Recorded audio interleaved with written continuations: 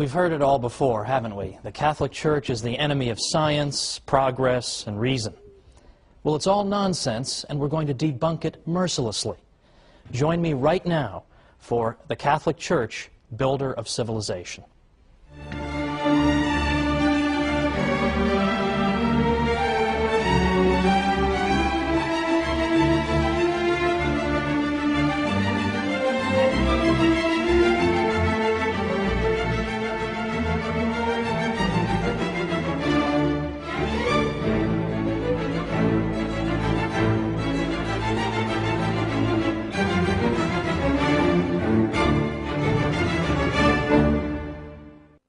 Welcome to the Catholic Church, Builder of Civilization. I'm your host, Thomas Woods. I'd like to begin this 13-program series with a fact that's fairly obvious to most of us. There's a bit of a double standard in the world when it comes to the Catholic Church. You can say anything you like about the Catholic Church, your career won't be over, no one will care, there'll be no candlelight vigils or hunger strikes. You say anything you like about it, and that's just fine. If anything, you'll be even more welcome in fashionable circles than before. So, what's the result of that? The result is that you can get away with saying the most absurd, ludicrous things about the Catholic Church. And people believe it. People are inclined to believe every ridiculous calumny against the Catholic Church. But worse still, some Catholics themselves, I think, have begun to interiorize some of these criticisms. And deep down, I think they themselves wonder, has the Church really been a positive influence in history, after all? Hasn't she been responsible only for repression and ignorance? And hasn't she been an opponent of the sciences? We've all been taught to believe this. It would be a miracle if people didn't believe it. But it's not true. And in this series, we're going to show why it's not true. And we're going to show the true glory of the Catholic Church. Now, the attacks on the Catholic Church and on religious belief in general have accelerated just over the past 5 years or so. We've already seen, in recent years, best-selling books by Richard Dawkins and Daniel Dennett and Sam Harris condemning religious belief in general as irrational and foolish, and in effect they're saying to children in this country, your parents are stupid for teaching you the faith. Worse than that is that after the July 7th, 2005 bombings in London, what we began to see is this trend, that Islamic terrorism is now giving intellectuals an excuse to oppose all religion. The argument being that all religion is irrational, all religion can give rise to violence, so it should all be condemned. So, for example, in Scotland's Sunday Herald, we read Muriel Gray saying, "The cause of all this misery, mayhem, violence, terror, and ignorance is, of course, religion itself." And she called religion Dark Ages nonsense.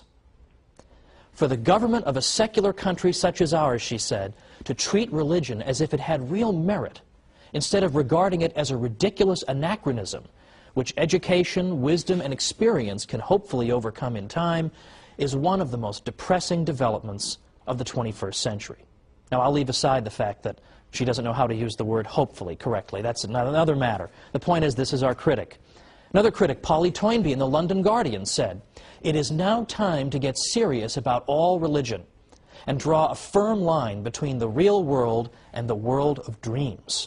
In the London Spectator, Matthew Paris said, "What unites an extremist mullah with a Catholic priest or evangelical Protestant minister is actually much more significant and interesting than what divides him from them."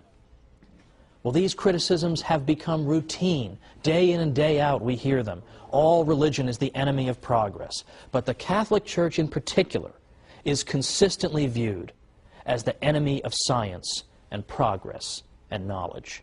Consistently. Now, why is that? How did that happen? In part, it began 200 years ago or more in the so-called Enlightenment, which was a period in 18th century European history in which the intellectual classes became extraordinarily hostile to the Church. They disparaged the Middle Ages consistently. In fact, that's why they had the word Enlightenment. Because the idea was that before the Enlightenment, before the wonderful 18th century, all we had was misery and backwardness and ignorance fostered by the Catholic Church. But now, thankfully, we have secular intellectuals to bring us enlightenment. I sometimes think that the most depressing job on earth must be to be a history professor who teaches about the Middle Ages. It must be the most depressing job on earth. All day long, you lecture about the Middle Ages, and you say the Middle Ages weren't so bad. In fact, a lot of great things happened in the Middle Ages. Catholic Church made a lot of great things possible. You lecture on this all day long. You write books and articles on it. You even appear on television. You appear on radio, and you talk about it. And what happens? You get home at night, you turn on the TV, nothing you've done has made any effect. Everybody still believes the Middle Ages was a time of ignorance and repression, and it was all the fault of the Catholic Church. All of that stuff, in effect, cannot be dislodged. It must be extremely depressing. Now, why are these falsehoods so resistant to the truth? Why is it so hard to get people to change their minds on this? Well, ever since the Enlightenment, what has taken root in our culture and in our way of thinking is that the Catholic Church is assumed to be wrong, and that secularism, that is the idea of organizing society and all of life without reference to God, that is said to be the source of progress. So by definition, anything the Church is connected to involves retrogression, whereas anything that a secular intellectual brings us, well, that brings us progress. And that has been the lens through which history has been viewed over the past 200 years. That's why it's only over the past maybe 50 years that we've begun to see historians finally cracking through this nonsense and finally saying, wait a minute, not only did the Catholic Church not obstruct the sciences, she may have helped to foster them. Not only did secularists not invent the science of economics, for example, but in fact it turns out it was Catholic priests and professors who developed the ideas of economics centuries earlier, and on and on and on. But it's taken a long time to crack through this accepted idea that the Church is responsible for retrogression and ignorance. It's taken forever. Now let's think about some of these areas in which the Catholic Church has really built our civilization. I mean, I choose that word advisedly. Why is it that the Catholic Church can be said to be her builder? Well, for example, consider how we think about charity, charitable work. We think that you're engaged in charity when you help somebody without any expectation of a reward, when you do it because it's good and it's right to do it. You do it because you know that in the grand scheme of things, that unfortunate person is in some sense your equal, having been made in the image and likeness of God, and so you help that person. You don't help that person because you expect 3 years down the road to revisit him and say, remember that $15 I gave you, why don't you cough it up? Or to revisit him and say, I need votes, I need some political support, why don't you come help me? We don't do it so we can tell the whole world, hey, look at what a great guy I am, I just gave that guy $10. We don't do it for those reasons. We do it for the reasons that I gave, purely disinterested motives. Well, where do we get that idea? That idea comes from the Catholic Church. Because in ancient Greece or Rome, if you had said, oh, I'm going to go help somebody with no expectation of any reciprocity, I'm just going to go do it out of the goodness of my heart, they would have thought you were crazy. What are you talking about, man? Much less the idea that I would pray for and even try to help my own enemies. What, are you insane? But yet today, we take this for granted as the ideal, that the good man tries to observe these principles. But again, where do they come from? They come from the Catholic Church. The Catholic Church teaches this about charity. The ancient world didn't. So here's an area in which things that we take for granted, this is the way we think, we take it for granted. Where does that come from? It comes from the Catholic Church. We'll have more to say about that in a future episode. How about the idea of rights, that I have a right to own property, or a right not to be killed, for example? Where does that idea of rights come from? Well, we've always been told that secularists in the Enlightenment, or just before the Enlightenment, came up with this idea in the 17th century. All of a sudden, boom, rights just developed. Well, that's not true either. And once again, modern research is coming to the rescue of Catholicism. I know that sounds odd. You think modern researchers, you want to run the other way. But in fact, honest professors, Catholic and non-Catholic alike, are now saying that the idea of rights goes all the way back to the 12th century and Catholic canon lawyers who gave the idea its birth. And the idea of a right simply means that I have a certain immunity to invasion by you. You can't just arbitrarily kill me or deprive me of my property, things of this nature. That's all a right is, that it would be wrong for you to interfere with me in these areas. And where does this liberating idea come from? From the heart of the church. Or again, economic science. Did Adam Smith just think of economics in the 18th century? It all just came out of his head. He had this gigantic head, and all of economics just poured out of it. No. In fact, for the past 50 years, what have historians been saying? They've been saying that it was the Catholic scholastics, professors who taught in particularly Spanish universities, and specifically the University of Salamanca, that gave birth to modern economics. They were the founders of economics, not secularists of the Enlightenment. This is now being discovered.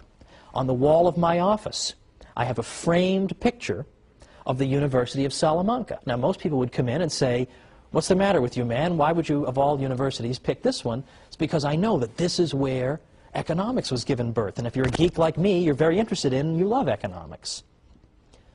But then finally, for right now, before our break, what about our commitment to reason? Don't we always pride ourselves in Western civilization on our commitment to the use of reason? That we use human reason to resolve disputes and to settle debates? Well, of course. But where does that come from? Where does that come from? That also comes from the Catholic Church. Why? Because the university system that the Catholic Church fostered encouraged debate, rigorous debate, and human reason was held up as the great arbiter to decide all these matters that are up for debate. Again, isn't that the opposite of what you're told?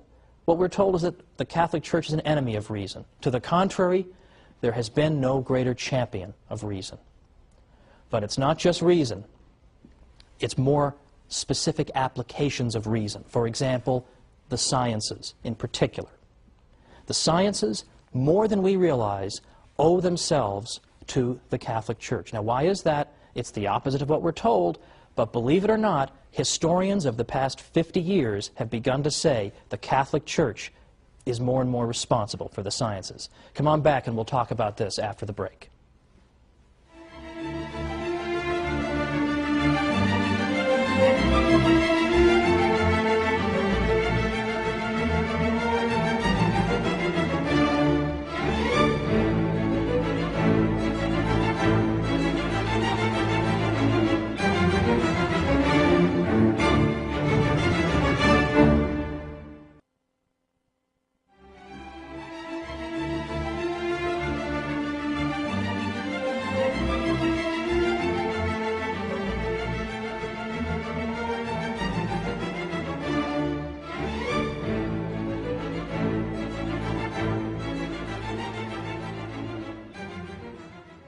Welcome back to the Catholic Church, Builder of Civilization. I'm Thomas Woods. Before the break, we were talking about all these areas in which the Catholic contribution to our civilization has been indispensable, but in which it's largely neglected. How many of the facts that we've uncovered even up to now are covered in schools on a regular basis? Do I even have to ask that question? But I teased you a little bit with the idea of the Catholic Church as having helped to give birth to science in Western civilization just before our break here. What did I mean by that? Well, I'm going to tease you a little bit again, because by next time we're going to get into the sciences in real depth, the next 3 episodes, in fact, because here I think we have the aspect of Catholic history that is most often mangled and distorted, and most often used, I think, as a bludgeon with which to beat the Church over the head. And I want to show that this is largely without merit.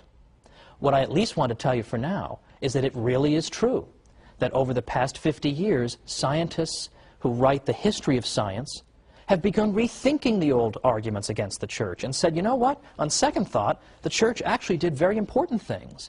There's a reason that science took root and then was sustained for so long in Western civilization, whereas it wasn't in others. And this, it turns out, is not in spite of the Catholic Church, but in some ways because of it. Now, 100 years ago, it's true, you would have read a book by Andrew Dixon White called, that refers to the alleged warfare between religion and science in Western civilization. Today, White's book is considered almost laughable among professors. It's so out of date and so ludicrous. Today, you have professors like Edward Grant writing Cambridge University Press books. You've got Thomas Goldstein, A.C. Crombie, David Lindbergh, and many besides. And what they all agree on is that you can't just say the Church was an opponent of the sciences. To the contrary, there were aspects of Catholic thinking that were indispensable for the development of science. And we're going to get into specifically what were those. But right now, I want you to know that this old myth is being overturned by professors. Unfortunately, the findings of these professors have not managed to trickle down to the general public yet. This is what we're going to try to do on our series. Let me give you, by the way, an example of a typical story that people have been taught to believe about the Catholic Church, and then consider why it is they so readily believed it when there isn't even a stitch of evidence for it. And here's an example that I think even many people in the viewing audience might have believed, and I myself believed. I have no reason to think otherwise. And that's the idea that Christopher Columbus, when he engaged in his famous voyages, was actually seeking in part to prove that the Earth was not flat, but rather spherical. Now, we've all heard the usual story that Columbus was warned. No, Columbus, no, don't go sailing that far. You're going to fall off the edge of the Earth. Don't you know that? The Earth is a big flat disk, and you're going to fall off the edge and get eaten by dragons, or giant radioactive spiders are going to eat you, something like that. He was warned about all this. Don't do it. Well, he did it anyway, and this goes to show how brave and wonderful he was. Now, I don't dispute that Columbus was indeed a brave and skilled navigator. But Columbus himself, were he here today, would tell you that he was not seeking to prove the Earth was spherical. Why?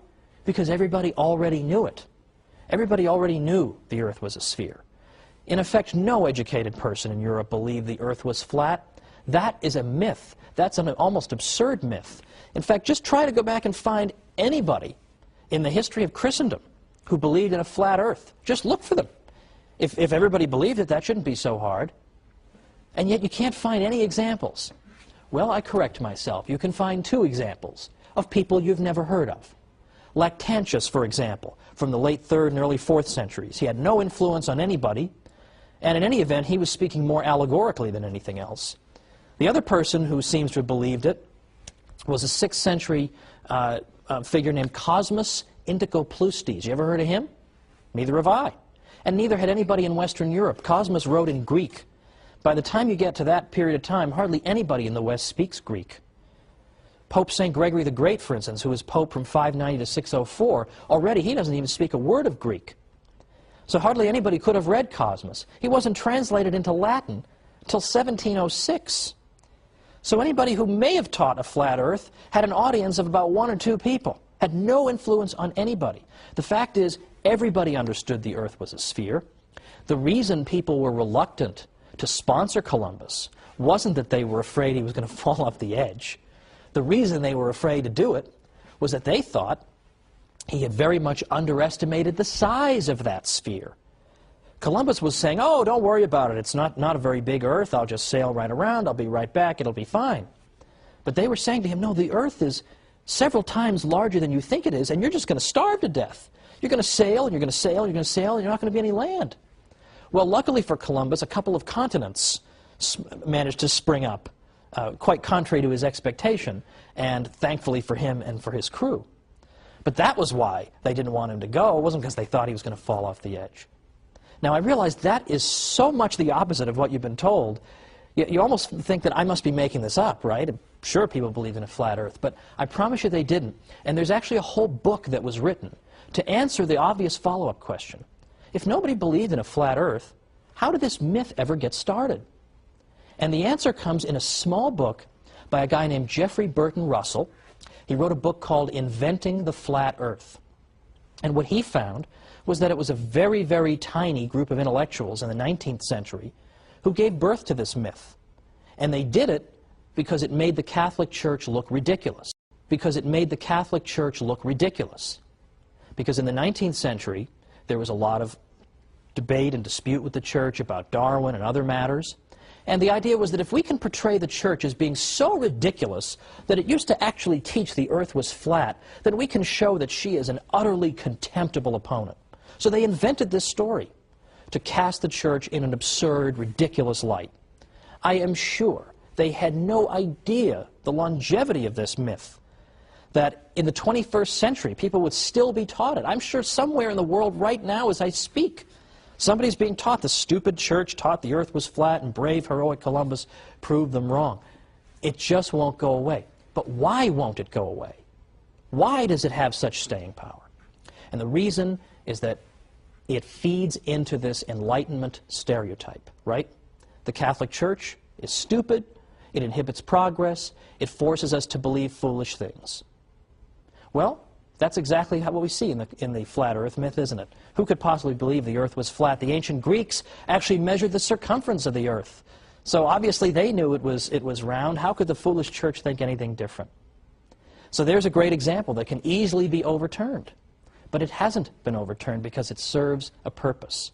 If you tried to invent some myth today about any famous person you could think of and say that so-and-so believed such and such, it would last for about 3 seconds.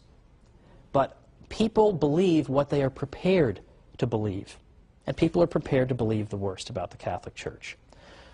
So the point of the series, the point of the next 12 weeks in which I'll be joining you, is to go after not simply these little myths, but to build up an edifice to show the glories of the Catholic Church. Not simply to say, well, the church didn't really do this, or the church wasn't really so bad over here. We're not going to make any progress if our message is, the Catholic Church, not as bad as you thought. We need something a little more vigorous, a little more vigor in our message. We need instead to say, it's not simply the Catholic Church isn't as bad as you thought, or she didn't really teach the earth was flat. We can't win by always running around putting out fires. Nobody ever built a house by putting out fires. Fires have to be put out, it's true. But we understand that we can't build if that's what we're always doing. If we're always letting opponents of the church define the debate for us, then we're always going to be on the defensive. And it seems to me, given the state of our civilization, that it's about time that we went, shall we say, on the offensive. And we showed people all the glories of the church, and we showed them all this hidden history. So we don't have to say, oh, we're not really as bad as you think. We're far more glorious than we ourselves even realize. And we are going to be up against, well, frankly, very, very influential people in this world. I'm sure many of you remember that the European Union's Constitution excludes all mention of the Christian influence on Western civilization. How willfully blind would you have to be, surrounded by cathedrals and religious artwork and the fruits of what the church has given us? How blind would you have to be not to mention that the church had a little something to do with building this civilization? No. Instead, the European Union Constitution begins and ends with the idea that Western civilization, that comes to us from ancient Greece and Rome, and then from the Renaissance and the Enlightenment. And that 1,000-year period in between, well, I don't know what was going on. Apparently nothing much. That's the standard view, and that was the standard view many people had up until, as I say, as recently as 50 or 100 years ago. But today, any medieval historian worth his salt knows this is a whole lot of nonsense and would reject it with a laugh. But yet, the architects of the European Union exclude mention of the church or of Christ from their founding document. It isn't that they're stupid. If it were just a matter of stupidity, that would be easily overcome. We just come back with the facts and that'll be the end of it. It's that they're hostile to the church. I mean, what could be more obvious than that? Look at what the European Union is up to half the time. Do they seem like pious Catholics, most of these people? They have no interest in spreading the truth about the church. And that's why we as Catholics are under a particular obligation. We have to learn what we can about our faith. And we have to go and spread it. And we have to go and tell people the real history of the Catholic Church. Because if we don't defend ourselves, nobody's going to do it for us. I actually wrote a book called How the Catholic Church Built Western Civilization, because I thought it was about time that we told our story. And that's what I'm going to spend the next 12 episodes doing, is telling our story. But for next time, we're going to start 3 programs on the subject of the church and science. And you're going to have more ammunition than then you're going to know what to do with by the time we're done with the next 3 episodes. Because did you know, for instance, that the Jesuits, the Society of Jesus, did you know that they were so accomplished in the sciences that right now 35 craters on the moon are named after Jesuit scientists? Did you know that 1 out of 20 of the greatest mathematicians who ever lived belonged to the Society of Jesus? Or that the Jesuits helped to found and then became the greatest practitioners of the study of earthquakes, seismology. And we can go on and on and on. Atomic theory, the study of ancient Egypt, the study of physics, and I can go on and on. There are so many ways in which the Catholic Church contributed to the sciences. So join me next time for the Catholic Church, Builder of Civilization.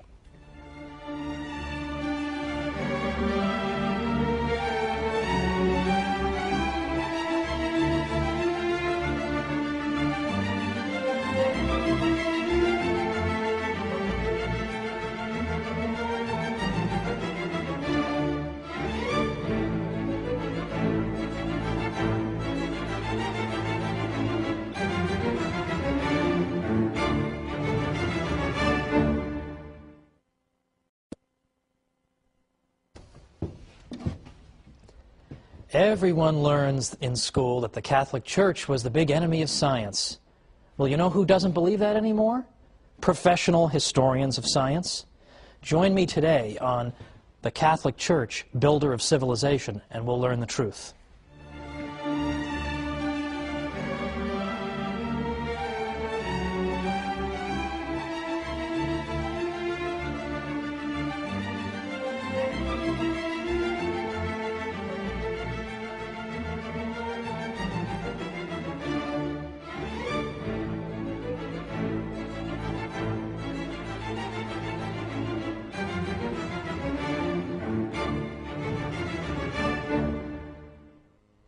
Welcome to the Catholic Church, Builder of Civilization. I'm Thomas Woods.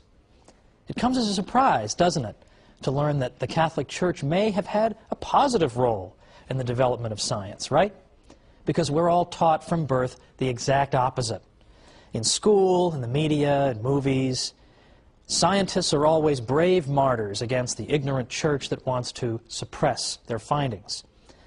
Well, you might be excused for this view if you lived 100 years ago, because then the dominant book on the subject was written by a fellow named Andrew Dixon White. I mentioned him in our first program because he wrote a book called A History of the Warfare of Science with Theology in Christendom. This became the defining volume on this subject. But it is full of nonsense. In fact, it turns out that in White's book, you actually read that the Catholic Church taught that the earth was flat. Now, we saw last time there is not the tiniest stitch of evidence for that. But White, anxious to portray the church as silly and backward and ridiculous, simply repeated what other historians had said without bothering to investigate it. That was the quality of his book. Since then, White's book has been so dramatically overturned that you'd think we'd be reading something about it. We'd hear, hey, the Catholic Church, after all, played an important role in the sciences, but instead, we hear only crickets. There's no real anxiety, there's no anxiousness to get to the truth in this matter. I wonder why that is. Well, there are a lot of modern historians who, unlike Professor White, are still alive and who are doing work right now and who have concluded that, in fact, the Church has played at least some kind of positive role, and some scholars even go so far as to say that the Church had certain ideas that were indispensable to the development of science. That's the opposite of what we hear, right? But you have scholars saying this all the time. Thomas Goldstein, Toby Huff, A.C. Crombie, Edward Grant, David Lindbergh, Professor Heilbronn at Berkeley, and many others. So what are they saying? And how dare they say this? Don't they know the Catholic Church is nothing but an oppressor of the geniuses of the world? Well, let's look at some of the claims that these new historians are making. And by the way, they are not all Catholic. Some are Catholic, some aren't Catholic. I've deliberately gone out of my way to consult historians of science who are non-Catholic, some of whom are even anti-Catholic, in order to show that this is for real. This isn't a bunch of Catholics writing some books to make the Church look good. This is the consensus among professionals today. Now, one of the most important principles that the Catholic Church contributed to the development of science comes from a biblical verse that was one of the most frequently quoted in the whole Middle Ages. And that verse is Wisdom 11:21. And that verse tells us that God has ordered all things according to measure, number, and weight. Okay, so that doesn't sound explosive right off the bat, but I promise you it is. God has ordered all things according to measure, number, and weight. What did people take that to mean? They took it to mean that the universe God has created is orderly. It makes sense. It's intelligible to our minds. It's mathematical. It's ordered according to patterns, measure, number, weight. There is something mathematical about the universe. St. Augustine, for example, said God is like a great geometer. He's a great practitioner of geometry. So for anybody watching who hated geometry, hated math, well, St. Augustine is implicitly rebuking you, because in fact mathematics is really a language that God uses in ordering and fashioning this universe that He's given us. So the Christian tradition, through this wisdom verse that was quoted all through the Middle Ages, dramatically amplifies an existing tradition in the West, going back to the 6th century BC, and the great pre-Socratic philosopher and mathematician Pythagoras. In the 6th century BC, Pythagoras had said, you know what the universe is made of? It's not made out of air or water or earth, as some of his contemporaries had said. It's made out of numbers. That's the fundamental constituent of our universe. Not physical stuff, but numbers, math. Math is everywhere. And this Christian tradition, building on Wisdom 11:21, took Pythagoras' obscure insight and in effect developed a whole civilization around it. That's pretty important. And in fact, even scientists who may not have given the matter a second thought lived in a civilization in which the orderliness of the world was taken for granted. So, for example, let's consider the gentleman who drew up for us the first periodic table of the elements, Dmitri Mendeleev. He so believed that the universe was orderly that when he began arranging the elements, and perhaps you've seen the periodic table of the elements, got all the constituent parts of our world, and they're listed according in rows, and then a series of rows creates columns, and he found that elements that were next to each other on the table possessed similar characteristics. Well, then he got to about element number 21, and there was a gap there. He couldn't find an element that should fit there. But he said, the relationships keep working if I skip number 21 and I keep going. But so convinced was he that something had to go there. So convinced was he that God couldn't have given us this universe, or that he couldn't believe we could live in a universe where there'd be a big gap on the periodic table. There had to be something that belonged there. So he predicted, well, someday we'll discover an element that goes there. I mean, what nerve the guy has to say, of course we'll find something to fit into the gap on my chart. But sure enough, what did they find? 10 years later, the element scandium was discovered. Where does it go? It's atomic number 21. So this is a key feature of our civilization. And in fact, the scientific method cannot be pursued unless you believe the universe is orderly. Because what do you do in the scientific method? What's it all about? The scientific method consists of gathering data about the world around you, and then studying that data, looking for patterns, trying to understand it, and then developing hypotheses about the data. Why do I think thus and so is occurring? And then devising experiments to then confirm or disconfirm my various hypotheses. Now, you cannot follow those steps unless you believe the universe is orderly. Because I have to be sure, I have to have a confidence that if I run the same experiment multiple times under the same conditions, I will get the same results. Now, if I live in a disorderly universe, I have no right to expect that. maybe 6 times when I drop something, it will fall to the ground, but maybe the 7th time, the object will turn into Elvis. How do I know? If I don't live in an orderly universe, I have no right to expect that. And if I don't live in an orderly universe, I can't even begin to do science. I can't even begin to find patterns in the universe if I don't expect them to be there. This is essential for science. And in fact, Albert Einstein even said, it's a miracle that the universe is orderly. We have absolutely no right to assume that. And in fact, many civilizations did not assume it. They did not assume it. Ancient Babylon, for example, the Babylonians did not assume the universe was orderly. It was completely chaotic. Did science get started among the ancient Babylonians? The question answers itself, doesn't it? So these are essential points. These are essential points.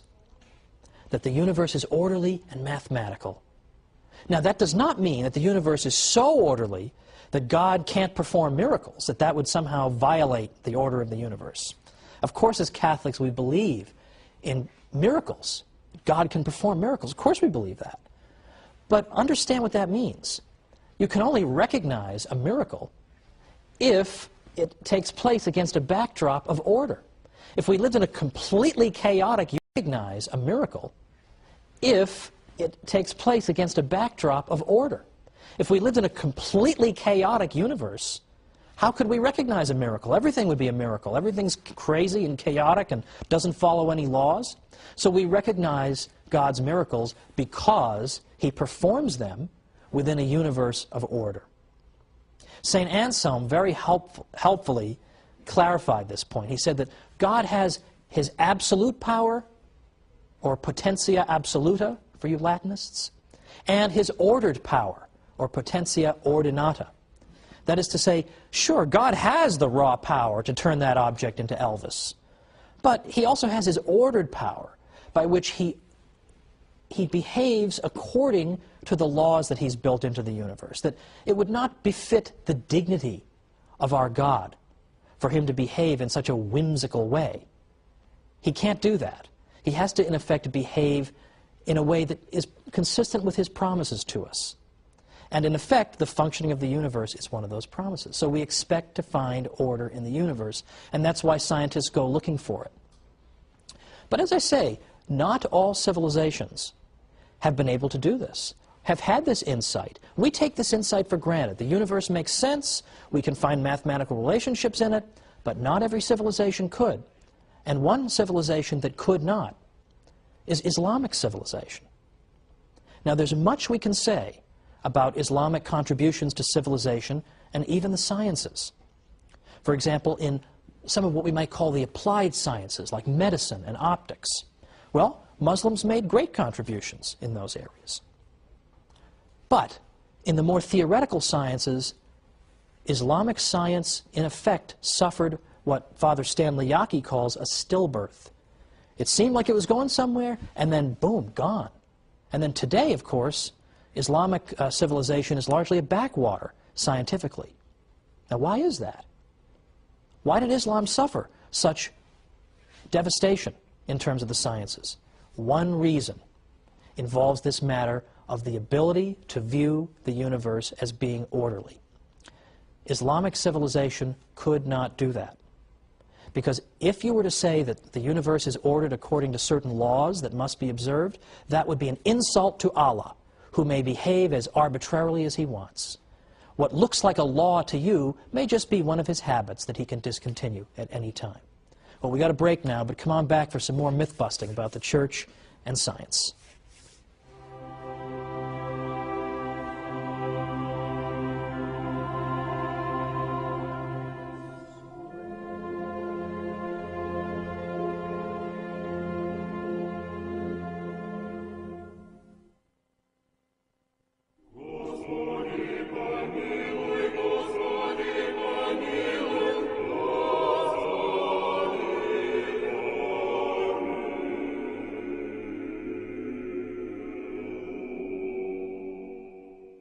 Welcome back to the Catholic Church, Builder of Civilization.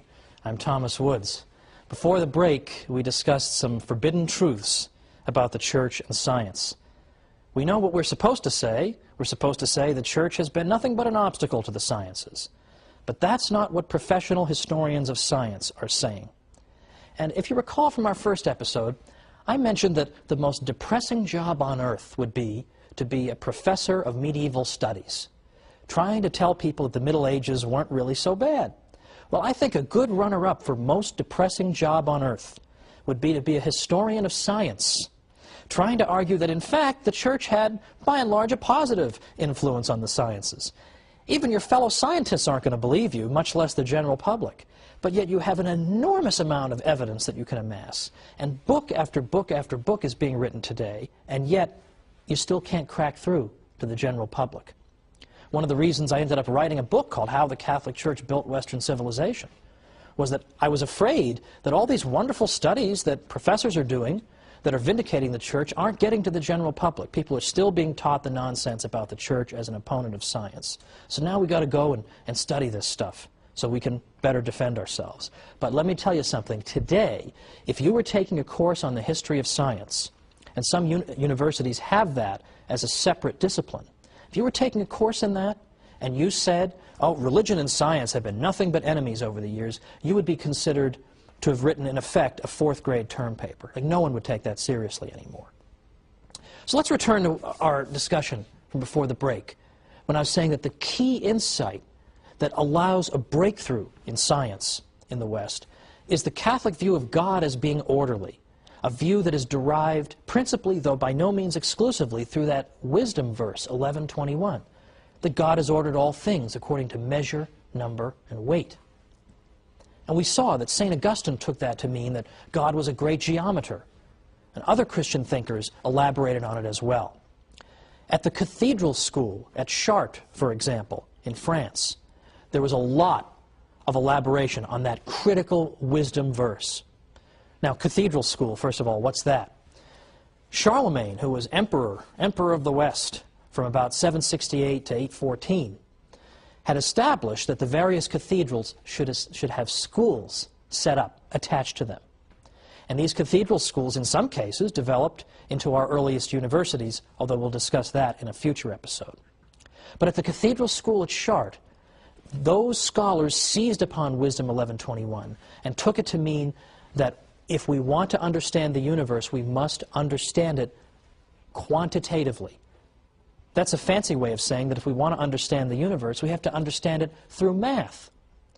Well, that is actually an extraordinarily modern idea.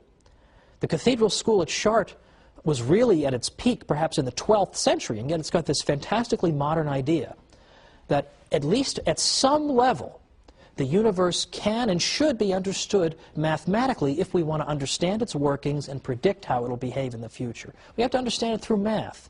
And they interpreted Wisdom 11:21 to mean just that the universe is mathematical and we understand it that way. Because the cathedral school at Chartres spread this idea far and wide that the universe is mathematical and should be understood through math, they are increasingly given credit as having helped to launch the scientific revolution centuries before it really began to take place in the 17th century. In addition to that, the scholars at Chartres took for granted that God was orderly and had built natural laws into the world, and that if we want to understand how the world works, we first use our natural reason. And only when our natural reason breaks down do we then say we are faced with a miracle, we're faced with something supernatural, and we refer this to God. But the Chartres scholars were convinced that God has given us our reason for a reason. That we're not cows, we're not aardvarks, we're not ants. We have the ability to think and to draw cause and effect conclusions and relationships. Why would God give us this faculty unless we were meant to use it? And we become true human beings only when we use the unique gift that human beings alone possess, which is reason. So, for example, one scholar at Chartres said, "It is through reason that we are men. For if we turned our backs on the amazing rational beauty of the universe we live in, we should indeed deserve to be driven therefrom, like a guest unappreciative of the house into which he has been received." Another scholar at Chartres said, "I take nothing away from God. He's the author of all things, evil excepted. but the nature with which he endowed his creatures accomplishes a whole scheme of operations, and these too turn to his glory, because it is he who created this very nature. In other words, God created us with a rational nature.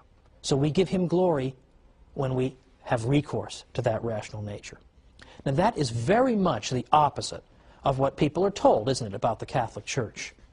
I think most people are under the belief that the Church teaches you that you shouldn't use your human reason, that human reason is in some way phony or something to be despised even. But to the contrary, here we have one of the most accomplished and important schools of the whole Middle Ages telling us that we should use our reason if we want to understand the way the universe works. Now, from that, I return to the point that Chart emphasized the mathematical nature of the universe, and in doing so, they gave birth to a central modern idea, that if you want to understand physical relationships and how the physical universe operates, you have to explain it mathematically. You have mastered the universe only when you have unlocked its mysteries through the language of mathematics. When you have unlocked its mysteries through the language of mathematics. And that's why Sir Isaac Newton was so impressive to people in the 18th century, when with a single equation he was able to account for all the motion in the universe. That was an extraordinarily elegant explanation of a seemingly complicated problem. All the different kinds of motion could be reduced to one equation. And so in the sense in which we're speaking of, he understood the universe because he was able to take disparate phenomena that are all different kinds of motion, but yet account for them all with one simple, elegant mathematical equation. So he is simply bringing to fruition the mission that the Cathedral School of Chartres gave to the scholars and scientists of the West. Now, another problem that was solved in large part by the Cathedral School at Chartres goes all the way back to the ancient world, all the way back to the world of ancient Greece and Rome. Because as far back as that time, people had believed that the heavenly bodies that you see out there were in fact in some way divine. They must have some kind of divine attributes, or perhaps they even have souls in some way, or they were composed of imperishable matter that operated according to laws different from those of our terrestrial world here on Earth. This was taken for granted for many reasons. For instance, in the ancient world, it was taken for granted that a body at rest tends to stay at rest. But a body in motion can only be in motion if something is forcing it into motion. So in other words, the ancient world took for granted that the natural state of things is to be at rest. Motion needs to be accounted for. And yet they look out in the sky and they see the planets are moving, but there's no big hand pushing them. So what's making them move? They should be at rest. What's making them move? So they had to posit all kinds of theories that maybe they have souls and the souls impart motion to them, or they're divine and that accounts for their movement, or later it was proposed that angels might be pushing them. There were all kinds of theories to account for this.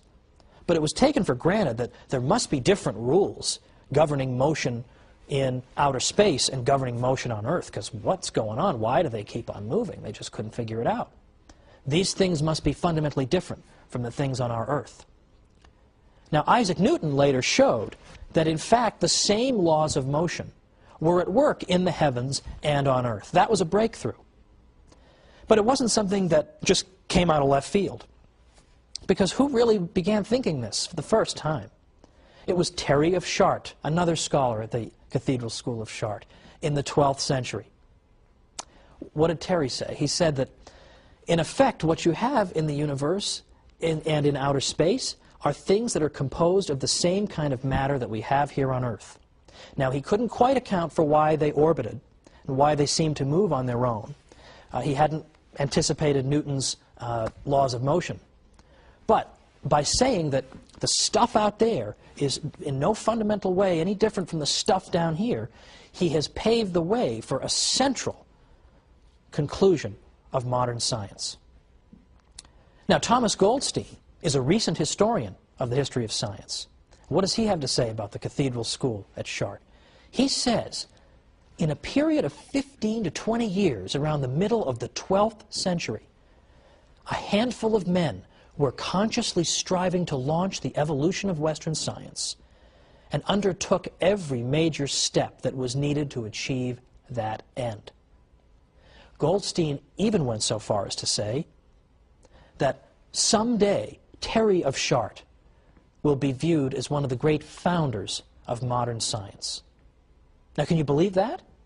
There's a historian writing just in this generation. And not only does he credit the church with lending an important impetus to the development of science, but he even goes all the way back to the 12th century to identify somebody nobody's ever heard of and say he may be one of the great architects of modern science. This is becoming absolutely common among historians of science. Yes, Richard Dawkins is writing his books. Daniel Dennett keeps writing his books as scientific atheists. But as historians of science, you consistently get more and more favor shown toward the Catholic Church. Now the question is, how do we get this information to the general public? And as I say, it's not going to get out there unless Catholics start telling it themselves. But that's only the tip of the iceberg, because what we've discussed today is very theoretical. The idea that the universe is orderly, and so on and on, that it's built according to fixed physical laws. That's all very theoretical. But next time, we're going to get down to the nuts and bolts, because next time we're going to look at how many priests were scientific pioneers. It's not enough to say, oh, look at all these scientists who happen to be Catholic. Well, that could be just a coincidence. They just happen to be Catholic. But when you're talking about priests who occupy such an elevated role in the life of the church, who have taken holy orders and have that sacred vocation, if they are great practitioners of the sciences and are congratulated by the popes for doing so, then surely the Catholic Church cannot be the enemy of science.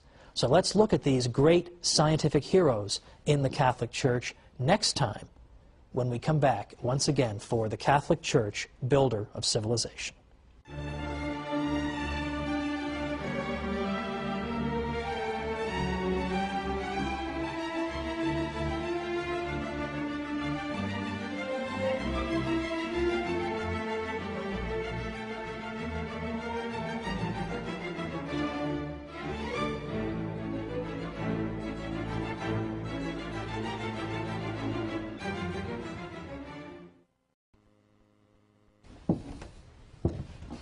Last week, we started to overturn that firmly established myth that the church has been an enemy of science.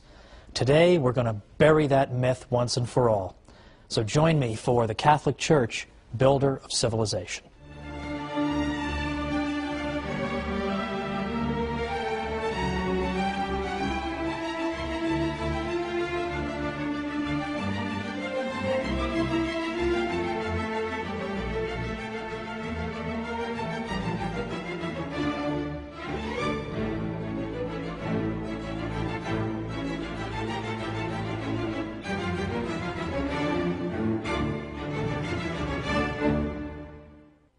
Welcome to the Catholic Church, builder of civilization. I'm Dr. Thomas Woods. Last time, we engaged in some myth-busting. We looked at things everybody knows. The church is an enemy of science, right? Everybody knows that. We're all taught that in school. What we started to see was that modern professors who actually do this for a living are starting to say something like the opposite. They're starting to say, we need to be fair to the Catholic Church and give her her due in the development of science in the Western world. And some have gone so far as to ask the truly forbidden question, is the development of science in Western civilization something that may have occurred because of the Catholic Church rather than in spite of it, as we're so often told? Last time we placed particular emphasis on a central teaching that modern science takes for granted, namely that the world we live in makes sense. You can understand it. You can expect to find patterns in it if you investigate it. You can expect to find mathematical relationships if you investigate it. In fact, you can hope to reduce the phenomena of nature to some kind of mathematical formula so as to understand it better and predict it better. Well, where did this crazy idea come from? It came right out of the Bible with Wisdom 11:21 that tells us that God has ordered all things according to measure, number, and weight. And we saw that the early church fathers, the cathedral school at Chartres, and others besides took this to mean the universe makes sense, so let's go find out about it. Let's go study it. Let's go use the scientific method, gather data, formulate hypotheses, and then test those hypotheses. You can't do any of these things unless you already believe the universe makes sense and is orderly and follows consistent laws. And that idea comes from the Catholic Church, because the Catholic Church insists that God is a God of order, and He's a God who has built patterns into our universe that we can discover using our minds. Science is impossible without this fundamental insight, and I gave examples last time of civilizations who, lacking that insight, also lacked science. This time, we're going to talk a little bit more about specifics. We're going to name names today.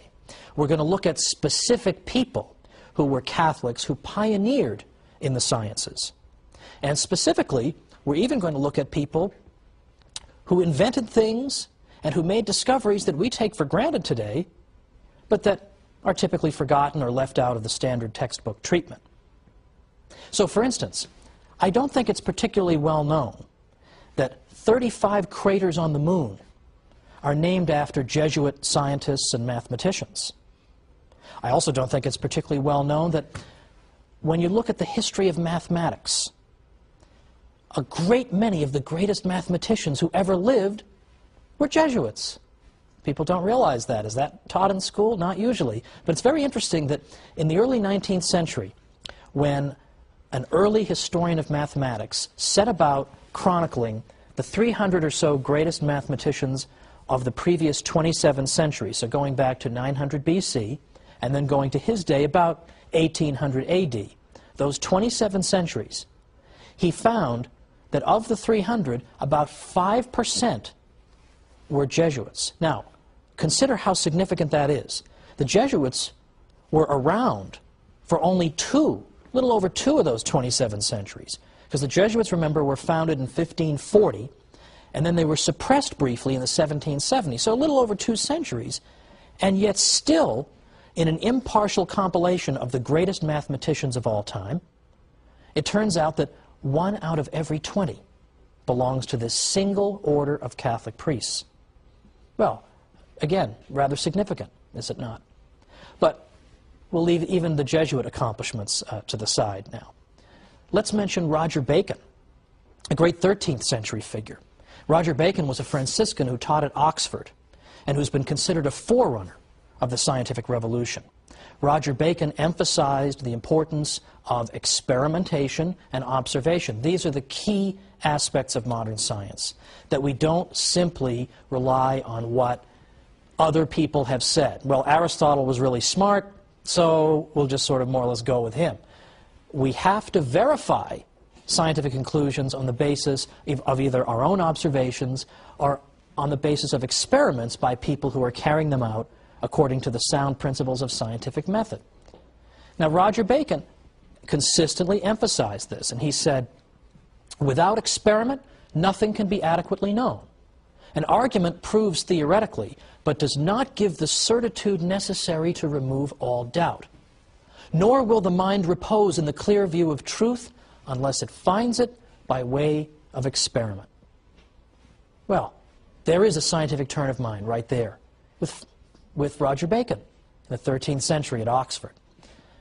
Among other things, Roger Bacon identified the following as obstacles to the transmission of truth: uninstructed popular opinion and long-standing but erroneous custom. Well, all of these, both of these things, I think, the church is usually accused of encouraging. Well, you're just going along with what people say, or you're trying to form what they think. You're trying to get them to believe crazy superstition. But in fact, to the contrary, Roger Bacon is saying these are the things we have to try to avoid. We have to use experimentation and our own observation, because maybe what people believe is untrue. We need to verify things using experiment. Or St. Albert the Great, who taught at the University of Paris. One of his students was St. Thomas Aquinas. St. Albert, according to the Dictionary of Scientific Biography, was proficient in all branches of science. He was one of the most famous precursors of modern science in the High Middle Ages. That's why in 1941, Pope Pius XII named him the patron of all who cultivate the natural sciences. And well, he should. In fact, he was so prolific, his output spanned so many disciplines, that even people who despise the Church continue to admire Albert the Great, Albertus Magnus. The aim of natural science, he said, was not simply to accept the statements of others, that is, what is narrated by people, but to investigate the causes that are at work in nature for ourselves. Well, there you go. Now, let's get down to some brass tacks here, though. Let's move further toward the present and consider some long-forgotten names. For example, Father Nicholas Steno was, in fact, considered to be the father of stratigraphy, which is, in fact, the study of the layers of the Earth's surface. And geologists need to know Steno's principles. He later became a Catholic priest, and in the late 1980s, he was beatified by Pope John Paul II, who praised him for his sanctity and his science. I'd like to focus specifically, though, on the Jesuits, because they, I think, have been criticized like no other religious group in the Catholic world over the centuries. They've been thrown out of countries, they've been banned, they've been suppressed, they've been imprisoned, they've been killed. It's unbelievable, the calumny against the Jesuits. And yet, and here I'm quoting an expert on the Jesuits who has no axe to grind in this one way or the other, the Jesuits by the 18th century had contributed to the development of pendulum clocks, pantographs, barometers, reflecting telescopes and microscopes, to scientific fields as various as magnetism, optics, and electricity. They observed, in some cases before anyone else, the colored bands on Jupiter's surface, the Andromeda Nebula, and Saturn's rings. They theorized about the circulation of the blood independently of Harvey, the theoretical possibility of flight, the way the moon affected the tides, and the wave-like nature of light. Star maps of the southern hemisphere, symbolic logic, flood control measures, introducing plus and minus signs into Italian mathematics, all were typical Jesuit achievements. Now, I'm sorry to sound like a broken record, but how often are students taught this in school? How often are students taught this in school? Never. It's not like they're taught it a little, or once in a while they hear about this. They never hear it. They never hear it. I've never seen a Western civilization textbook that takes note of this phenomenon. Not one. And believe me, over many an anguished night when I was a professor in New York, I would search through Western Civ textbooks, one after the other. Which one of these can I assign in good conscience? And it was hard to find any. So what I wound up having to do, in case you're wondering, is assign a not-so-good textbook, but then also assign my own How the Catholic Church Built Western Civilization. And I took some comfort in knowing that, okay, maybe the students won't read my book, but these are the same students who won't read the textbook either. And so one encouraging thing about the fact that we live in a world in which students don't read is that they won't be reading the propaganda either. And so it'll be easier for me to de-brainwash them, because they won't be reading anything. They won't be reading anything to contradict that. They'll actually finally get to hear the truth for a change, unmediated. But consider now some more specific examples of Jesuits and their achievements. We have only a minute before we have the break, but let's consider Father Giambattista Riccioli was the first person to calculate how fast a freely falling body accelerates to the ground. Surprising, isn't it? Father Francesco Grimaldi first discovered and named the phenomenon of the diffraction of light. Now, Father Francesco Grimaldi, you may be thinking about pasta sauce, but that's Francesco Rinaldi, and I'm sure Francesco Grimaldi would be appalled at that sauce. But what's interesting about the two of them is that they worked together to produce a selenograph, which is a detailed description, or pardon me, a detailed map, in effect, of the surface of the moon, depicting all the various aspects of it. And their selenograph adorns the entrance to this day to the National Air and Space Museum in Washington, D.C. These were not stupid idiots. Now, there are still other scientists we have to cover, and we'll be getting to them a little bit after the break. But for now, let's just note that it isn't just that we've got a bunch of scattered scientists here and there. It's that in practically every scientific discipline, there are priests who are involved, not just Catholic laymen, but priests who occupy this most important vocation in the Church. So join me in a minute. Let's keep doing some myth-busting.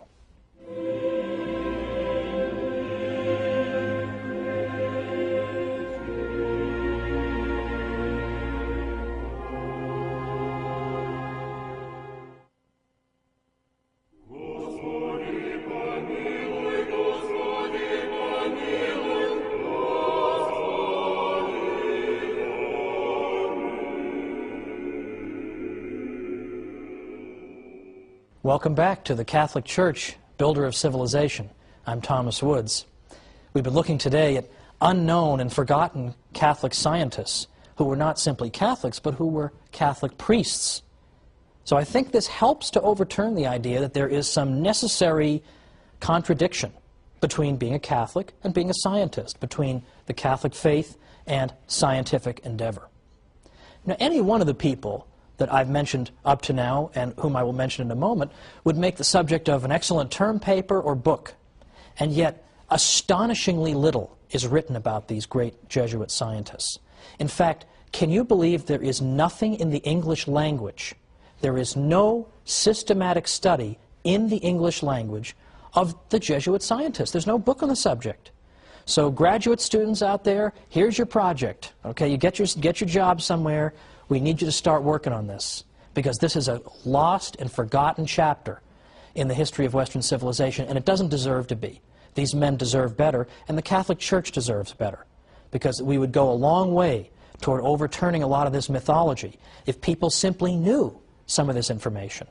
But unfortunately, they don't. You have to be some kind of a code breaker to figure it out, to find it in the midst of all the nonsense out there in the world. And there are books on every bizarre subject under the sun, hundreds of them on everything, nothing on the Jesuit scientists, and yet it would be a work of many volumes to write this stuff. But it needs to be done. Somebody should do it. I don't want to do it. It would take too long, and I don't have time, but I want somebody to do it. It's an important project. Let's consider another Jesuit in the modern period, Father Athanasius Kircher. My confirmation name is Athanasius, so I have a certain kinship to Father Kircher. Among other things, he's considered to be the father of Egyptology. Maybe a new word, but it simply means the study of ancient Egypt. And Father Kircher is known as the father of Egyptology because of his great scholarly work, and he did that work even before we discovered the so-called Rosetta Stone, which helped us to decode and decipher the various hieroglyphic symbols.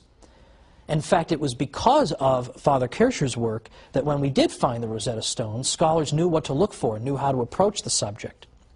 He's been called the master of 100 arts, and a historian writing as recently as 2003 said that Father Kircher is one of the few people of whom it can be justly said that all knowledge was his domain.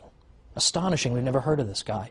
His work in chemistry helped to debunk alchemy, which was this sort of phony science that alleged that you could take base metals and somehow transmute them into gold. There were serious scientists, even Isaac Newton and Boyle, who took this seriously. And it was Father Athanasius Kircher who helped to throw cold water on it. Again, forgotten, down the Orwellian memory hole. Roger Boscovich was a Catholic priest who is known to many as the father of atomic theory. In fact, Werner Heisenberg, in the 20th century, of Heisenberg uncertainty principle fame for all you scientists out there, gave a paper in which he praised and honored Father Boscovich. And a great many other scientists have also pointed to him in the 18th century as being the father of atomic theory.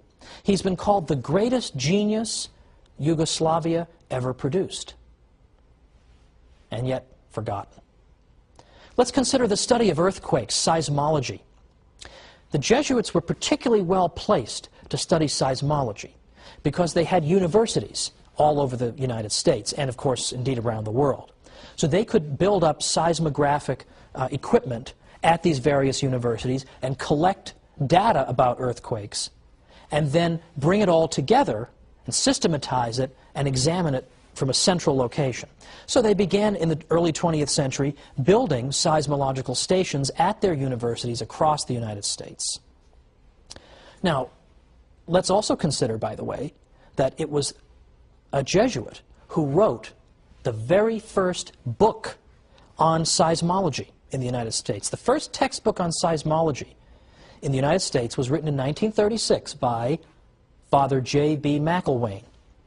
Father McIlwain, by the way, has a medal named after him. Every year, the American Geophysical Union awards a medal to an aspiring young geophysicist. And that medal is named after Father McIlwain, the great Jesuit who wrote the first such textbook in America and who also served as the president of the American Geophysical Union. For these reasons, the study of earthquakes, or seismology, has become known as the Jesuit science. Now, do people know about this? No, but should they? The question answers itself.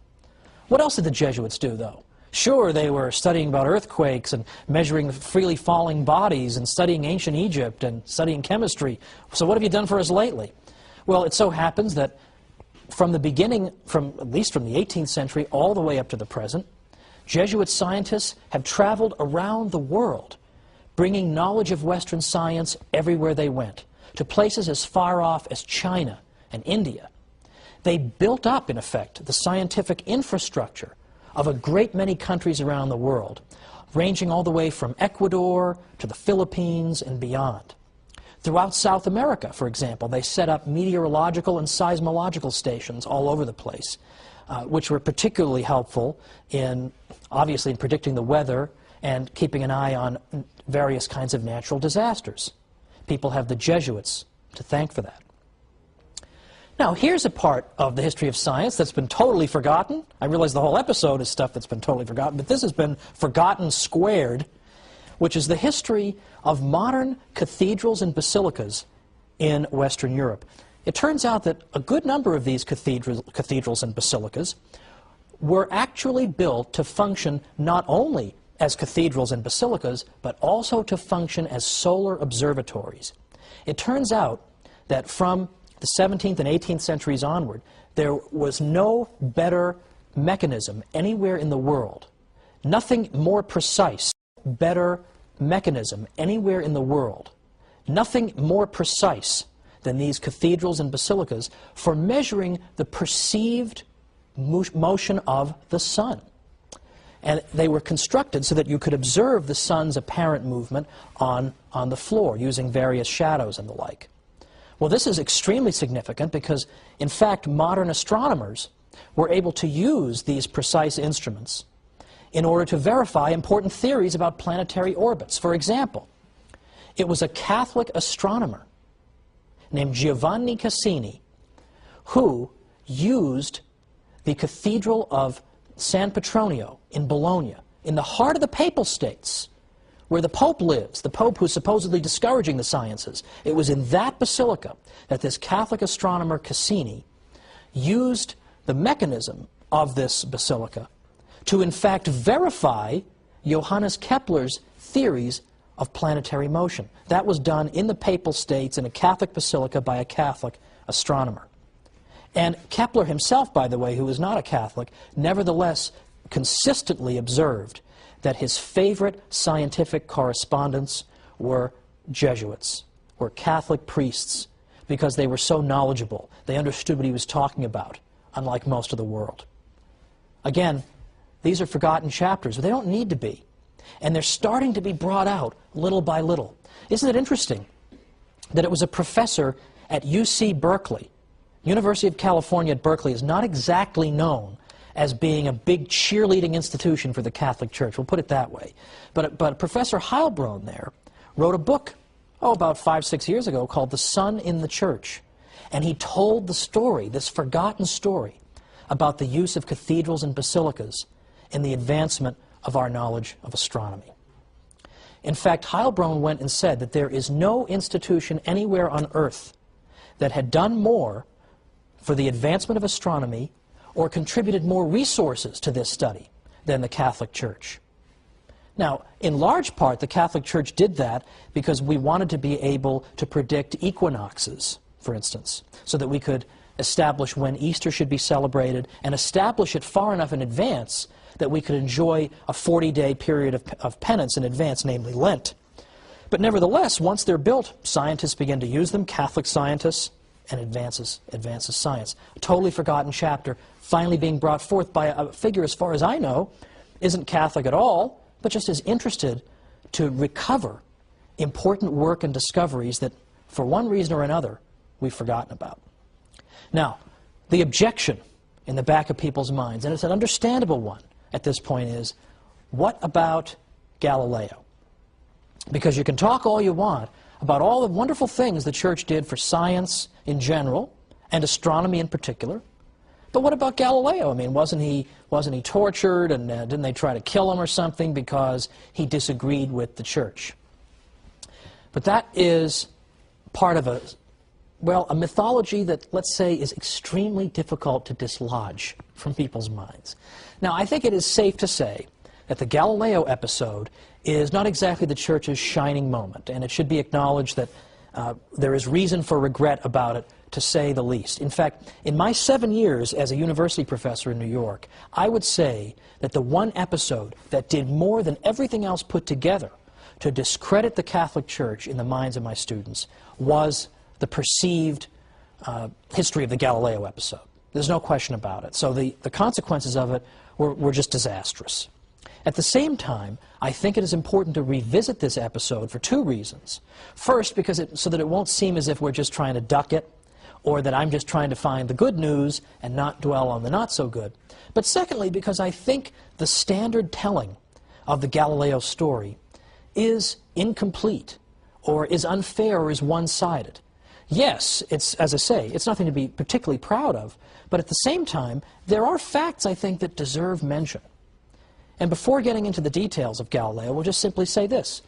Galileo was a genius and had much of importance to say, but his central thesis, that in fact the Earth orbits the Sun rather than the other way around, could not be established in his day to the satisfaction of all thinking people.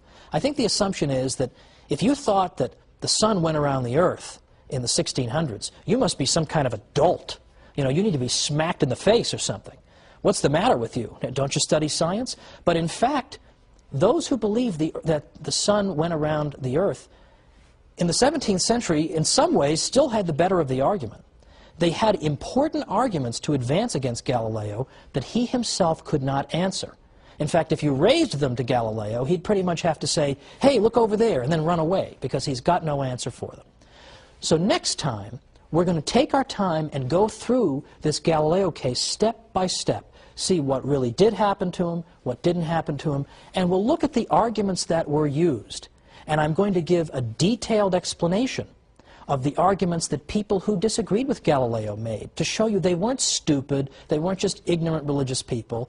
They were making arguments that had gone unanswered since the days of Aristotle. And they were explaining that if you're going to say that our interpretation of the Bible up to now, which some people thought said that the Sun was going around the Earth, you're going to tell us that's wrong, the science better be absolutely ironclad, true, and proved for sure. But it wasn't, and Galileo did not get the better of the argument. So that's where we're going to pick up next time. Let's look at Galileo and see what really happened next time on the Catholic Church, Builder of Civilization. Thanks.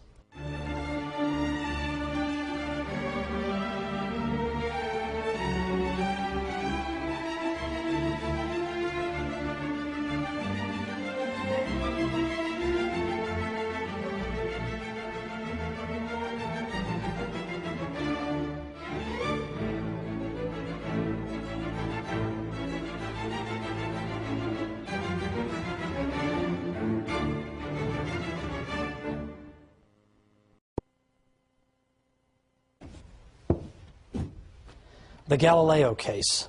Does it really prove that the Church was an enemy of science? What really happened in the Galileo incident? Let's look at it today on the Catholic Church, Builder of Civilization.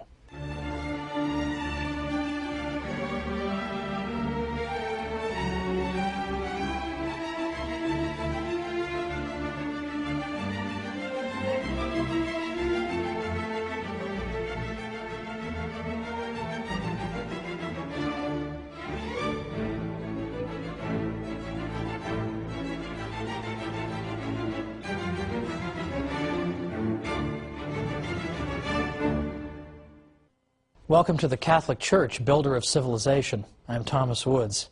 Today we're taking on the difficult question of Galileo, because for the past couple of episodes I've been trying to explain that modern scholars reject the old idea that the Catholic Church was nothing but an opponent of the sciences. In fact, you would be considered almost beyond help if you continued to argue that to a professional historian of science. Nobody takes that seriously anymore, believe it or not. They really don't.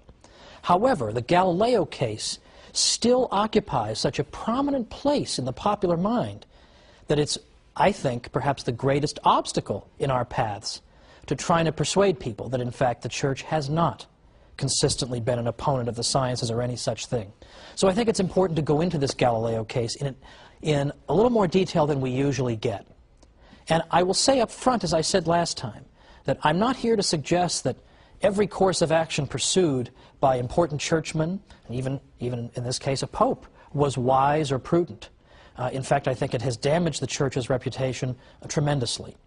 At the same time, though, in all fairness, I think it's only fair that both sides receive a fair hearing. And typically that's not what happens. What happens is Galileo is portrayed as the great hero who is irrationally put upon by ignoramuses from the Catholic Church. Well, it's time to at least hear both sides. Now, John Henry Cardinal Newman was the great 19th century convert from Anglicanism. A great many of you, I'm sure, have heard of Cardinal Newman. And he was a great historian in his own right. And he used to say that the Galileo case was, quote, the one stock argument against the Church with regard to the Church's relationship to science. Because he said, in effect, that this is the only argument people typically have. And that if you say to them, what if for the sake of argument I granted you the Galileo case, do you have anything else? What else have you got? Again, most of the time people will just kind of stand there, stare at you blankly, or run away, because that is all they have. So even if you were to grant the Galileo case, Cardinal Newman says this is the one stock argument that's always brought out. But people unjustly extrapolate from this one incident and then draw general conclusions about the Church and science. It's unjust. Well, what we're going to start with is a gentleman who lived before Galileo, who was a 16th century figure. Copernicus, Nicholas Copernicus, was a Polish astronomer. Copernicus believed, in general, in what we would call the Ptolemaic system, or system of the universe or of our solar system. He had one change that he wanted to make, but let's first look at what did Ptolemy believe. Ptolemy was an ancient astronomer. He was a Greek, and Ptolemy proposed that the way the planets were arranged was as follows, that you had the Earth at the center, and you had the Sun and the other planets orbiting the Earth. And according to the Ptolemaic system, or sometimes called the Ptolemaic Aristotelian system, the planets orbited the Earth in perfect circles, and they orbited the Earth at a perfectly constant speed. It was also suggested in this model that the various heavenly bodies, including the other planets and the moon, were perfect spheres. Now, Copernicus took all this, just about all this, as we'll see, for granted. What he suggested, however, was that what we should do is switch a couple of these things. We should put the Sun at the center and have the Earth simply be one of the planets orbiting the Sun. But he kept everything else. He kept the perfect spheres. He kept the perfectly circular orbits and the constant speed. He kept all that. He simply said, let's put the Sun at the center. This became known as the so-called heliocentric system. The system that put the Earth at the center is known as the geocentric system. Now, this is not a ridiculous system, by the way, the pre-Copernican one. The idea that the Earth is at the center and everything's orbiting it, let's just say, first of all, that that's not a ridiculous conclusion. It does seem to comport with common sense. We don't feel like we're moving, right? People standing on Earth, we don't feel like we're moving. And in fact, we speak of the sun rising and the sun setting. We speak in this way. So it's not a ridiculous position. And as I'll show later on in our episode today, there were actually some excellent scientific arguments in favor of the idea that, in fact, the Earth was motionless and it was the sun that was orbiting the Earth. So we'll put that to one side. And we'll also note that this system actually worked very well for observing planetary motion. It actually worked pretty well. It wouldn't have lasted for 2,000 years or 1,500 years anyway. if it didn't sort of work. It does sort of work. Now, the system that Ptolemy proposed wound up getting a little more complicated over the years in order to make his system correspond to what was being seen in the sky. So it is true, he had to add things called deferents and epicycles, but roughly this was his system. The Earth at the center, the planets going in constant speeds and circular orbits, and with perfect spheres. So this is the system that Copernicus is going to overturn slightly. Copernicus puts the sun at the center.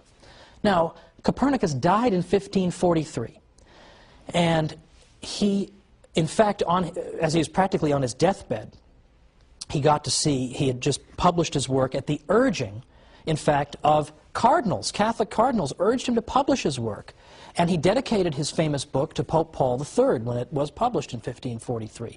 He was afraid primarily of ridicule not by theologians, but by astronomers, who had very good arguments against the idea that the Earth was in motion. As I say, we'll get to those later. But the Copernican system shared much in common with Ptolemy. It just switched the Earth and the sun, but it was subject to no formal Catholic censure until the Galileo case in the next century. His system, his so-called heliocentric system, was taught as a legitimate theory at Jesuit universities throughout the 16th century. Nobody got in trouble for this, and so on and so forth. It was just fine. It was treated as a theory. Now, in the 17th century, early 17th century, Galileo comes along. Now, Galileo is responsible for discoveries in physics and other areas, but we're focusing on what he saw in his telescope. Because although he didn't invent the telescope, he put it to important use. Because when Galileo looked in that telescope, he was able to see things that undermined aspects of Ptolemy's system. For instance, Galileo noted that clearly there are craters in the moon. I mean, the moon is not a perfect sphere, so that spherical thing is wrong. He noted that there were moons orbiting Jupiter. This contradicts Ptolemy because here we have something orbiting something other than the Earth. These moons are orbiting Jupiter. But more than that, as Jupiter is moving in its orbit, its moons are staying with it. One of the arguments against the idea that the Earth could be moving was that if the Earth moved, it would leave the moon behind. But here's Jupiter moving, and its moons are orbiting with it. And he observed other things through his telescope as well. These things could not be reconciled with the model of Ptolemy, in which everything orbits the Earth, and so on and so forth. Now, Galileo and his work were in fact welcomed and celebrated by prominent churchmen. For instance, in late 1610, Father Christopher Clavius wrote to tell Galileo that his fellow Jesuit astronomers had confirmed the discoveries that Galileo had made through his telescope. Galileo was greeted with enthusiasm in Rome in 1611. There was a day of lectures given in his honor. He wrote, "I have been received and shown favor by many illustrious cardinals, prelates, and princes of this city." He enjoyed a long audience with Pope Paul V and enjoyed a day of activities in his honor at the Jesuits' Roman College. In 1612, for the first time in print, Galileo said that he favored the Copernican system, at least the part about the sun being in the center. He believed in the heliocentric system. Well, this did not get him in trouble. In fact, in this particular writing, one of the many enthusiastic letters of congratulation he got came from the future Pope Urban VIII, who in fact was the Pope who, as we'll see, later got Galileo in some trouble. But in 1612, there was no trouble at all with what Galileo said, and yet it's the same thing. So what's going on here? Well, again, the Church is arguing that the Copernican model is okay as a theoretical model, but it hasn't yet been proven to be the literal truth. The literal truth. He believed that the sun really was in the center. It wasn't just an elegant model. The sun really belonged in the center. That really was it. The Earth really was moving. But as I say, he couldn't really prove this. The evidence that Galileo had that the Earth was in motion consisted, for example, of arguing from the evidence from the tides. Of course, we know the waves at the ocean. He argued that the reason that we see waves at the ocean is that the Earth is both rotating and it's revolving. So it rotates and it goes around the sun, and the result of all this is it's shaking up the water and creating the waves in the ocean. Well, if that sounds like a silly explanation, that's because it is. So people didn't necessarily buy that. But meanwhile, Galileo is walking around claiming that all biblical verses that make it sound as if the earth is motionless need to be reinterpreted. This was the problem. Can a layman just run around demanding the reinterpretation of biblical verses on the basis of a scientific theory that he can't even prove? And this was at a time, remember, when the Protestant Reformation was not exactly yet a distant memory. And Protestants were always hounding the Catholic Church for not giving the Bible its due and not listening to the Bible enough. So here's Galileo going around saying the Bible's got to be reinterpreted. So let's come back and try and make sense of what ended up happening to Galileo and who was right and who was wrong.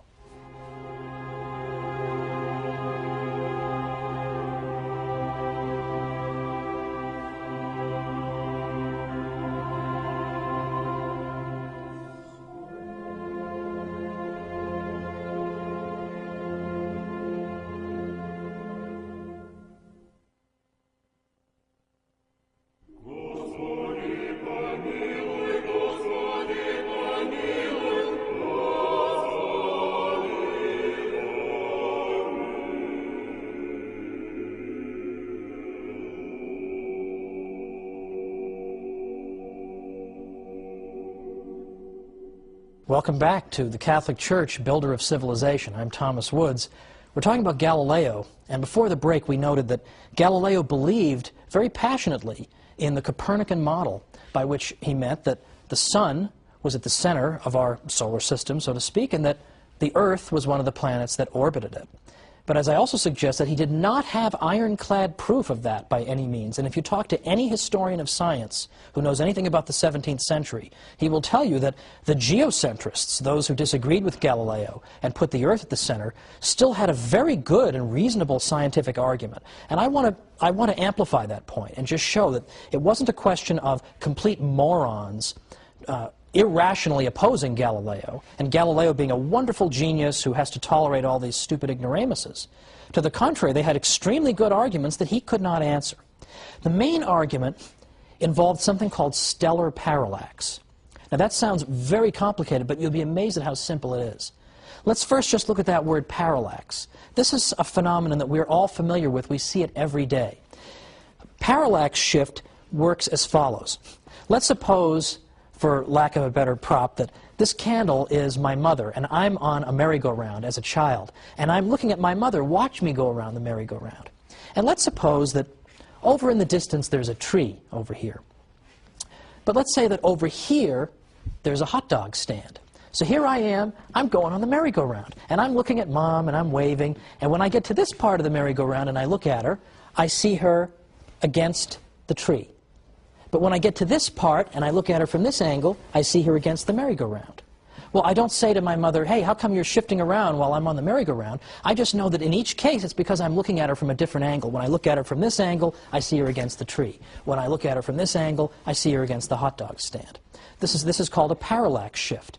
It's why, if you look at a close-up object against a background, and you look at it with one eye, and then you look at it with the other eye, it seems to shift against the background. It's not because the object is actually moving, it's that you're looking at that object from a slightly different angle when you look at it from either of your eyes. Now, stellar parallax simply means a parallax shift that involves stars. And here, I'm going to refer you now to this diagram. What we see here in the diagram, you'll see on the left-hand side there are two human eyes. A little disturbing, but just work with me here. Look at the top eye in the upper left-hand corner. When that eye is looking at the object in the middle is that yellow star. From that angle, it sees the yellow star against the blue background at the lower right of the diagram. Now let's look at the bottom eye. In the lower left corner, we see the bottom human eye. When it looks up at the object, it sees it against the red background. So the apparent shifting of that object is the parallax shift. Now let's look at our second diagram. This one is portraying outer space. And here, instead of two human eyes, we have two solid circles. The top solid circle is the Earth on, let's say, January 1st. The bottom one is 6 months later, when the Earth has gone halfway around the sun. Now, what's going on here? Well, notice that, again, we have a closer-up object and some farther-away objects. In the case of my merry-go-round example, my mother was the close-up object, and the tree and the hot dog stand were farther away. Here, we have a closer-up star, and then we have stars that are farther away. Now, on January 1st, when we look at that close-up star, we see it against the background of other stars more in the distance. Now, 6 months later, when we look back at that star, we're looking at it from another angle, so we're going to see it against a different background of stars. In other words, in the same way that my mother seems to shift, depending on where I am on the merry-go-round, close-up stars are going to seem to shift depending on where we are on the Earth's orbit around the Sun. So we should see a parallax shift. We should see the closer-up stars appearing to move against the background of the farther-away stars. Okay, that's the end of the diagram segment today. Well, what does this all boil down to? It boils down to this, that in fact, at that time in the 17th century, geocentrists were making that argument. They were saying, okay, Galileo, if you're so sure the Earth is going around the Sun, how come we don't see parallax shifts? Now, that's not a stupid argument, is it? Does that sound like a dumb guy argument? That's a very sophisticated argument, isn't it? But Galileo had no answer for that. And again, the Church's attitude was, if you can't prove to us that this is absolutely true, then the best we can do for you is say you can use it as a theory, but you certainly can't go around saying, well, the whole Bible needs to be revisited and reinterpreted. Can't do that till you prove it. And as I say, it had not been proven. The stellar parallax question had not been dealt with. And in fact, it wasn't until a very long time afterward that we got sensitive enough equipment to be able to detect the parallax shift. It is there, but the distances involved, with the stars being so far away from us, were so much greater than anyone thought. No one had any idea they'd be so far away. No one realized that the parallax shift would be so tiny because of the distances involved. It looked as if there were no parallax shift, and so therefore the Earth is motionless. So I think that's important, just as a matter of justice, to point out that these were not just stupid heads. That's a serious objection to Galileo. Now, Galileo refuses the compromise that's offered to him, whereby you can teach this as a theory, but at this point, it has not been proven. And again, the Church, as I said, is sensitive to Protestant charges that Catholics aren't paying proper regard to the Bible, so you have all these factors at work. Cardinal Robert Bellarmine said, look, if there were a real proof that the Sun is in the center of the universe, that the Earth is in the third heaven, and that the Sun does not go around the Earth, but the Earth around the Sun, then we should have to proceed with great circumspection in explaining passages of Scripture which appear to teach the contrary, and rather admit that we did not understand them than declare an opinion to be false which is proved to be true. But he said, as for myself, I shall not believe that there are such proofs until they are shown to me. Well, that's not a crazy position to hold, it seems to me. In 1624, Galileo was again received with great enthusiasm in Rome. The Pope told him that the Church had never declared Copernicanism to be a heresy and would never do so. And the Pope decided to hang on to this idea that Galileo could continue to teach what he wanted to teach as long as it was in the realm of theory, until such time, if ever, it should become established firmly as fact. Well, Galileo broke the rules. In 1632, he wrote his Dialogue on the Great World Systems. And in this work, he does not, in fact, stick to the idea that the Sun being at the center is a mere theory. He suggests that it's a fact. But worse than that was that Galileo wrote this dialogue as a dialogue. And one of the characters in this dialogue was a dunce, a dummy. And into the dummy's mouth, he put the Pope's opinions. Well, you're not exactly going to ingratiate yourself into the Pope's favor by taking his view and putting it in the mouth of the idiot. But this was sort of typical of Galileo, who had a very, very, well, some might say, aggressive kind of way about him. He had a very irascible nature. He had a personality that left a bit to be desired sometimes. So, for instance, if you disagreed with Galileo on something like the nature of sunspots, he would come out and publicly call you a blockhead. And this was not a subtle person. And there's no subtlety at work when you take the Pope's opinion and you put it in the words of the fool in your dialogue. Well, Father Greenberger, who was a Jesuit, who was a big fan of Galileo, had said that if he had just kept to the idea that this is a theory and had not tried to make it stick as absolute fact before it could be proven, there would never have been an issue. But what seems to have happened here, the way I read it, is that you've got several factors coming together simultaneously to bring about this unfortunate outcome in the Galileo case. You have the fact that Galileo can't actually prove this, and that there is a very good argument against it, the parallax shift argument. He can't answer that. You have the fact that Protestants are putting pressure on Catholics, saying you've got to stick to the Bible, you can't just indiscriminately go and adopt novel interpretations unless you've got really good reason. And then you have this clash of personalities between Galileo and the Pope. And that's a big problem as well. It's the way human nature is. Because as we've seen, this Pope, Urban VIII, had previously praised Galileo, had had no problem with Galileo publishing the Copernican theory, and even assured him that the Church would never condemn this theory. So it can't just be that the Church refuses to allow evidence or refuses to allow science. This was all allowed. The Galileo tragedy occurred because of the convergence of all these factors. Now, that doesn't excuse what happened. Galileo was, in 1633, told that he could not publish in this area at all. Does not excuse that. But on the other hand, it helps us to understand it a little bit better, and that's important too. Now, a good many scholars have begun to argue that people at the time, at least some of them, understood that the sentence against Galileo was intended in large part personally against him. Because, for example, Father Boscovich, whom we talked about last time, the father of atomic theory, openly used the idea of a moving earth in his work. And he never got in trouble, was never hauled before any church tribunal. So, as I say, a great many people have said that it was aimed personally at Galileo.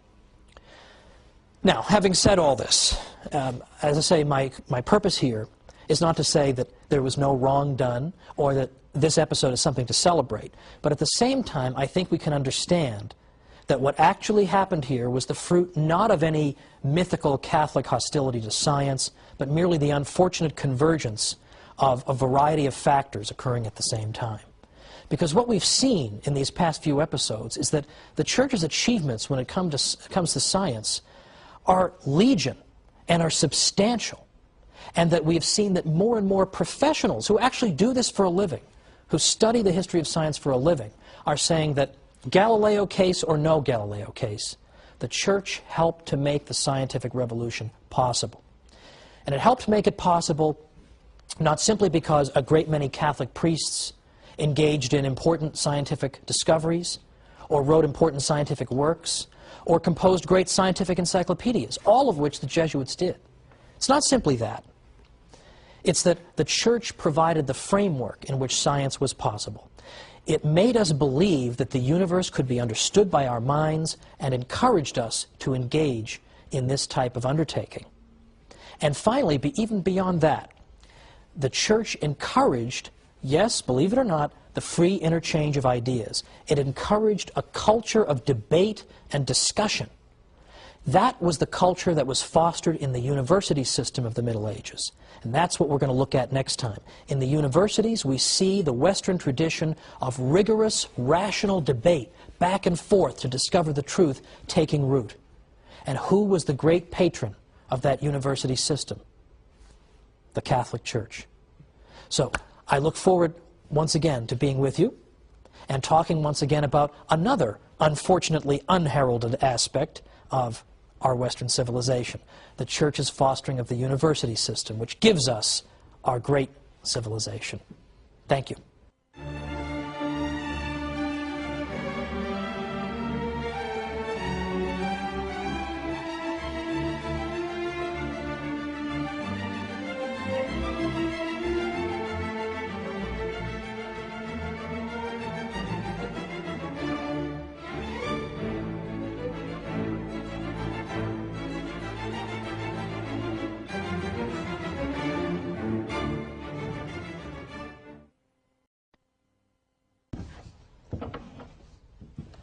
The Church is the enemy of knowledge and learning, her opponents say.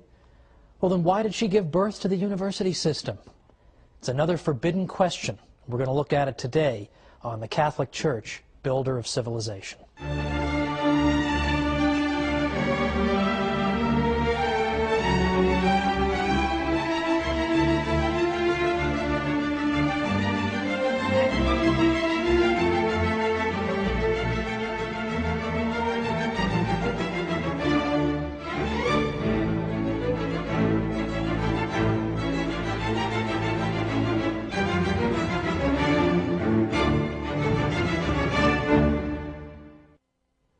Welcome to the Catholic Church, builder of civilization.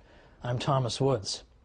This week we're going to be talking about the development of the university system and the spread of learning throughout Western Europe, which are developments that are typically thought to have taken place rather in spite of the Catholic Church instead of because of it. But as usual, we're here to overturn the conventional wisdom. Now, for a long time, it was said that a dark age descended upon Europe with the rise of the Catholic Church to prominence following the decline of the Roman Empire. That for 1,000 years there was nothing but backwardness and darkness in the West. We've perhaps all heard this. But today, more and more we see historians are scaling back the time period that they would designate as dark. No one in his right mind refers to the 1,000 years from the late 400s to the 1400s as dark. Only a lunatic would call, for example, the 13th century dark. In fact, there's a great book written once called The 13th Greatest of Centuries. Now, it is true. There was a dark period after the fall of Rome. There was a time where education declined, culture declined, civilization declined. But was that the fault of the Catholic Church, with barbarian groups in control politically of various parts of Europe? Was that the Church's fault? Now, it's interesting to note what historian Will Durant said. Now, who is Will Durant? Why do we care what he said? The interesting thing about Will Durant is not only that he wrote a zillion books, he was the Stephen King of history, he seemed to be writing, sitting at his typewriter 24 hours a day. What's significant about Durant is that he was an agnostic. He had no dog in this particular hunt. He was not out to defend the Catholic Church, and sometimes he could be kind of vicious toward the Church. But even Will Durant understands that it's not fair to blame everything that goes wrong in Western Europe on the Catholic Church.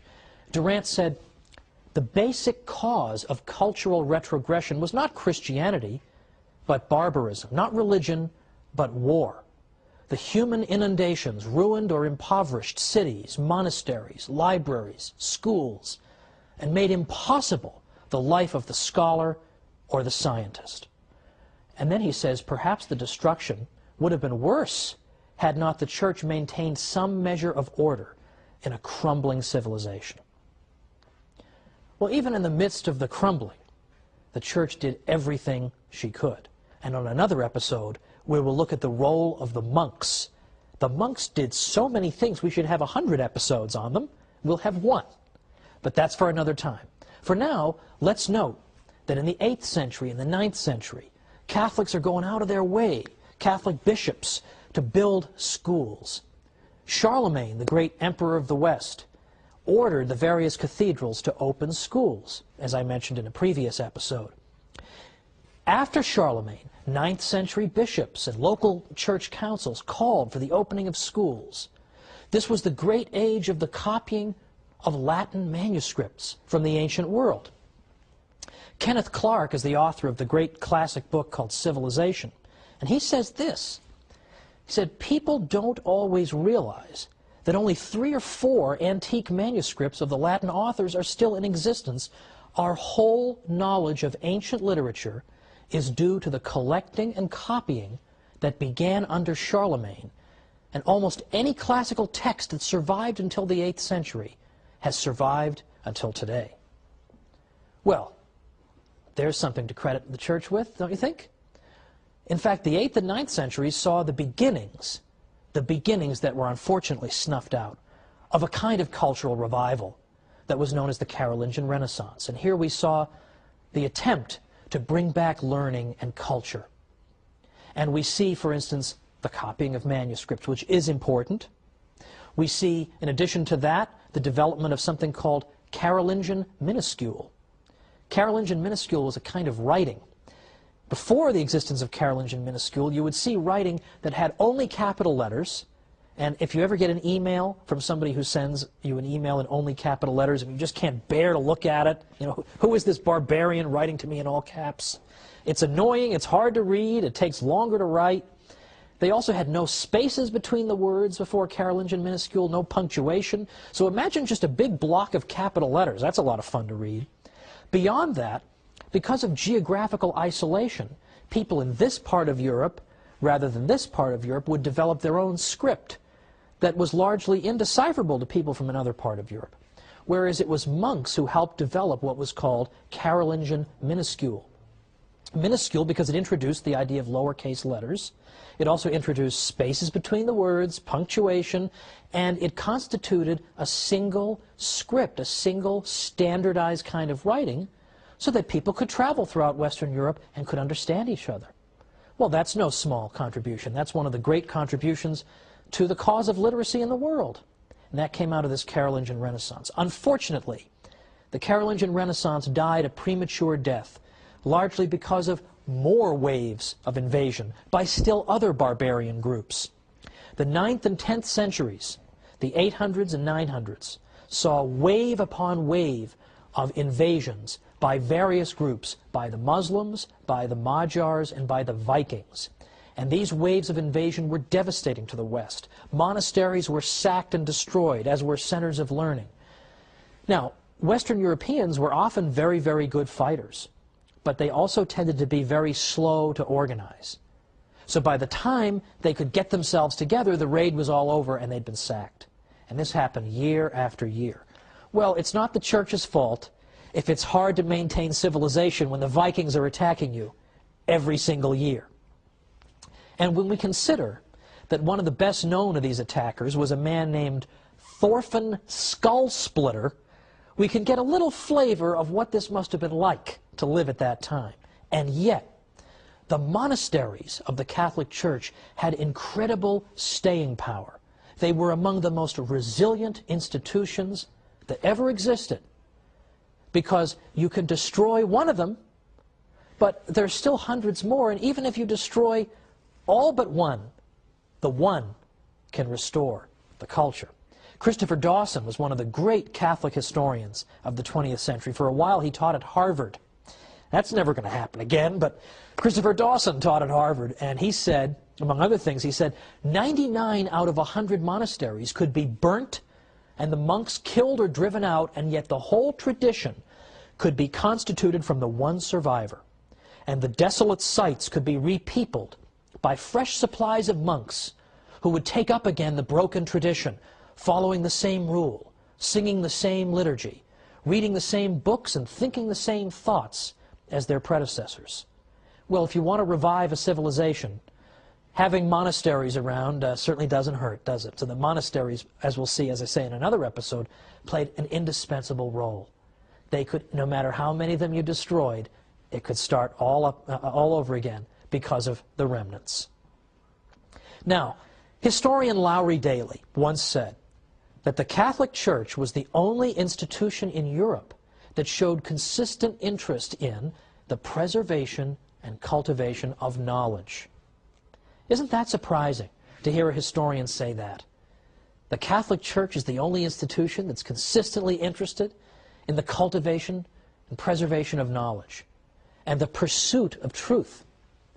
Well, it so happens that that institution, the Catholic Church, did more than any other institution to give birth to the university system in Europe. The university was a unique creation of the High Middle Ages in Europe. And when we say High Middle Ages, we typically mean perhaps 1150 to 1200, all the way to perhaps 1350 or 1300, that time period. And it's an extraordinary time because, as I say, it gives birth to the university system. How could you call an age dark that gives us the universities? Now, where did the universities come from? Where did the universities come from? All different sources.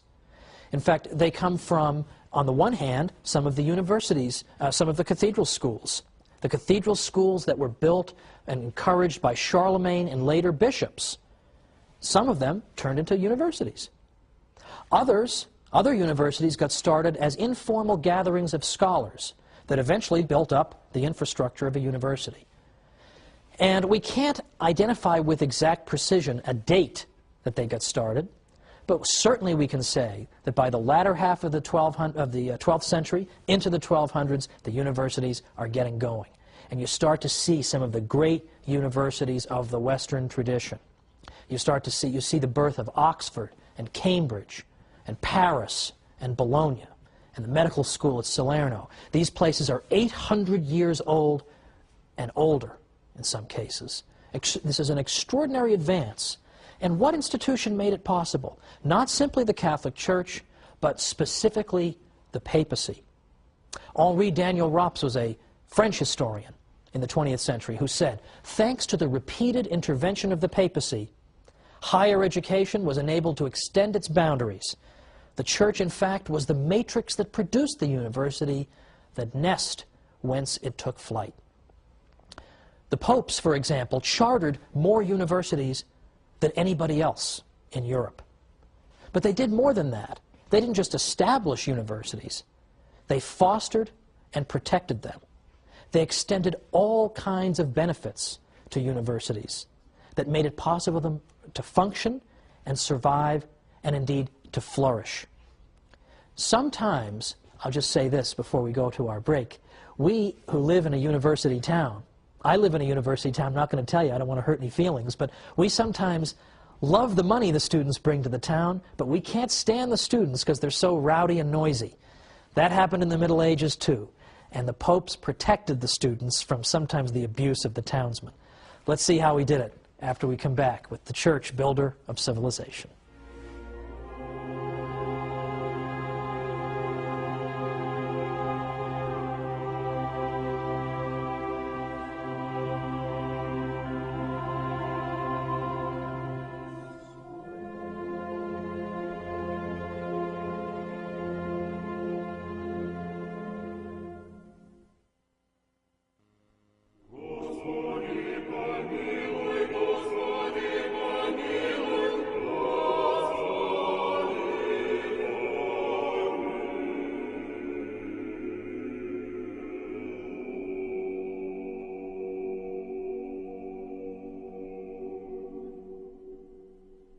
Welcome back to the Catholic Church, builder of civilization. I'm Thomas Woods. Before the break, we were looking at the development of the university system in Western civilization and noting that the Catholic Church played a larger role than any other institution in spreading knowledge, cultivating the pursuit of knowledge, and allowing the university system to blossom. There was no institution that did more, and the papacy in particular consistently intervened. Now, right away, as early as the 1200s, as the universities are forming, we already see the characteristics of modern universities. They were not absolutely identical to our modern universities, but we see important similarities. For instance, that we had the same distinction between graduate and undergraduate education that we have now. We had the idea that you go and you pursue a fixed course of study, upon the completion of which you receive a degree. All these things were features of the medieval university.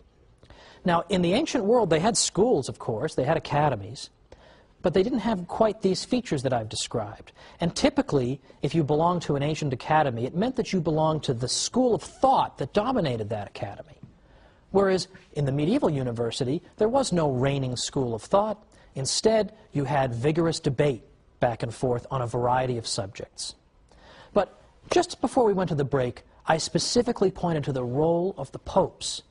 How did the popes help to foster the universities, apart from chartering more universities than anybody? The popes also extended the benefit of clergy to students. Benefit of clergy is a privilege that was extended typically, of course, to clergymen, which said that if you were to harm a clergyman, it would be considered an especially heinous offense. Also, benefit of clergy meant that if you were a clergyman, you could have your case heard in a church court rather than a local secular court. Well, this benefit was extended to the students at universities because, as I suggested at the break, sometimes the local townspeople didn't really like the students, just the way they are today. A lot of people today look at the university students and they say, I like the fact that they've brought mom and dad's money to my town, and they're ready to spend it on all kinds of ridiculous nonsense. However, I don't like the fact that they keep knocking over my mailbox. I mean, why would you get pleasure out of knocking over my mailbox? This sort of thing. People love the money, and they hate the students. That's exactly how they felt in the Middle Ages. So sometimes the students would find themselves being hauled into some local court on trumped-up charges and just being harassed in general. The Pope prevented that from happening and allowed the life of the university to flourish by extending benefit of clergy to the students. Any time there was any need to intervene in the university system, if there was some kind of problem, people knew you appeal to the Pope and he will resolve it. In fact, on numerous occasions, the Pope had to intervene to ensure that the professors' salaries were being paid. Now think of how pro-Catholic European universities would be today if Pope Benedict could do that, if he could intervene and get them a raise or something. Well, anyway, those days are gone. However, it is important to recognize that among the universities that were chartered by the Pope, there was something called, in Latin, and I'm using the church pronunciation, ius ubique docendi, which literally means the right of teaching everywhere. What that means is that if you got a degree at a university that the Pope had founded, had given its charter to, that you had the right, automatically, no questions asked, to go to any university in Western Europe and begin teaching. No questions asked. So that begins to foster the idea of an international scholarly community, because somebody coming from this university can just go and teach over at this one. And we begin to get fruitful intellectual exchange. Now, some people, I'm sure, have a sort of caricatured view of what intellectual life must have been like in a medieval university because, for instance, it's sometimes said that, oh, of course we had universities, but the professors had to toe the line, right? They had to say whatever the bishop wanted them to say, or the Pope, or they were always hemmed in and they couldn't just say what they wanted to say. That is so false that it would take forever to refute it. To the contrary, as any impartial historian of the universities will tell you, to the contrary, the intellectual life of these universities was very vigorous and robust. There was hardly any question that was not rigorously debated at the medieval university. Now, it's true, there were broad theological limits within which this debate took place, but within those limits, it was open season for various questions being debated. I mean, arguably, there was more rigorous debate in medieval universities than there are when we see in universities today. I mean, in universities today, we all know you have to walk on eggshells, you're not allowed to say certain things, or you're not allowed to defend certain types of people or defend the Catholic Church. We all know that. You didn't have that in the medieval university. You had rigorous, vigorous debate going on back and forth. In fact, what you would see in the afternoons after the professors would give their morning lectures was that a professor would get up before the entire assembled university community, and he would do something called determine a question. That is to say, some controversial question would be debated by skilled debaters on both sides of that matter. And they would both make the strongest cases they could for their own positions. And then it would be up to the professor to step forward and synthesize everything that had just been heard and put it all together and resolve it, come to a solution on the basis of this rigorous debate. That was called determining a question, and that took place in the afternoons. Now, I would like to see a modern university try something like that, but you won't see it because the professors are all tenured and they want to just sit in their offices and type entries on their blogs, so they're not going to want to do that. But that was what the university system was like, and if you wanted to get a degree in a medieval university, you had to do that too. You as a student had to stand up there in front of the whole university community and determine a question. That's hard. That's difficult. Now consider also that we can see the debating nature of our Western civilization. We can see it evident in the writings of this time, the writings of the early centuries of the university. Take, for example, the great St. Thomas Aquinas, who is admired by all civilized people everywhere, in effect. Who is admired by all civilized people everywhere, in effect. Look at St. Thomas. Look at the way he debated with people. First of all, if you look at his Summa Theologiae, or Summa Theologica, you see that it's arranged according to questions and answers. Thousands of questions he raises. Incidentally, I used to put on my quizzes. I used to, yes, I'm admitting on camera that I gave multiple choice quizzes at the college level. I did that just to make sure they read their books, which they didn't, but I gave them the quizzes all the same. And one of the wrong answers I gave was, the church told people not to ask questions. Now, if you were even slightly listening to anything I was saying, there's no way you'd circle that answer. You wouldn't believe how many of them would circle it. I could have spent the whole semester standing up there saying the church fostered a culture in which questions were routinely asked. Wouldn't have made any difference. They've already been told the church hates knowledge. And so they all circled the wrong answer. Well, in any event, St. Thomas Aquinas asked question after question after question. And if you notice the style of his writing, you notice the organization of it, he and other scholastics debated things in this way. They would take some question, and then they would consider all the possible objections to their own position and list them out. And then they would explain their own position. And then they'd go back and they'd answer the objections. And he did this for question after question after question. It's an extraordinary achievement. It's fascinating reading. And what's great about it is that St. Thomas was generous toward his opponents. St. Thomas wouldn't just make up some ridiculous argument, attribute it to his opponents, and then say, aha, I triumphantly answer this person. No, he would present his opponent's arguments as persuasively as he could. At least try to make it a little interesting, right? He would portray it as accurately as possible and as persuasively as possible. In fact, in some cases, St. Thomas would even think up arguments that his own opponents hadn't even thought of. And he would say, well, wait a minute, you guys also have this argument and this one. I'll give you those, and then he'd answer those. I mean, that is an honest debater. That's what Western intellectual life was like, and you see it in St. Thomas. It's organized in effect, the format of a debate, an ongoing debate with antagonists. That is an extraordinary achievement. That is what our Western civilization is about. It's not just uniformity, it's debate and discussion. Now, one of the great historians of science in our day is a man named Edward Grant. And he looked back at these medieval universities not long ago, and he found something very, very important there. And he said this, he said, what made it possible for Western civilization to develop science and the social sciences in a way that no other civilization had ever done before? The answer, I am convinced, lies in a pervasive and deep-seated spirit of inquiry that was a natural consequence of the emphasis on reason that began in the Middle Ages. With the exception of revealed truths, reason was enthroned in medieval universities as the ultimate arbiter for most intellectual arguments and controversies. It was quite natural for scholars immersed in a university environment to employ reason, to probe into subject areas that had not been explored before, as well as to discuss possibilities that had not previously been seriously entertained. And Professor Grant went on to say that the commitment to reason and rational discussion that we see in the Middle Ages and that we see in our modern world, this is one of the great gifts of the Latin Middle Ages to our world. But nobody knows about it.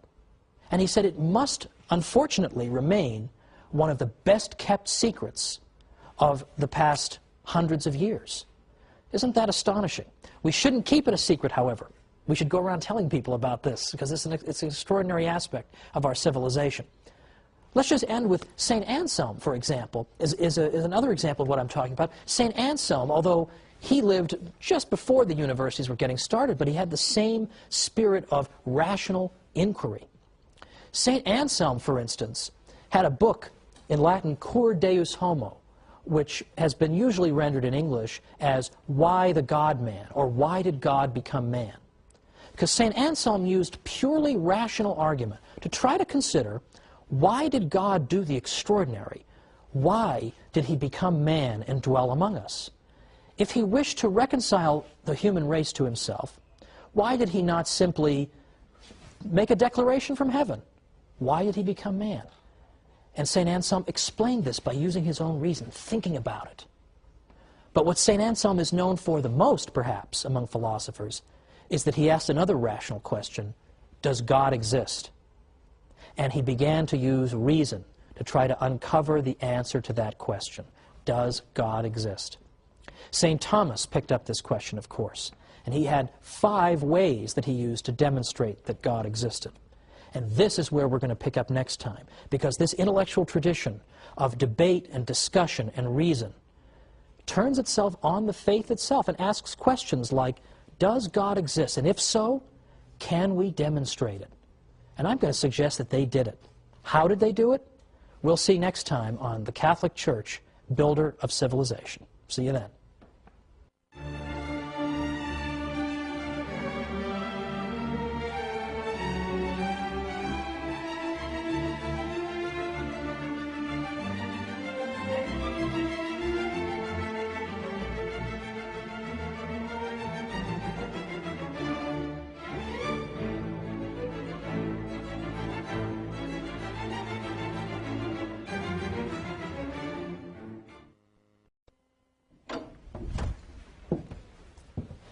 Scholars in the Middle Ages were committed to the use of logical argument in the pursuit of truth. Today, we're going to explore how they used logical argument in pursuit of the ultimate question, whether God exists. How did they use reason to demonstrate that? Join me today for The Catholic Church, Builder of Civilization.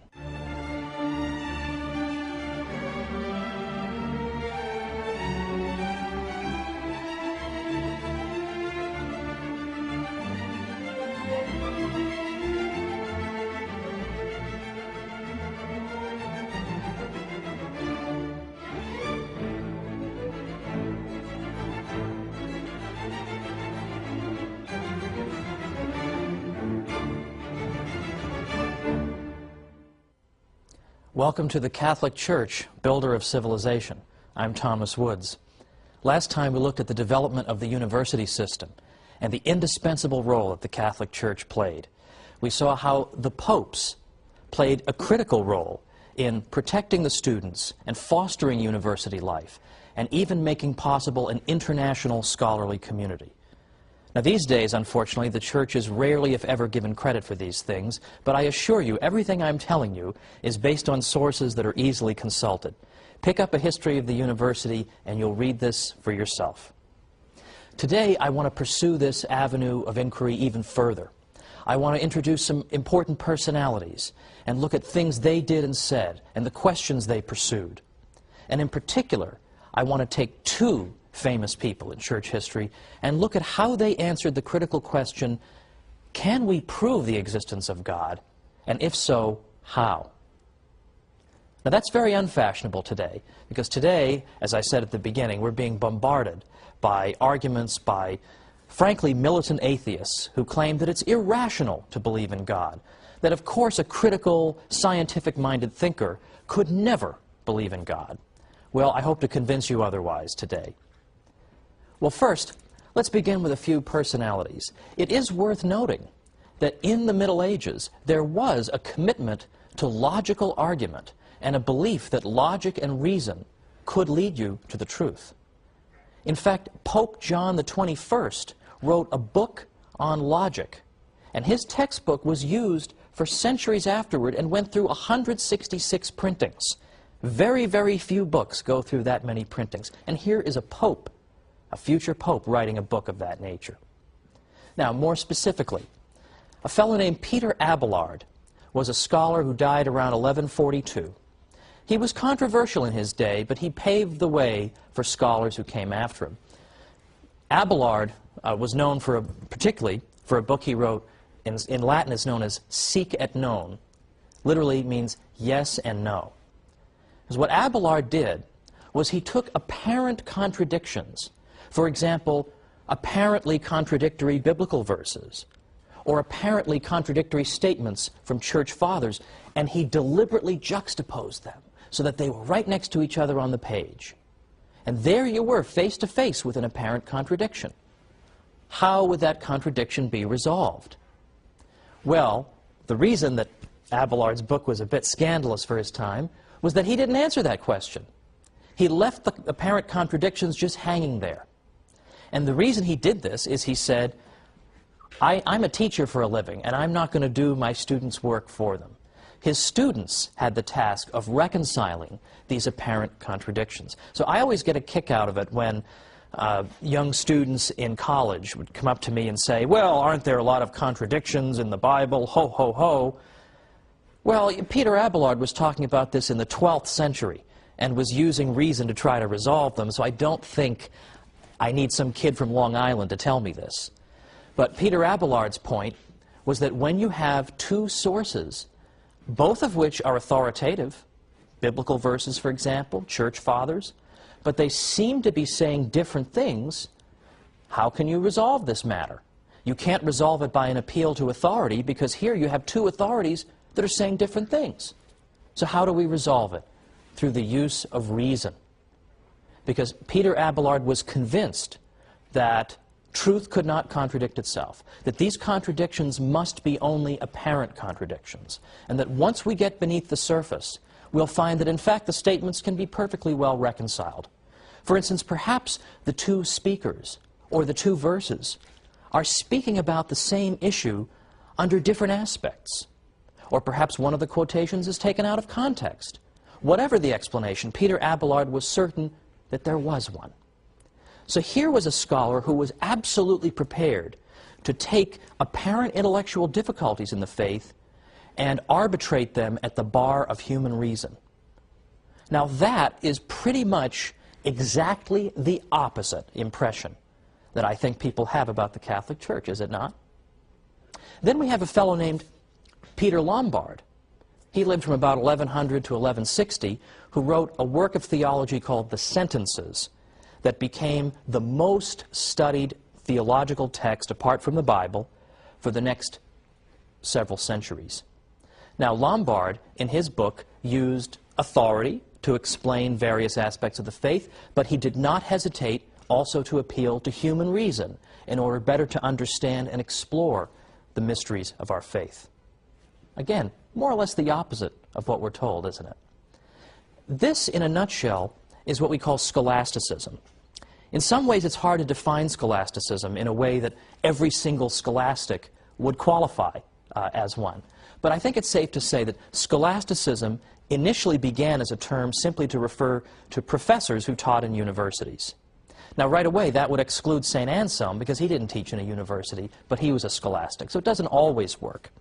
But beyond that, the scholastics typically were interested in the use of reason in order to understand better and to defend the Catholic faith. They believed that there was no contradiction between reason and faith, and that if there appeared to be one, then we had simply misused our reason, we had not correctly argued the matter, or we simply understood some aspect of the faith. But the two could not contradict each other. They were two wings, in effect, that would soar toward the truth. I believe that's how Pope John Paul II put it in his encyclical Fides et Ratio in the late 1990s. That's exactly what St. Thomas Aquinas believed. So the scholastics are committed to this project of the use of reason in the pursuit of truth and in entertaining opposing views.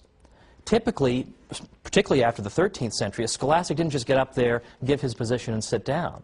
He always anticipated what the other side would say. And as I said, St. Thomas Aquinas was so generous to his opponents that he would not only explain their position very persuasively, but he would sometimes think of arguments that his own opponents hadn't even thought of, and he would come up with those arguments and say, here, you can have these arguments, but I'm going to answer those too. That's typical of scholasticism. Well, let's look at a well-known early scholastic, a figure we've looked at briefly already, St. Anselm. He's a very early scholastic. He dies around 1109. St. Anselm was interested in this question: does God exist, and can we prove that God exists?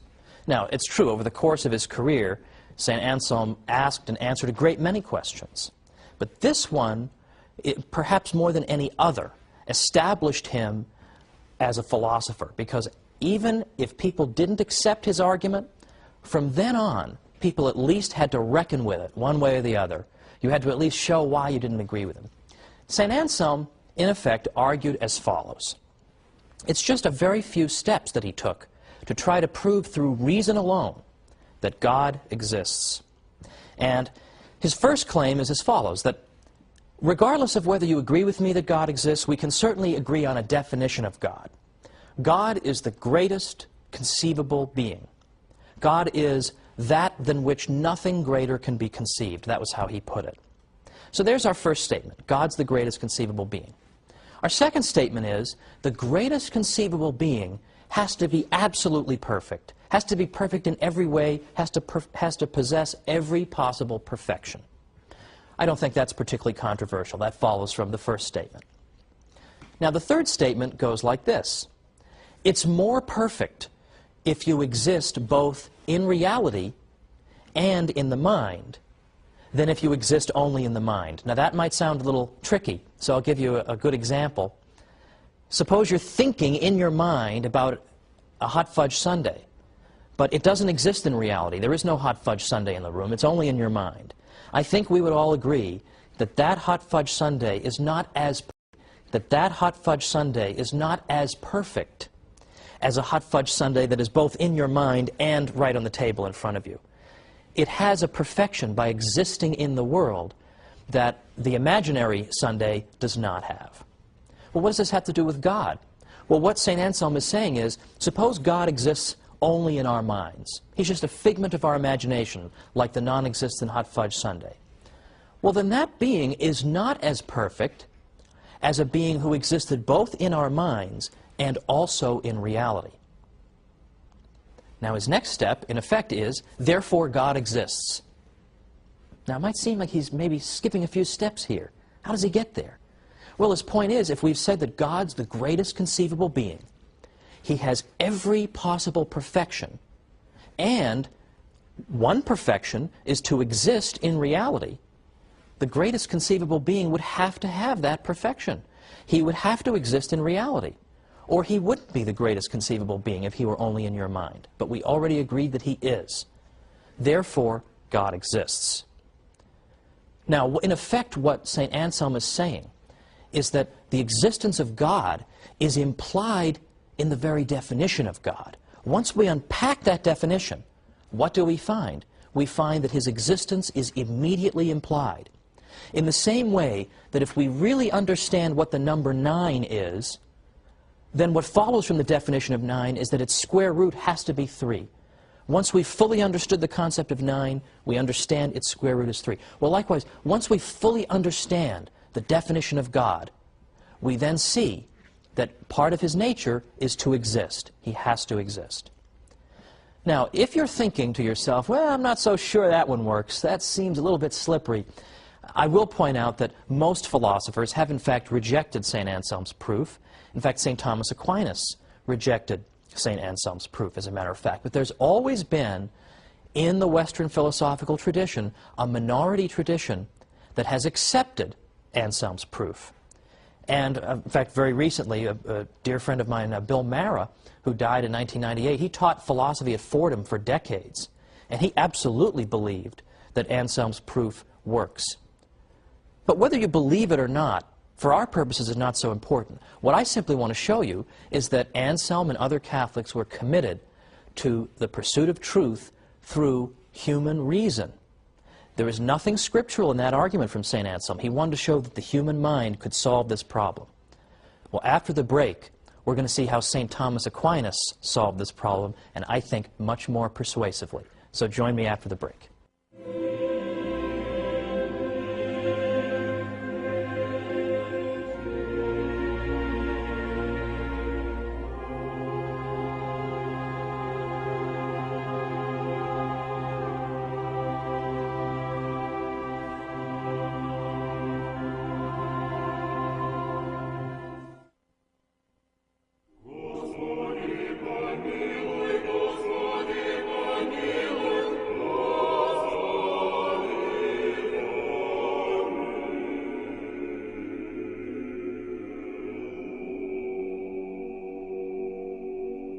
Welcome back to the Catholic Church, Builder of Civilization.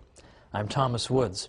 Before the break, we just finished looking at St. Anselm's proof for the existence of God. And if you want to impress your friends, you can refer to it as the ontological proof for the existence of God, and you can sound like a highfalutin philosopher. Not that you would want to, but you can do that.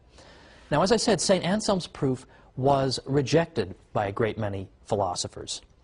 Now I'd like to consider one that was offered by St. Thomas Aquinas. But let's first begin with a little bit of background on St. Thomas and his views. Now, St. Thomas lived in the 13th century from about 1225 to 1274. So when you consider how young a man he was when he died, his corpus of work becomes all the more impressive. How could you possibly have done this? How could you have possibly done it? It calls to mind the statement by St. Isidore of Seville, who once said that anyone who tells you that he's read everything Augustine has written must be a liar. Well, in a way, you almost feel that way about St. Thomas, anyone who's read it all and really, truly absorbed everything. Well, St. Thomas was convinced, as were the typical run of scholastics in his day, that faith and reason could not contradict each other. And St. Thomas believed that our knowledge consisted of three different kinds. For instance, he argued that some of our knowledge we know through divine revelation alone. Some knowledge we know both through divine revelation and through human reason, and still other kinds of knowledge are known through reason alone. So, for example, one piece of information that we have that we know through divine revelation alone would be that God is a Trinity, that He's one God in three divine persons. Now, St. Thomas Aquinas said that this is something we have to know through divine revelation because human reason could never arrive at this conclusion. This is an astonishing mystery. We could never arrive at this conclusion. Now, if I may digress for a moment, I'll point out that some thinkers have tried to claim that human reason can also prove the Trinity. The argument is that if we know that God is love, and we're going to make that something other than just a bumper sticker slogan, God is love, we're really going to take it seriously, then God has to have a threefold nature. Because if He is love, that means we have to have within God the two who love, because love exists between two parties, and then love is fruitful. So there has to be a third party, in effect. There has to be the fruits of that love. That's why some theologians have sometimes pointed to the family, the human family of husband, wife, and child, as in fact imaging the Trinity, as a mirror into the divine economy. Economy, of course, in its Greek root, meaning household. Because, in effect, the husband and wife love each other, and the fruit of that love is their child. Well, that's neither here nor there, because the consensus is that the Trinity is not something that we can arrive at through strict proof. So that would fall under St. Thomas's first category. The second category, things we can know through divine revelation and through reason, would include, for example, some aspects of the moral law. I suppose reflecting on the subject of murder, just simply reflecting on it honestly, using your mind, you can probably arrive at the conclusion that murder is something people ought not to do. That even if God had never said anything about murder, you could probably draw that as a safe conclusion. Now, God has, of course, told us that we may not commit murder. And St. Thomas answered the question that you might ask, why would God tell us something that we could just figure out on our own using human reason? And one of St. Thomas's, I think, pretty good arguments in response to that is, the reason he does it is to make our lives a little easier. Because not everybody is a philosopher or has time to sit around 24 hours a day trying to deduce everything in the world through human reason. So God helps us. He tells us things that, yes, we could figure out on our own, but, well, some of us are too busy or blockheaded to do so, basically. The third area of knowledge is knowledge that is known through reason alone. And an example of that would be what causes rainbows. There's nothing in sacred scripture that explains to us what causes rainbows, and there's nothing in sacred tradition that explains it either. That we understand through the rigorous pursuit of reason. Well, now, getting back to St. Thomas, he poses the question whether God exists. Now, as I said, St. Thomas always anticipates his opponent's arguments, and he anticipates all of them. He even comes up with arguments they haven't thought of. So it's very revealing that when St. Thomas is trying to think of all the arguments against the existence of God, how many does he come up with? Only two. One of them is the existence of evil, and the other one is that the universe seems to run itself. It's like we don't need a God. It would be superfluous to posit the existence of a God. And in some ways, these are very much the same arguments that are still with us today. Well, here's one of St. Thomas's proofs, and I'm sort of adapting it for modern use. But let's begin as follows. Let's suppose you're in the deli, in the supermarket. You want to go up to the deli counter and get some turkey. You go up there, though, and you find that you have to take a number before you can get to the counter and get your turkey. So just as you're about to take your number, you see another device. And this other device says, well, before you can take a number, you have to take a number to get in line to take a number. Well, this is a very disturbing, Kafka-esque deli, to be sure. So you're about to take that number, and it turns out there's another number machine. It says, whoa, whoa, whoa, not so fast. Before you take that number, you have to take a number. Before you take that number, you have to take a number. So you have to take a number to get in line to take a number, to get in line to take a number, to get to the deli counter. Well, suppose you turn your head and you see that going on infinitely down this supermarket is an infinite series of numbers you have to take. Well, are you ever going to get to the deli counter? Of course not. You'll spend the rest of your miserable, rotten life standing there trying to take numbers, but being unable to do so because there's always a preceding one you have to take. You can never even take a number because there's always one before it that you are supposed to take first. You'll never get to the deli counter, that's for sure. But suppose you're wandering around all frustrated in the supermarket, you're wandering around, and you see somebody with turkey in the shopping cart. Then you know the numbers must not go on forever, because then how did this person get the turkey? There must have been a stopping point somewhere. Or consider this. You want to sign up for a course at a college, a special course, and you're told, well, if you want to sign up for that course, you have to go see Mr. Jones. You go see Mr. Jones, and he says, oh, sorry, before you can see me, you've got to see Mr. Brown. Mr. Brown says, before you can see me, you've got to see Mr. Johnson. You say to yourself, what in the world? Obviously, I don't need to take this course. It's going to drive me insane. You'll obviously never get in there because there's always somebody earlier you have to get permission from before you can do it.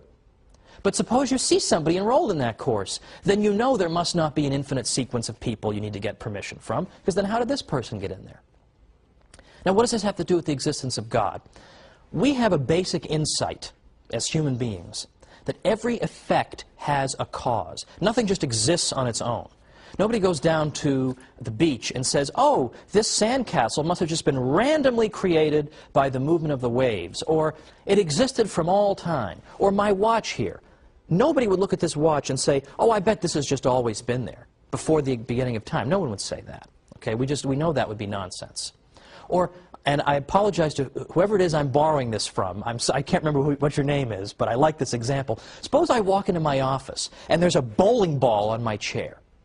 Now, there are many possible ways it could have gotten there, but the one explanation I will not accept is, well, it just appeared. It had no cause.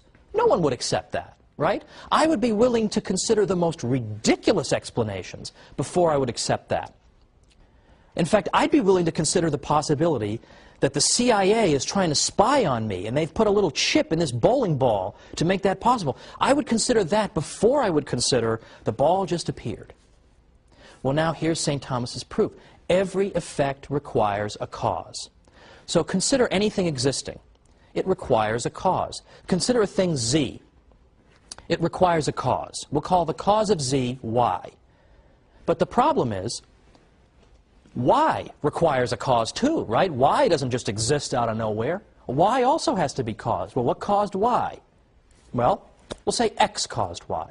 But then we're back to the same problem. What caused X? X isn't just self-existing. Every effect requires a cause. So what caused X? Let's see. W. Okay, I guess you can probably see where I'm going with this. W caused X. And then we keep on going because that doesn't solve the problem either. Because then what caused W? So what St. Thomas is saying is, suppose you have an infinite series of causes in which Z is caused by Y, but Y is caused by X. X is caused by W. W is caused by V. And this just goes on and on forever. If that were true, then nothing would exist. Nothing would exist because before anything could exist, it would be awaiting a cause for its existence. But that cause doesn't yet exist because it requires a cause. And that cause doesn't yet exist because it's awaiting a cause. If everything is always awaiting a previously existing cause, the sequence of causes could never get started. It would be like waiting to try to get turkey at that hideous deli. it just goes on forever. You can never get it started. You can never get that number to get started. It just goes on forever. You'd never get any turkey. And in this case, nothing would exist in the world. But look around you. Things do exist. Okay? Things do exist. The TV you're watching this on exists. All these things do exist. So the series of causes cannot logically go on forever. There must be a stopping point. There must be something that exists entirely outside the causal sequence that gets this relationship going, that begins to cause the next thing, which causes the next thing, which brings all the things we see into existence. And St. Thomas says, this cause must be God. Now, some people will say, well, then what caused God? Well, that actually shows a complete misunderstanding of the argument. The point is simply that it is logically necessary, it's unavoidably necessary, that something must exist outside this causal sequence in order to get it going. Now, I don't think that's a dumb guy argument, right? I find that an overwhelmingly persuasive argument. And I used to explain it to my students when I taught history in New York and I taught Western Civ. I used to do this. It's a legitimate historical point. And it makes you think. Now, you don't reason yourself, typically, into believing in God. But there are a lot of people today, I think, who think that believing in God is just stupid and irrational. Proofs like this can help to break down those barriers for people like that. This is what the universities made possible, this type of rigorous intellectual environment. Pope Innocent IV, a 13th century pope, described the universities as rivers of science which water and make fertile the soil of the universal church. Pope Alexander IV called them lanterns shining in the house of God. But it's not all scholars who built Western civilization. It was people who prayed and did scholarly work, but also did physical labor. And I'm talking now about the monks, who will be the subject of our next program. The monks are probably the most versatile people who ever lived. They prayed, they were agriculturists, they were metallurgists, they were scientists, they were physicians, they provided charity, they provided inns for people. They did more than any other group of people in any culture I've ever been familiar with, and they played an essential role in building Western civilization. So join me next time as we talk about the monks on the Catholic Church, Builder of Civilization. See you then.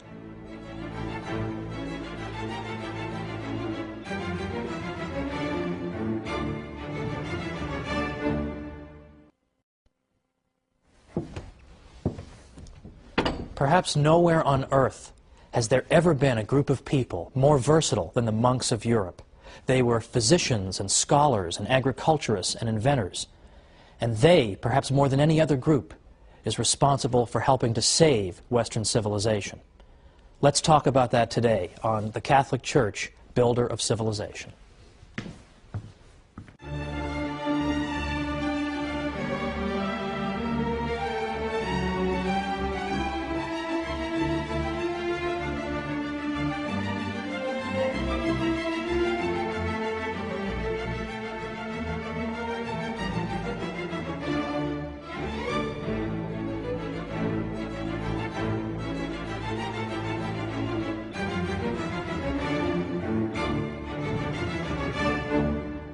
Welcome once again to the Catholic Church, Builder of Civilization. I'm Thomas Woods. Today it's the monks who helped to save Western civilization. Now there's a small publishing industry out there of books called How So-and-so Saved Civilization. This group saved it, and that group saved it. The monks deserve this title, ladies and gentlemen, the monks. Even the Irish, who are sometimes credited with saving civilization, did so in large part because of their monks. Who were these people, after all? They were monks. Well, I don't want to assume any prior knowledge. Who are the monks? What are they doing? And how did they save Western civilization? We already see in the 3rd century a tradition whereby women religious, we would call them, began to live together and share the same spiritual and prayer life and dedicated themselves to the care of the poor and the sick. So it's very easy to see in that the tradition of convents and the life of the nun. Also in the 3rd century we see a tradition among men to be hermits. The hermits were people who forsook everything, who pursued absolute solitude in order better to commune with God and to hear Him and to pray to him. St. Anthony of the Desert in the mid-3rd century was a classic example of this. He lived to be over 100 years old, and he went out into the deserts of Egypt. The hermits typically lived completely alone. They would gather on Sundays to worship God, but otherwise they kept to themselves. And they tended small vegetable gardens to support themselves, or they made baskets, but otherwise theirs was a life of extreme solitude. Now, in a certain sense, this is all well and good, and the Church has never altogether repudiated the tradition of hermit life. In fact, she's had a pope who was a hermit in the 1290s, Pope Celestine V. But right away, there were critics of the hermit's life, because the hermit, who lived apart from anyone who could provide him spiritual guidance, sometimes engaged in spiritual practices that were, well, rather questionable. Some of them engaged in, shall we say, penances that were exaggerated, or some of them would go out of their way to wait until food rotted before they would eat it. And this type of thing would go on, and a good many Catholics began to argue that this is not a healthy thing. This is not what God intends. This is not what Christ is calling you to. For example, in the Christian East, St. Basil the Great repeatedly said that the life of the hermit is not the Christian one, ideally, because what we should be doing is living among our fellow human beings, ideally. That would be the best solution.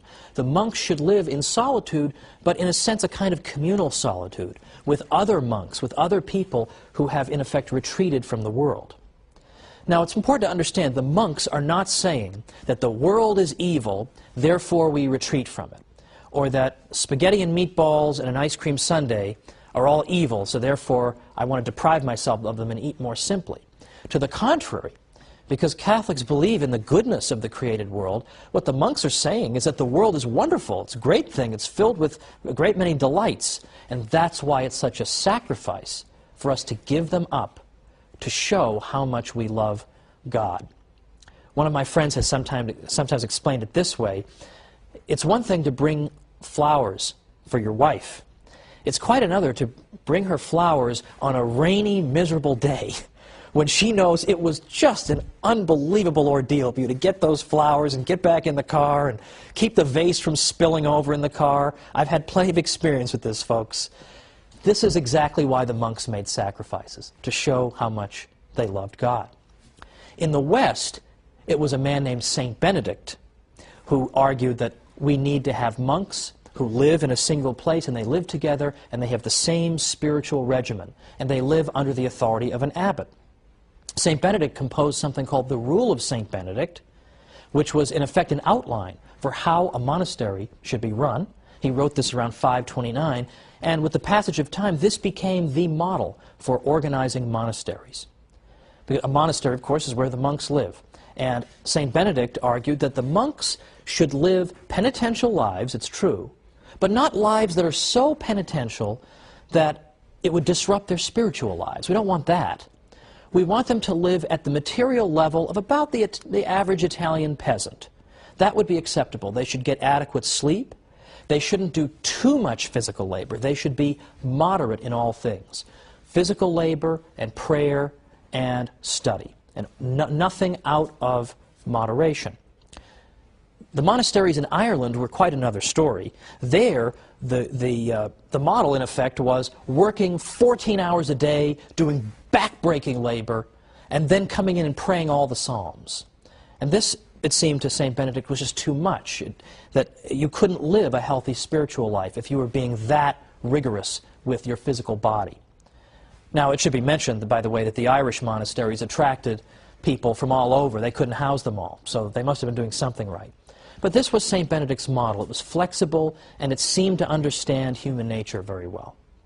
And it turns out that St. Benedict and his monks played an essential role in saving Western civilization at a critical moment and building up important parts of it.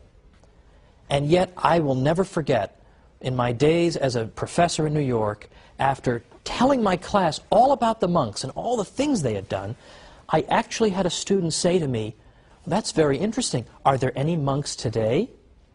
Well, that's just depressing. right? That she didn't even know there were still monks today. So of course I told her, not only are there monks, I've got 1,000,000 friends who are monks. I realize that's perhaps somewhat unusual, but I have a great many friends who are monks. And let me tell you something, living in Manhattan as I did while I was getting my doctorate, you find that just about anything can go on in Manhattan, nobody cares. Nobody's looking at you, you can have a weird haircut, nobody cares. You could be on fire, nobody cares. But I had a friend of mine who was on his way to becoming a monk. He hadn't taken his vows yet, and he came and visited me in his habit.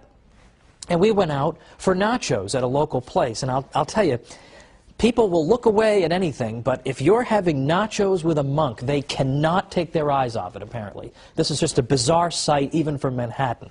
So, unfortunately, the monks don't have the high profile they once did, but they deserve our respect. Because, after all, what did the monks accomplish? Well, for one thing, apart from just copying texts, which we all know they did that laboriously, but they also did a lot of physical labor. For example, they cleared and reclaimed all kinds of land in Western Europe. Because what often happened is that people wanted to donate land to the monks as a good work. That's wonderful, look at what I'm doing for the monks. But people would typically give the monks really crummy land. They want to help them, but they don't want to help them that much. So the monks often found themselves having to deal with land nobody really wanted. And a lot of times it was swampland. In those days, I mean, obviously a swamp has no value. It's just a source of pestilence. The monks would dike and drain the swamp and make it into fertile land. And a great many experts on the history of agriculture in Western Europe have said, for example, we owe the agricultural restoration of a great part of Europe to the monks. Another one said, wherever they came, they converted the wilderness into a cultivated country. They pursued the breeding of cattle and agriculture, labored with their own hands, drained morasses and cleared away forests. By them, Germany was rendered a fruitful country. And finally, every Benedictine monastery was an agricultural college for the whole region in which it was located. The monks introduced crops and industries and production methods that people hadn't known before. And they weren't afraid to work with their hands at a time when manual labor was looked down upon and despised. The monks were inspired to engage in physical labor because they knew, for one thing, that when you engage in hard physical labor, this can be a great form of penance and an opportunity for the mortification of the flesh. So sure, they were thrilled to work with the swamp that nobody else wanted to do. So at a time when you were despised for doing physical labor, the monks, in effect, made it something honorable. At a time when agriculture was collapsing, the monks' labor helped to bring it back. The monks were involved in rearing cattle and horses, brewing beer, raising bees and fruit. And all over Europe, they introduced essential aspects of local economies. For example, in Sweden, it was the corn trade that owed its existence to the monks. In Parma, cheese making. In Ireland, salmon fisheries. And in a great many places, the finest vineyards. The monks were also intensely practical in that they stored up the waters from springs in order so that they could distribute them if a drought ever struck. In Lombardy, the peasants learned irrigation from the monks. The monks have also been credited with being the first to work toward improving breeds of cattle instead of just leaving the process to chance. So there's agricultural labor from the monks at a critical time in European history. With the Roman Empire collapsed, the monks show up and do all this critical work. Beyond that, the monks pioneered in machinery and mechanization. The ancient world of Greece and Rome was not particularly heavily mechanized, but Europe of the Middle Ages changed all that. Particularly the Cistercians, which are a reform-minded group of monks from the late 11th century, they built water-powered factories at hundreds of their 742 monasteries around by the 12th century. They used water power for all kinds of purposes, for crushing wheat and fulling cloth and tanning. Far more mechanized were they than anything that had ever been seen in Europe up to that time. They were also great metallurgists. They used the slag from their furnaces as fertilizer. So they were constantly thinking of practical things they could do for the life of Europe, and they instructed Europeans as to how they themselves could do these things. They were also technologically advanced in practical things like clocks. The first clock we have any record of was built by the future Pope Sylvester II in 996, but much more sophisticated clocks were built in the 14th century. But it's not just clocks, and it's not just agriculture. It's charity and education and inventiveness. All these things we're going to look at as soon as we come back from the break. So join me after the break, and let's talk more about these monks.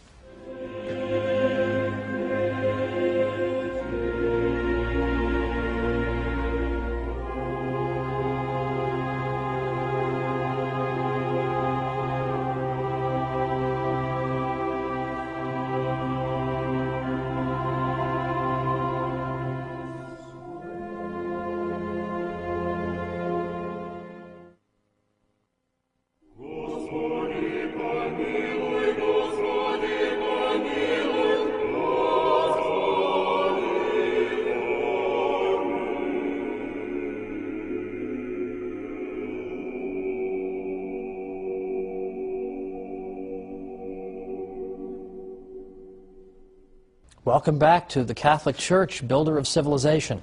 I'm Thomas Woods, and we're talking about the monks today and their unsung heroism in helping to build and even save Western civilization at critical moments. Let me give you a little quotation from a French scholar writing about the achievements of the monks, because this sums it up in terms of their practical contributions.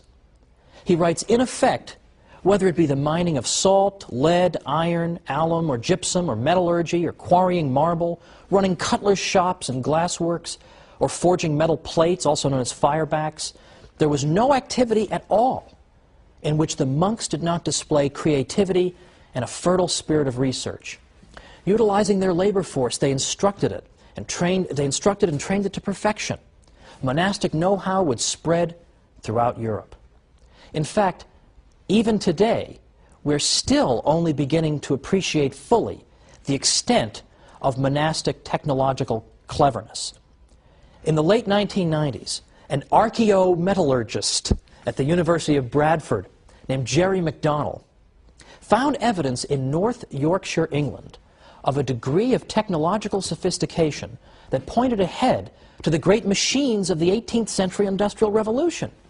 He found that the monks had built a furnace to extract iron from ore.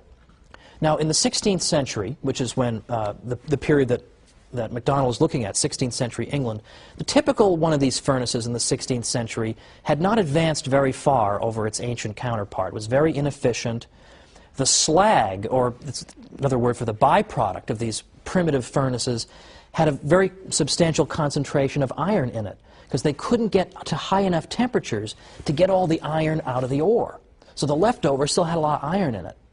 But MacDonald found that when he was investigating, that in fact the monks in England had in fact built a furnace where the slag was low in iron content. They were somehow able to get to high enough temperatures to get more and more of the iron out of it, very similar to a modern blast furnace today.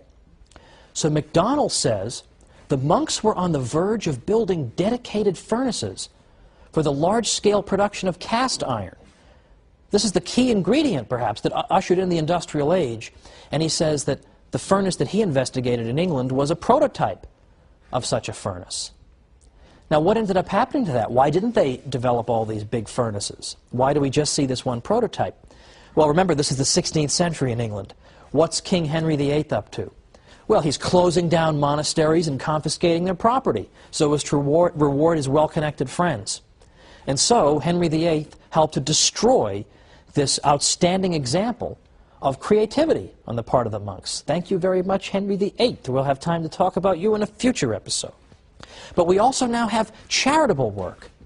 Now, charitable work we're going to spend a whole episode on, but I want to at least pause and say something about the monks' specific contributions to charity.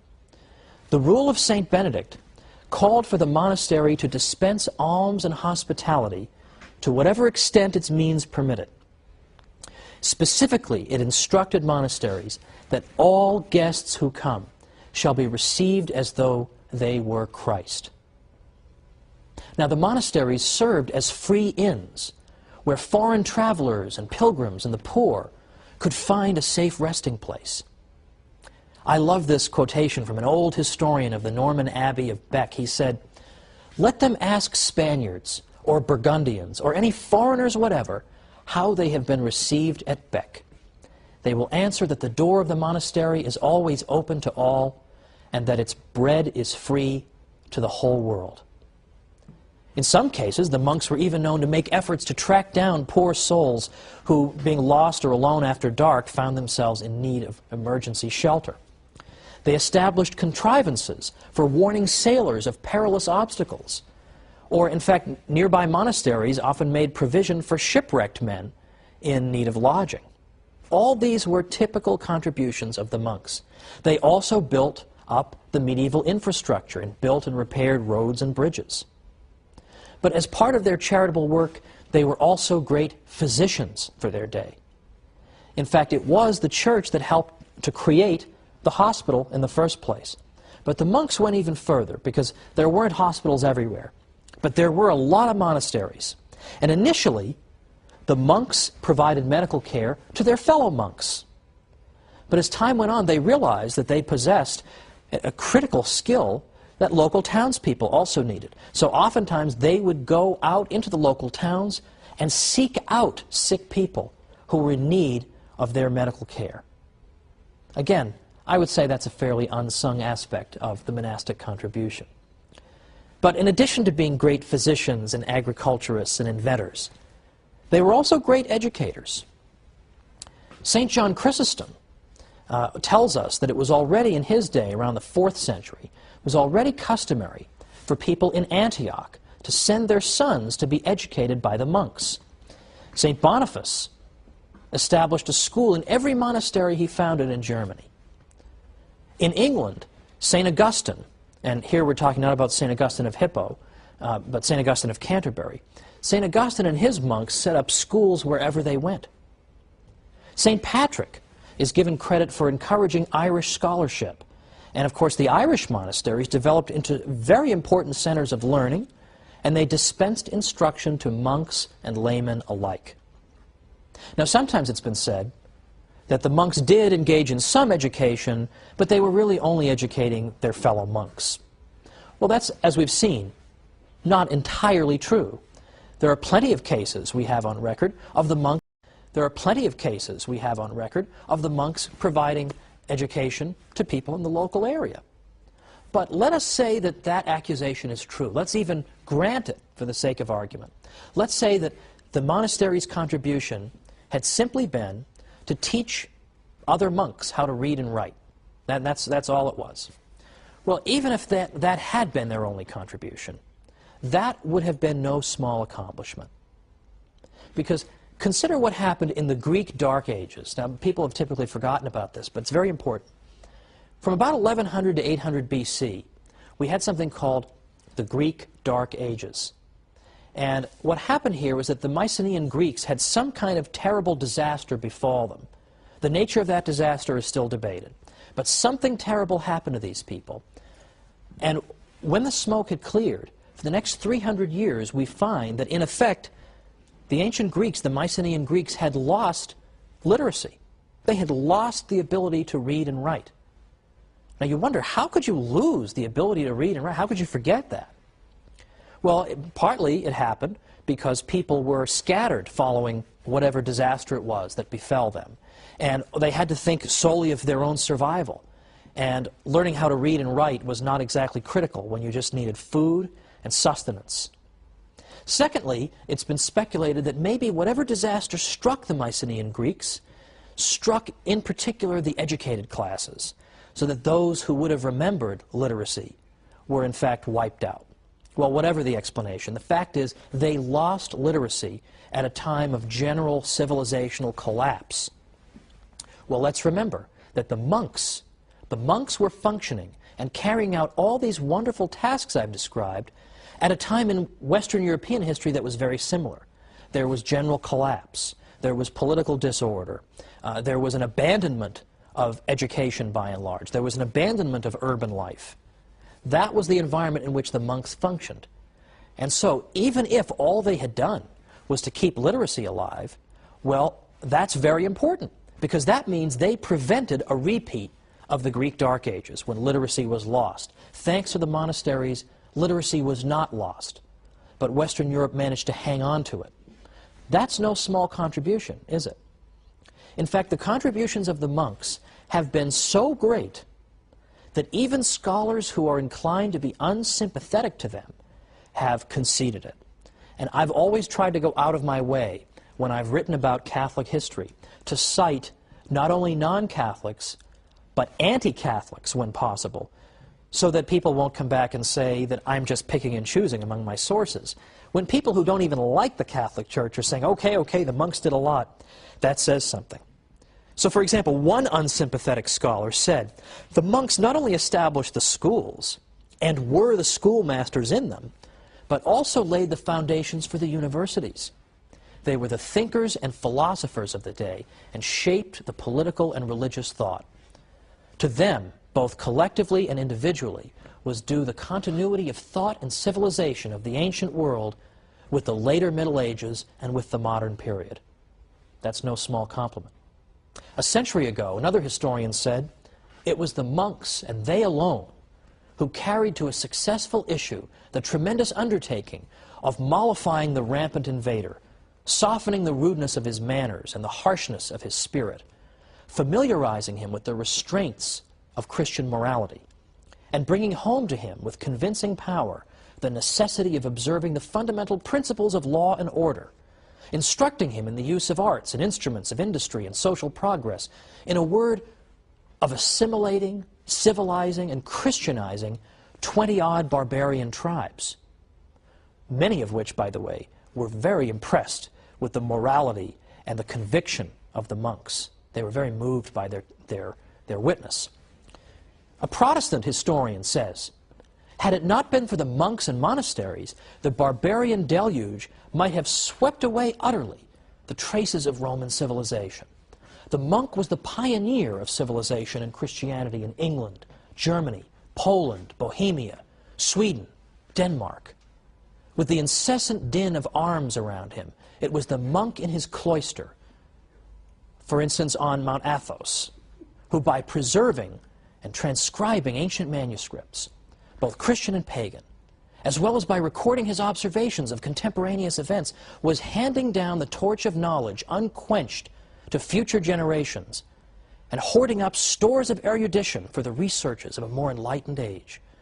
The first musicians, painters, farmers, statesmen in Europe, after the downfall of imperial Rome, under the onslaught of the barbarians, were monks. Now, these are critics of the monks. You can only imagine what their friends have to say. These are their critics. Here is the monastic contribution.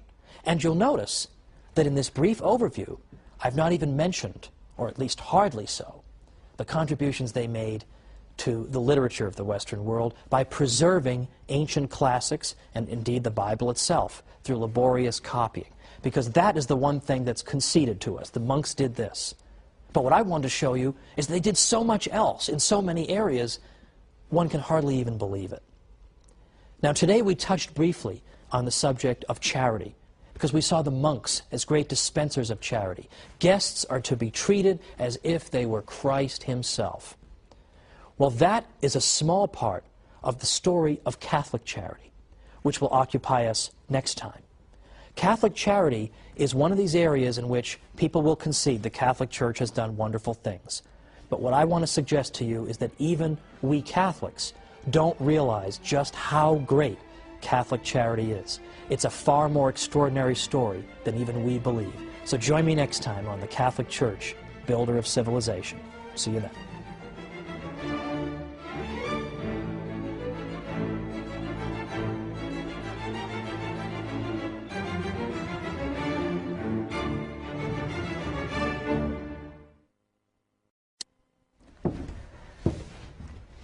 Even her detractors admit that the charitable work of the Catholic Church has been extraordinary.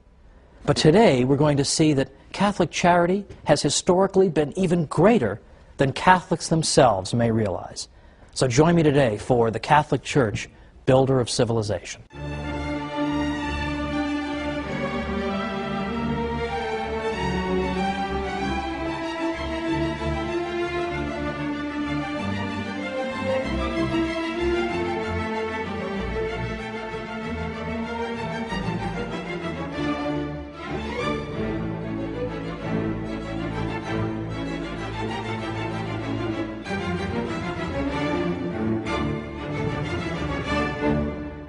Welcome to the Catholic Church, builder of civilization. I'm Thomas Woods. Today we're talking about Catholic charity. Now we all think we know all about Catholic charity, and indeed we do know a great deal about it. Even her opponents admit that the Catholic Church has done more charitable work than you can possibly believe. But Catholic charity is in fact even greater than people realize. And today we're going to explore why. For instance, it's the quality of the charity as well as the quantity. It's not simply that the Catholic Church did a lot of good work for people. That we'll look at in a moment. But it's the spirit that animated that charity as well. So, for instance, the Catholic Church taught that you should help somebody not because you expect a reward or you're going to keep hectoring this person forever that you owe me something, remember I helped you 3.5 years ago, or you don't do it so that you can show the world what a great person you are. You do it because it pleases God, because you respect a fellow human being as being made in the image and likeness of God, and that you know that charitable work pleases Him. This is why you do it. You do it out of a love for God and your fellow man, not because you expect any kind of reciprocity. Beyond that, we have even the counsel from the Church that you should even help your own enemies. What are you, crazy? In the ancient world, they would have thought that was crazy. In ancient Greece and Rome, that would have been considered absurd. And indeed, in the ancient world, a lot of the giving was self-interested. It was not given out of the pure desire simply to help a fellow human being. So the quality, the kind of charitable work, the spirit that animated it, was very different in the Catholic world than it had been in the world that preceded the Church. But we should not at the same time disparage the question of quantity, because here too the Church excelled. Because for the first time you had institutionalized care for the sick and widows and orphans and the poor. Now again, there had been generosity shown in the ancient world, no one would deny that, but nowhere near the level that we see under the Catholic Church. Now remember my rule, I want to cite anti-Catholics whenever I can to show that what I'm saying really is true, because even an opponent of the Church admits it. Well, I'm fond of citing a historian from the 19th century named W.E.H. Lecky, because he was known to be an opponent of the Catholic Church, and yet, when he wrote about this subject, and he spanned the historical record, he concluded that there is no question that neither in practice nor in theory, neither in the institutions that were founded, nor in the place that was assigned to it in the scale of duties, did charity in antiquity occupy a position at all comparable to that which it has obtained by Christianity. So it's both the quality and the quantity of the Catholic charitable work that distinguishes it and makes it so historically interesting and compelling. Now, one objection can be raised to what I've said so far. There was an ancient school of philosophical thought called Stoicism. And the Stoics did indeed seem to be people who called for doing good deeds out of a sense of duty and without any expectation of reciprocity. The Stoics, in effect, believed that the wise man was a man who had no emotional connection to the world, who was such a master of his own person that he was utterly unperturbed by outside events, no matter how tragic. Well, it was in that spirit, that very, in a sense, empty kind of spirit of merely discharging your duty, that the Stoics engaged in charitable work. Yes, they taught that the wise man knows that he is a citizen of the world and all men are, in effect, to be cared for, but they are to be cared for without lending any emotional attachment to the relationship. So, for example, Seneca, who was a Stoic, said, "The sage will console those who weep, but without weeping with them. He will succor the shipwrecked, give hospitality to the proscribed, and alms to the poor, restore the son to the mother's tears, save the captive from the arena, and even bury the criminal. But in all, his mind and his countenance will be alike untroubled. He will feel no pity. He will do good, for he is born to assist his fellows, to labor for the welfare of mankind, and to offer each one his part. His countenance and his soul will betray no emotion as he looks upon the withered legs, the tattered rags, the bent and emaciated frame of the beggar. But he will help those who are worthy, and like the gods, his leaning will be toward the wretched. But it is only diseased eyes that grow moist in beholding tears in other eyes. Well, that was the spirit of the charity of the Stoics. So they themselves were to be unperturbed by outside events, by the misfortunes of those whom they helped. And so naturally, they were perhaps not as eager to go out looking for evil, because they in effect tried to ignore the existence of evil. They did not make the kind of emotional connection that we see, for example, in a Mother Teresa. Mother Teresa, these people were not. In fact, we have example after example of Stoics being given bad news. For instance, "Sir, your child has just perished," and we hear the Stoic reply so flippantly, saying things like, "Well, had to go sometime." Who on earth would say that when losing a child? But that was how the Stoic demonstrated his complete mastery of the outside world. I'm unperturbed by this. Nothing can affect me. I do not let my emotions get the better of me. Now, getting back to the Catholic Church, where does this spirit of Catholic charity come from? Well, it comes from her founder. It comes from the teaching of Christ himself, who of course said to us, "A new commandment I give unto you, that you love one another as I have loved you, that you also love one another. By this shall all men know that you are my disciples, if you have love one for another."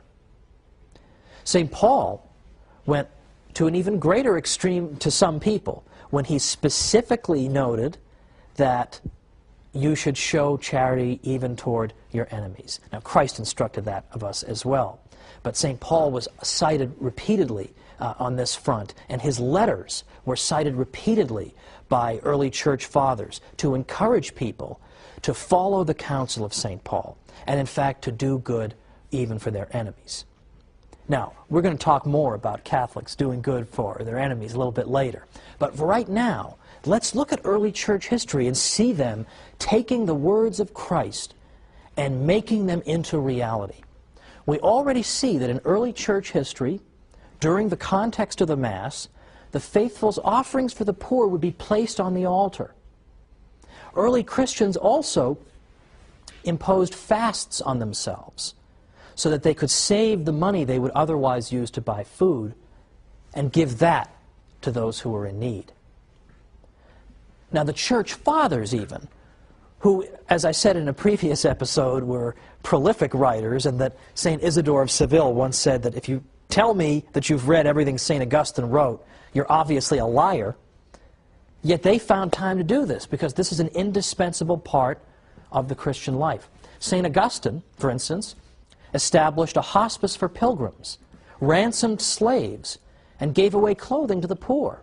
In fact, he told people, "Don't give me expensive clothing as a gift. You may like me, you may be impressed with my writing and my speaking, but don't give me expensive clothes, because I'm not going to wear them. I'm just going to sell them and give the proceeds to the poor." St. Cyprian and St. Ephrem organized relief efforts during times of plague and famine. Now, St. Cyprian in particular instructed Christians, this is the 3rd century, during a pestilence in Carthage. He said, "If we only do good to those who do good to us, what do we more than the heathens and publicans? If we are the children of God, who makes his sun to shine upon good and bad, and sends rain on the just and the unjust, let us prove it by our acts, by blessing those who curse us, and doing good to those who persecute us." Now, there was a fellow named Pachomius in the Roman army in the early 4th century who was very impressed that at a time when famine and disease struck the army, who came out and helped them? Who came out and lent their undiscriminating assistance? It was those who believed in Christ. And here they were helping some of the very people who had persecuted them in the past. This amazed Pachomius. He wondered, what kind of religious tradition could it be that could inspire this kind of disinterested benevolence, in which you would indiscriminately do good, even to those who had done evil to you? He couldn't believe these people. So what do you think happened? He began investigating the faith. What is this all about? And before long, he himself was a convert. This is, in large part, how a great many Catholics have converted non-Catholics. It's not always by debating them into the church or bashing them over the head into the church, although, by the way, that's how I came in. People bashed me over the head over and over and said, it's the one true church, what's the matter with you, you Lutheran? And it made me think, and I came in. But other people have been brought into the church because Catholics have just niced them to death. They're just so nice to them all the time, they just can't take it anymore. Okay, I will look into this. How can you people be so good to me? And that's what brings them in. That's what brought in Pachomius. This is the great witness of Catholic charity. Now, as I say, it's always fun to see what anti-Catholics have to say. And there are many of them. But even anti-Catholics have admitted, as we'll see after the break, famous anti-Catholics have admitted that they don't know how to account for what the Catholic Church has done. They look at Mother Teresa, they don't know how to explain this without using a supernatural explanation. Well, let's go ahead and come on back after the break, and we're going to see some of the Church's most outspoken opponents and what they've had to say about Catholic charity. So come right back.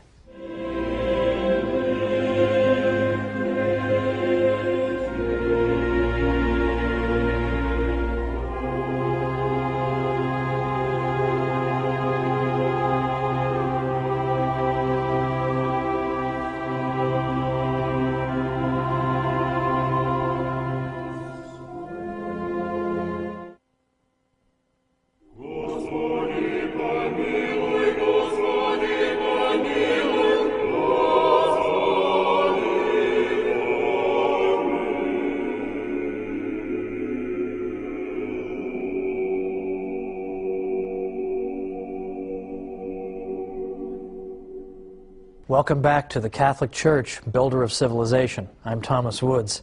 Today we're talking about the extraordinary story of Catholic charity and arguing that in fact it's been far greater than even the Church's greatest friends, I think, have sometimes appreciated. So we've gone through and seen, for example, what the early Church Fathers did in terms of charity. I gave a few examples of that. Or we've seen in the Scriptures where Catholics are urged to display an exemplary degree of charity.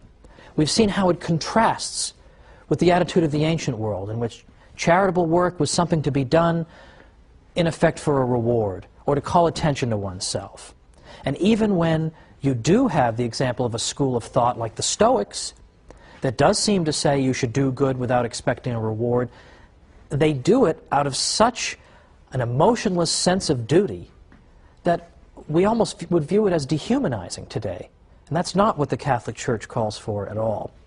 Well, just before the break, I was pointing out that a great many of the Church's best-known opponents over the years have conceded this point about Catholic charity. So I'd like to make good on that promise and go through a few of them, because this is quite astonishing, what we hear.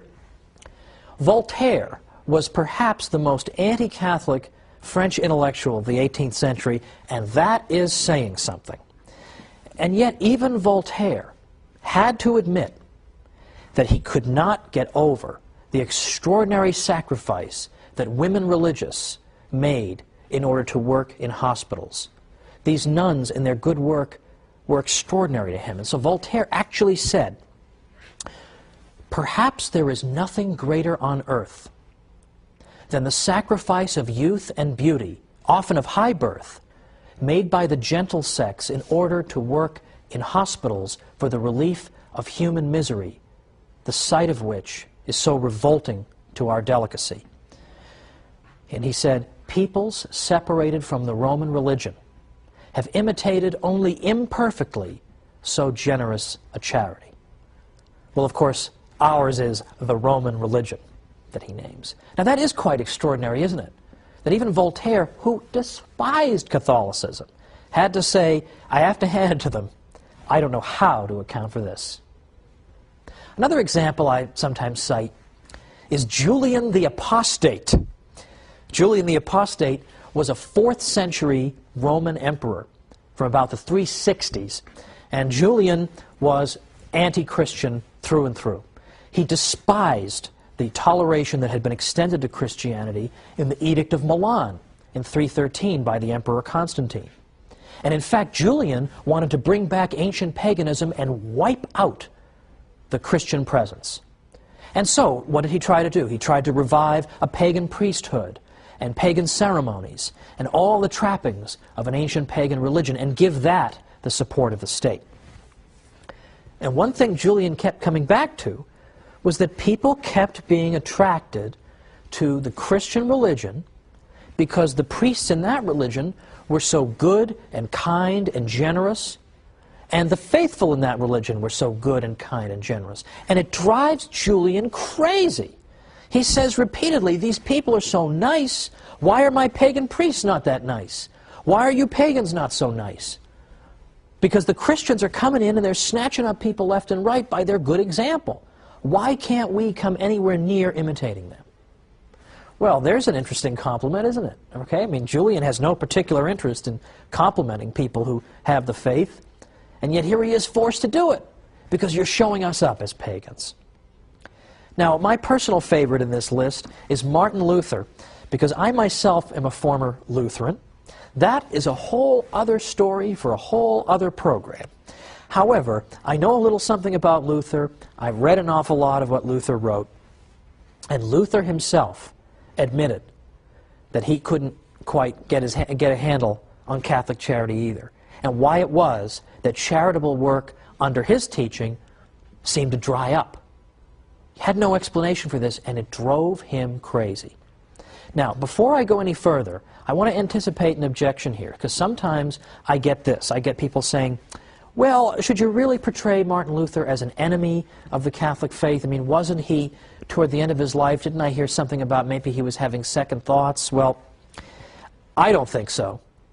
Because in fact, the last book Martin Luther wrote was called Against the Papacy at Rome, an Institution of the Devil.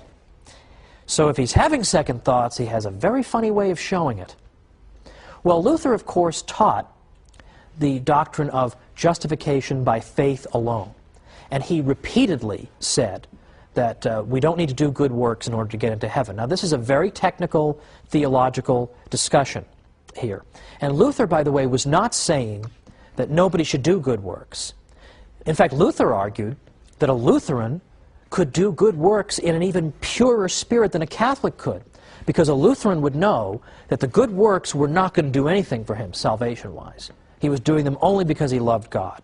Whereas a Catholic is always thinking in terms of self-interest when he does good works. But Luther's point was that good works aren't going to do anything in terms of your salvation, whether they're done in the state of grace or whatever, not going to do anything. But what some people took Luther to mean, and Luther is partly to blame for this, was that you don't need to do good works, period. Because Luther would speak in such exaggerated language that at one point he actually said, you can commit adultery 100 times a day, and you can commit 100 murders a day, but as long as you have adultery 100 times a day, and you can commit 100 murders a day, but as long as you have a lively faith, this will not tear you away from Christ. Well, I think people can be forgiven if they conclude from that that good works are not that important. So what Luther started to see in his day was this phenomenon, whereby a tradition of good works began to dry up completely. In fact, Luther himself deeply regretted this and said, at least under the papacy, that is to say, at least under the Catholic Church, you didn't have to force people to be charitable. You didn't have to hold a gun to their heads. They would be charitable spontaneously. He says, whereas living under the gospel, and by under the gospel he means under Lutheranism, he says, not only do I see no charity, to the contrary, people are grasping at each other's belongings. People have become envious and self-centered. He was very interested in this. And throughout his life, he continued to observe good works by Catholics in hospitals and so forth. And it really was a rebuke to him. In fact, at one point, he got so frustrated with his fellow Germans that he tried to leave altogether. He just said, I just had it with you people. Nobody's living the gospel. Nobody's living the Christian life. That's interesting. He had to concede. The Catholic Church had helped to make people charitable. Now, a couple years ago, I was interviewed in the Washington Post. So obviously somebody was fired over that, but I was interviewed in the Washington Post in their live online segment, which I really like, because it's a live question and answer session on the internet. And so readers can type in questions, and then I'm sitting at my computer and I'm seeing all the questions come in, and then I answer them. Well, the questions are coming in fast and furious, so if you didn't have carpal tunnel syndrome before this process, you definitely have it afterward. One of the questions I got I thought was very interesting, and I thought a fair question. The person asked, after all, however, isn't Catholic charity really at its root self-interested? Because, in fact, isn't the person engaged in charity because he expects a reward? He expects to go to heaven. So can't we really say that really Catholic people are no different from people in the ancient world? They're all seeking rewards. And so I thought that was a fair enough objection. So I gave this answer. And I hope this is a good enough answer. If you don't think it's a good enough answer, write to me and I'll give a better answer the next time. But I gave an answer that was twofold. I said, first of all, the Catholic Church recommends to us in effect tells us there are three different levels of sanctity when it comes to doing good. Some people do good simply because they're afraid of going to hell, and that's the only motivation that will reach those people. Now, that's considered to be sort of good enough, but it's certainly not the ideal. At the next level, people do good because, as the questioner suggests, they seek heaven. And now, I personally see nothing wrong with that. But even that is not the ultimate level that the Church recommends to us. The Church says there is a top level. There's a level at which people do good solely because they love God and they want to please God. And that's why they're doing their good works. Not for any expectation or hope of reward, but because they want to please the God they love. And I said to the questioner, this is what the Church is calling us to, is precisely this level of benevolence at which we're not thinking about ourselves. We're thinking only about God and only about doing good for its own sake. But then secondly, I said, consider Mother Teresa's missionaries of charity, because they're such an excellent example. I said, consider them. Now you may say, they're doing all these good works and helping all these people who are in wretched conditions oftentimes, and the sickest of the sick and the poorest of the poor, and they're helping those people simply because they want to go to heaven. But they could go to heaven by working in an air-conditioned office. So what makes them want to work in Calcutta, places of that sort, or makes them want to work in AIDS hospices? I said, they can get to heaven doing those more comfortable things. They can be in an air-conditioned office. Why do they seek this out, then? If all they care about is going to heaven, they could do something else.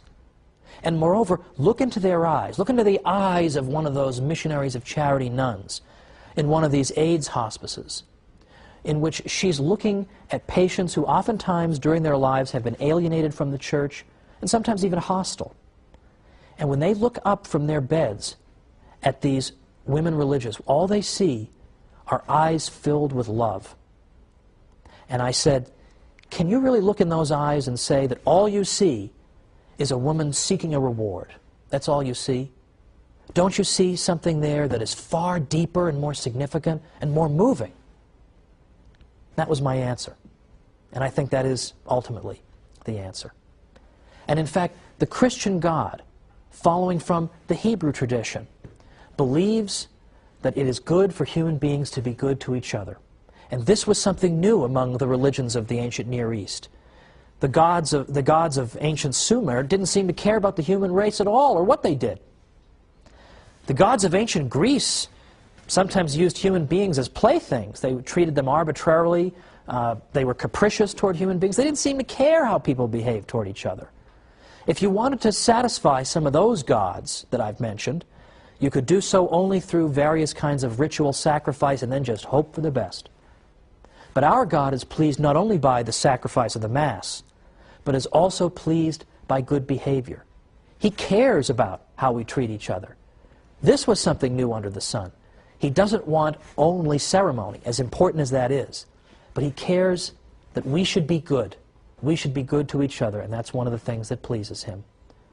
And it should not come as a surprise that a God who teaches this is going to give a brand new morality to his people. So next time we're going to see how Western standards of morality have been shaped by the Church. So join me for the Catholic Church, builder of civilization, and I'll see you then.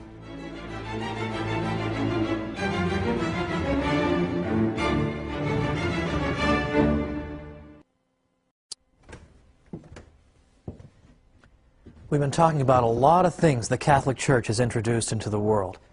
But how about the sanctity of life, the dignity of marriage? Let's talk about these things and a whole lot more today on the Catholic Church, builder of civilization.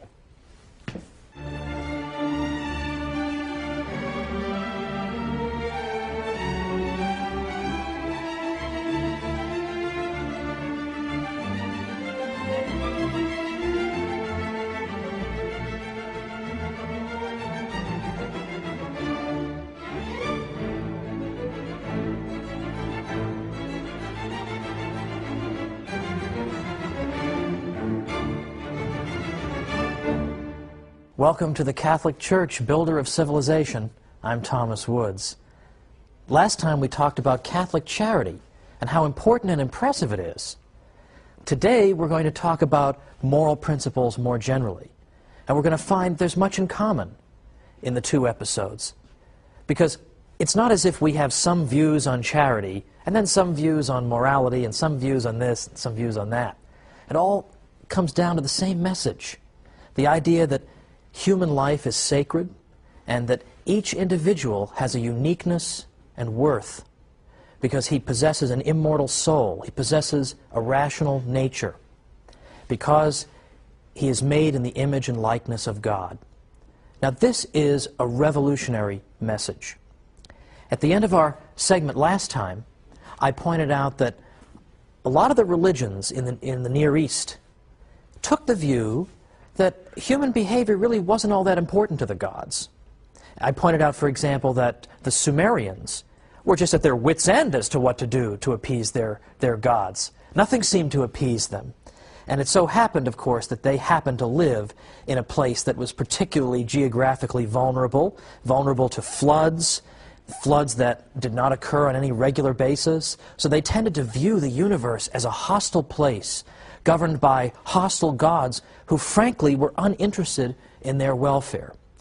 I gave the example of the ancient Greeks. The ancient Greeks had gods who treated them arbitrarily and capriciously, weren't particularly keen on teaching them morality and good behavior. This seemed quite beside the point. The ancient Greek gods were often completely self-absorbed and narcissistic, nothing at all like the God of our own tradition. Well, it's no surprise, therefore, that in the Christian tradition, we believe that there are certain ways we should behave and that God wants us to do these things, that God cares about us. God actually cares how we treat each other. In these other religions, we see an emphasis on appeasing God through engaging in various kinds of ritual sacrifice. Now, it's true that for Catholics, we engage in the holy sacrifice of the Mass every day. But we also treat each other, are supposed to treat each other well, because that pleases God too. And that's something unique in the history of religions up to that point. This was something new in the world. And so the same religion that teaches you to give of yourself to others, to think about other people and their misfortunes, and to give in a way that's unselfish and in no way self-interested, that same religion, it should not surprise us, also teaches us important moral principles that follow from the idea of the sanctity of life. It's a single stream of thought. Now, how can we see these principles in practice? Look at the early church. What types of things do we see going on in the early church? What are the causes that people are taking up in their society? Well, of course, the early church gets its start during the period of the Roman Empire. And what do we see going on there? Well, among other things, we see the practice of infanticide taking place, literal infanticide. It isn't simply that the church went after abortion, which of course it did, but we see even a much worse situation. We have actual infants simply being left to die, and typically because they were the wrong sex. So you had many healthy female children simply exposed and abandoned.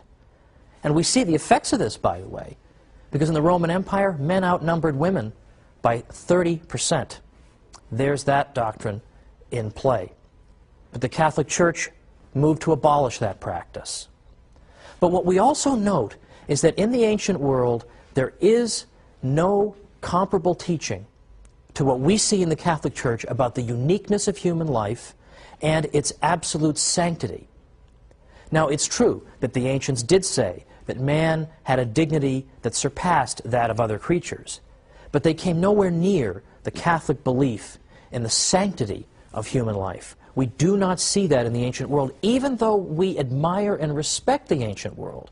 Many of the early Christians looked with profound respect at the ancient world. They pointed to people like Plato and Aristotle as having anticipated some of the most sublime teachings of Christ himself, but at the same time they understood that there was much that was in fact to be deplored in the ancient world. For example, Plato, one of the most noble philosophers you can imagine in the ancient world, deeply admired by St. Augustine and others. On one occasion, Plato said that a man who is too sick to work should be left to die. It's impossible to imagine that in the Catholic Church. Now, what else is going on in ancient Rome, particularly? We see gladiatorial contests. That is to say, people are going and watching their fellow human beings try to kill each other, and this is a form of entertainment. Well, obviously, this is an unspeakable offense against the dignity of human life. And it trivializes human life, that someone's death would be something that we would want to be entertained by. So, in fact, it was the Christian emperors who helped to abolish these gladiatorial contests, and that has been called one of the greatest moral victories in history. But it's not just that. It isn't just that we see examples of barbarism in the ancient world. Barbarism, by the way, that we're seeing, of course, coming up once again in our own time. We're also finding that there's a difference between the way the ancient Romans and Greeks treated the interaction of men and women and the ideal that we have for that. The ancient Greeks were utterly contemptuous of women, whereas in the Catholic faith, we see, in fact, a profound respect for women. And I realize this is the opposite of what people say. Supposedly, the Catholic Church is anti-woman, and it's pro-man, and it's patriarchal, and all the rest of it. But for heaven's sake, let's think about it. Where else in the ancient world, or even going up into the Middle Ages, where in the world could you see women who were able to run their own institutions? They ran their own convents and schools and orphanages, and so on and on. Where do you see that other than in the Catholic Church? We have a legion of female saints. We have tremendous devotion to the Blessed Mother. We have all these aspects of the faith that are pro-woman, and there are still others as well. And this is why, in the early church, it so happens that the Catholic religion was accused of being a woman's religion, because so many women belonged to it. So much for the idea that the church is an opponent of women. It was called a women's religion. Now, we see also an emphasis in the church on the dignity of marriage, that intimate relations between men and women were to be confined to the marital bond, such that even Edward Gibbon, some of you may know Edward Gibbon, was the historian in the 18th century who blamed the fall of Rome on the Christian religion.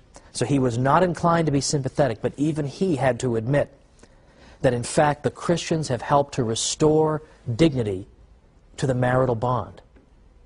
Likewise, the church taught what we might call the equalization of adultery. That is to say, it's not simply something to be deplored when a wife cheats on her husband, but it is equally to be deplored when a husband cheats on his wife.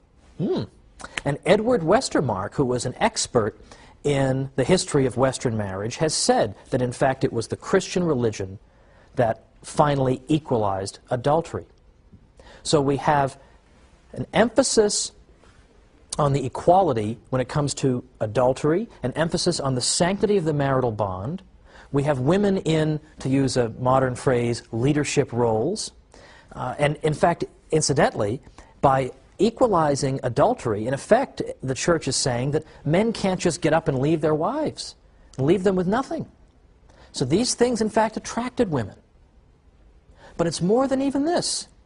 What else do we see with the Catholic Church's emphasis on the dignity of human life? Well, we see a campaign against even the practice of suicide. Dignity of human life. Well, we see a campaign against even the practice of suicide. Now, this may seem strange. Isn't everyone opposed to suicide? Not so, actually. Ancient Greeks like Aristotle were against suicide. But others in the ancient world, in fact, believe it or not, had supported suicide. You'll recall from an earlier episode we talked about the Stoics. The Stoics were a school of thought that argued that the ideal human being should be so much the master of himself that he should be utterly unperturbed by outside events. He should be have complete mastery over himself and his emotions. He should never allow his emotions to get the better of him. Well, the Stoics argued that in fact suicide was in some ways even an admirable way to depart this world, because there, more than in any other case, the ideal man was showing that he was utterly unperturbed by the world, so much so that he, at the moment of his choosing, would decide when he would depart that world. How else can you see an even better example of the idea of the Stoic values in practice? I am so above other events in the world that I can even depart this world when I choose. That is my mastery over the world. That type of narcissism, in fact, informed the Stoics' views on suicide. And of course, the church had to say, this is not only nonsense, but dangerous nonsense. That life is something valuable, and we aren't simply to cast it aside on a whim when we think it's a good idea. In fact, a number of Catholics pointed out that Christ obviously disapproved of suicide. At no point did he say to his followers, listen, if the persecution ever gets too bad, you can just commit suicide. We can't even imagine those words being uttered. But there is the Catholic Church's emphasis on the sanctity of life. It is not to be disposed of even by ourselves, much less by some distant government or by some gladiator in a contest in the arena. Now, even beyond this, we have yet another topic that touches on the sanctity of life, and that's the subject of the waging of war. Because it was the Church who, before any other institution, introduced the idea that there actually could be limits on what is permitted in war, on the reasons you can go to war, and the spirit in which war can be waged. There was nothing that corresponded to that in the ancient world because they did not have the same spirit of respect for the sanctity and dignity of life. So this moral issue pressed specifically on Catholics. When we come back from the break, we'll talk more about the just war tradition.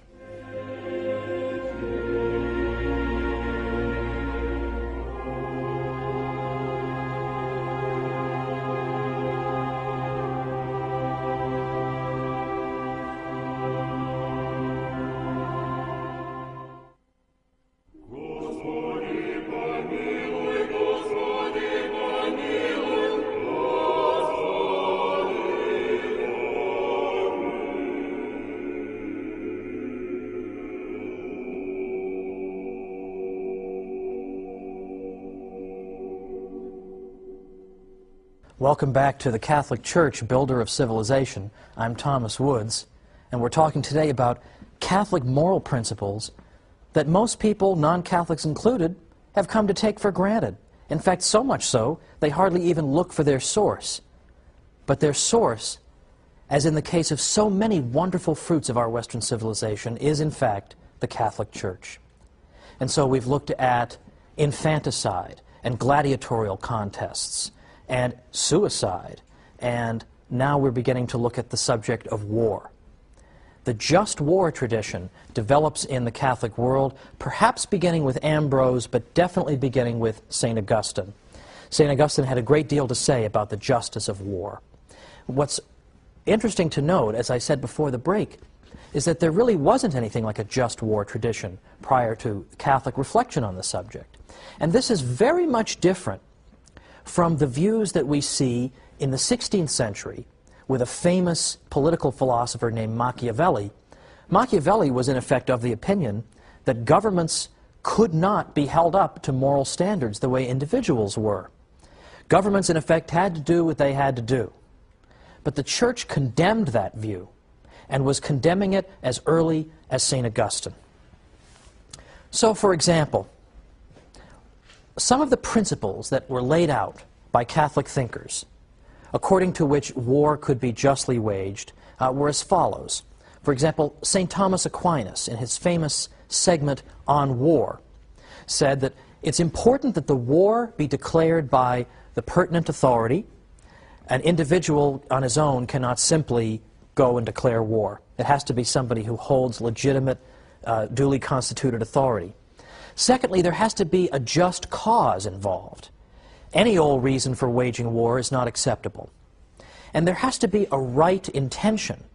You can't go to war solely out of desire for vengeance or just for a desire for conquest. So in other words, war cannot always be justified. Just because a war is going on does not make it just. So St. Thomas set down these important principles. And then with the passage of time, we begin to get the development of the just war tradition in the Catholic Church even further. In the 16th century, for example, a great man at the University of Salamanca named Francisco de Vitoria had much to say on the subject of the just war. And a couple of Catholic historians have recently summed up his view, I think very nicely and eloquently. Vitoria, in effect, said as follows, that assuming that a prince has authority to make war, he should first of all not go seeking occasions and causes of war, but should, if possible, live in peace with all men, as St. Paul enjoins on us. When war for a just cause has broken out, it must not be waged so as to ruin the people to whom it is directed, but only so as to obtain one's rights and the defense of one's country, and in order that from that war peace and security may in time result. When victory has been won, victory should be utilized with moderation and Christian humility. Francisco Suarez likewise said, a just war must be waged by a legitimate power. Second, its cause must be just and right. Third, just methods should be used, that is, equity in the beginning of the war and the prosecution of it, and in victory. The reason of the general conclusion is that although war in itself is not an evil, yet on account of the many ills which it brings in its train, it is to be numbered among those undertakings which are often wrongly done, and thus it needs many circumstances to make it honest. Now, that is at least a brief taste of the just war tradition, and there are, of course, modern just war theologians who are trying to adapt this tradition to modern circumstances and continue to develop it. But the critical idea here is that states are subject to moral rules and cannot simply do whatever they wish. They are not allowed, for example, simply, for no other reason, simply to go out and slaughter civilians. There are rules on how war should be conducted, and that is because of the Church's emphasis on the sanctity and dignity of life. Now, I recall years ago, back before my Catholic days, I was a student at Harvard, and that is a whole other show in itself, what it was like keeping your sanity being at Harvard. But I remember one of my dear friends at Harvard. His name was Fred DeCaro, lives in Connecticut. He's actually designed my website for me for free, so I figured he gives me a free website, I mention him on television. Well, Fred DeCaro once said to me when I was still a Protestant, he said, he asked me why I wasn't a Catholic, and I gave some hemming and hawing answer. I didn't have any good answer. I don't know. I haven't thought about it. I haven't spent the time to think about it. But I asked him why he was one. Why are you a Catholic? And there are a lot of different reasons people could give for this, right? I mean, well, you know, I was swept up by the Bible, I was swept up by the story of some saint, a lot of people prayed me into the church, or some argument convinced me, or whatever. But his answer was very simple, and I never forgot it. And it stayed with me all the way to my conversion. He said, because the Catholic Church tells us how to lead the good life. That's simple. The Catholic Church tells us how to lead the good life. Couldn't ever get that out of my head, because I thought to myself that what the Church teaches in so many areas is in fact challenging to us. And in some ways it's a real challenge to the baser part of our nature to live up to the great ideal that the Church holds out to us. But I remember coming to the conclusion one day that everybody at some point in his life has to answer the question, do I intend to live as a human being, or do I intend to live as a beast? And the Catholic Church holds out a glorious and noble path of life in which you're not self-absorbed, in which the whole world doesn't revolve around you, but you are part of a nexus where you care about other people, and you care enough about yourself to treat yourself with dignity. And I recall there's a quotation from Seneca, an ancient Roman, who said, "What a contemptible thing is man if he fails to rise above the human condition." Even a pagan Roman understood that there's something about unaided human nature that is incomplete, that cannot live the virtuous life without extra help. So it was almost as if Seneca understood that if we're going to live a life that truly befits a human being, we need the assistance of divine grace. Now, the animal kingdom is composed of creatures who possess only instinct. They can't engage in moral reflection. They don't possess reason. So it stands to reason that we human beings should be held to a higher standard than the beasts, that we should observe moral principles, we should reflect on our behavior. Now, all this went through my mind as I was considering converting to the Catholic Church, and I was attracted to her moral teaching. A lot of people say, oh, the Church is too tough in her moral teaching, she'll drive people away. To the contrary. People ultimately, deep down, want to be challenged. They want to be challenged by holiness. And I remember that that's what attracted me. And I remember learning that in ancient Greece, Socrates had said that to know the good is to do the good. That as soon as you know what the good thing to do is, well, you just automatically feel compelled to do it. But I knew that wasn't so. I knew of many times in my life when I had perfectly well known what the good thing was to do, and I absolutely had not done it. And I had perfectly well known what the evil thing to do was, and I had pursued that. So much for Socrates. But then you read St. Paul. And St. Paul has so much moral realism when he says that there are times when I know perfectly well what the good is, and I shun it. And I know perfectly well what the evil is, but yet I pursue that. And I remember once I finally did convert to the Church, I remember my spiritual director telling me that the next time I was tempted to eat a cupcake, I should have a carrot instead. Now, what did he mean by that? Did he mean that cupcakes were evil? He meant that cupcakes are delicious. That's why it's an exercise of will to avoid them. And that by avoiding something like a cupcake, which is morally neutral, I can train my will. I can, in effect, tell myself, I am in control. I'm not going to be swept away by passions. I'm not going to be swept away by irrationality. I can train myself, because by avoiding cupcakes and eating carrots, I train my will to be able to say no. So that when the moment of temptation comes, and I really am faced with a choice between good and evil, I will have a will that is trained to face it and come out victorious. Now, what a beautiful message this is, that as a human being you have such a dignity that there is a special kind of life that God wants you to live that is appropriate for you as a human being. And I was recently at DePaul University. They had an event called Catholic Week. I won't get into Catholic Week at a Catholic university. What about the other 51 weeks? That's another matter. But when I was at DePaul, a reporter for the student paper asked me, how would you sum up your talk? Give me one sentence. Well, I couldn't give her one sentence. Gave her 2 or 3. But I said, here's what I would say to the students at DePaul. I would say that the Catholic Church is the most beautiful institution on earth. And if you want to live a good life, if you want to live a life that befits a human being, the Catholic Church has much to say to you.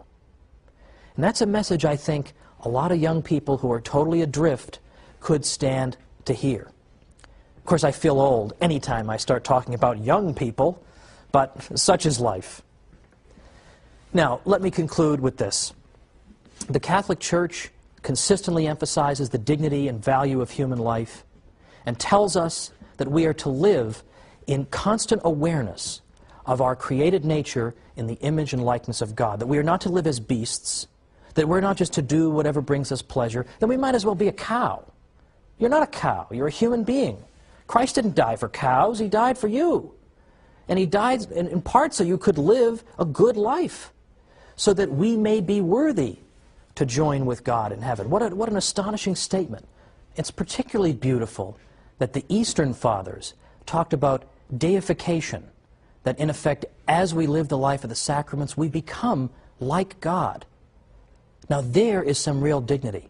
There is the idea that human beings aren't just random assemblages of cells, but they are worth something.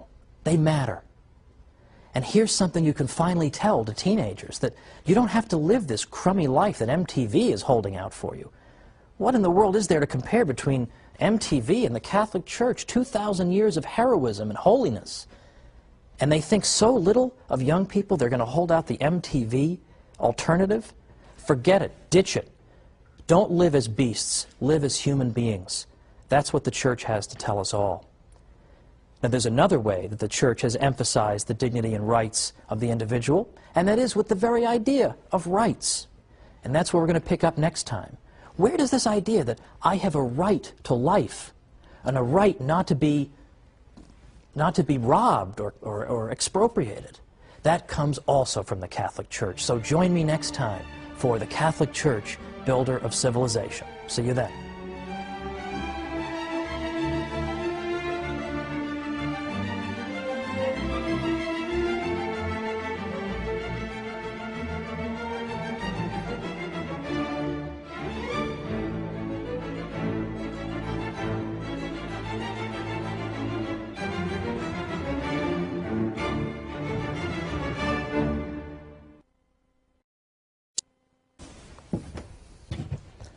So where did we get the idea of individual rights? Do I even need to answer that question by now? From the Catholic Church, believe it or not. We're going to talk about that and a lot more today on the Catholic Church, Builder of Civilization.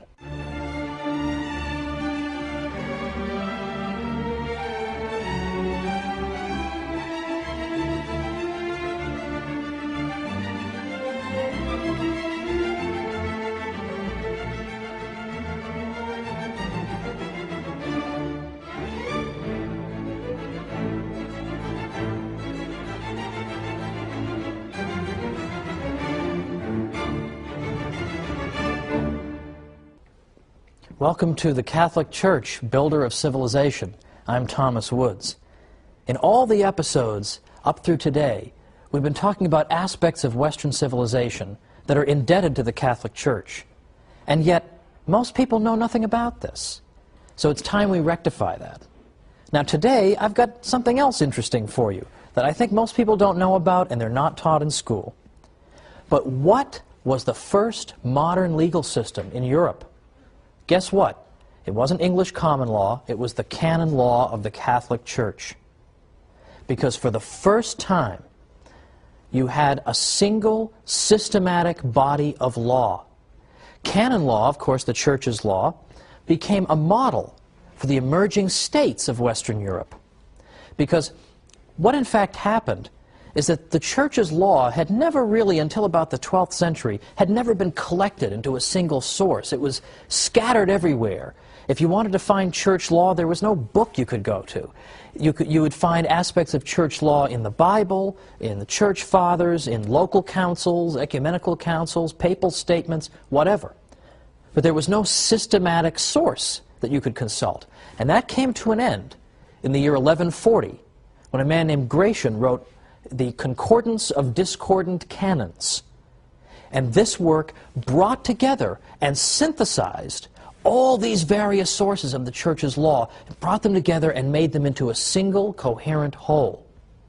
And in effect, by doing that, Gratian showed the Western world how you put together a legal system, how you take disparate elements that are scattered and you bring them together into a single whole that makes sense. Now, this is not always so easy, because when you have so many sources of law, it's not surprising that sometimes you find contradictions. One source says you should do A, another source says you should do B.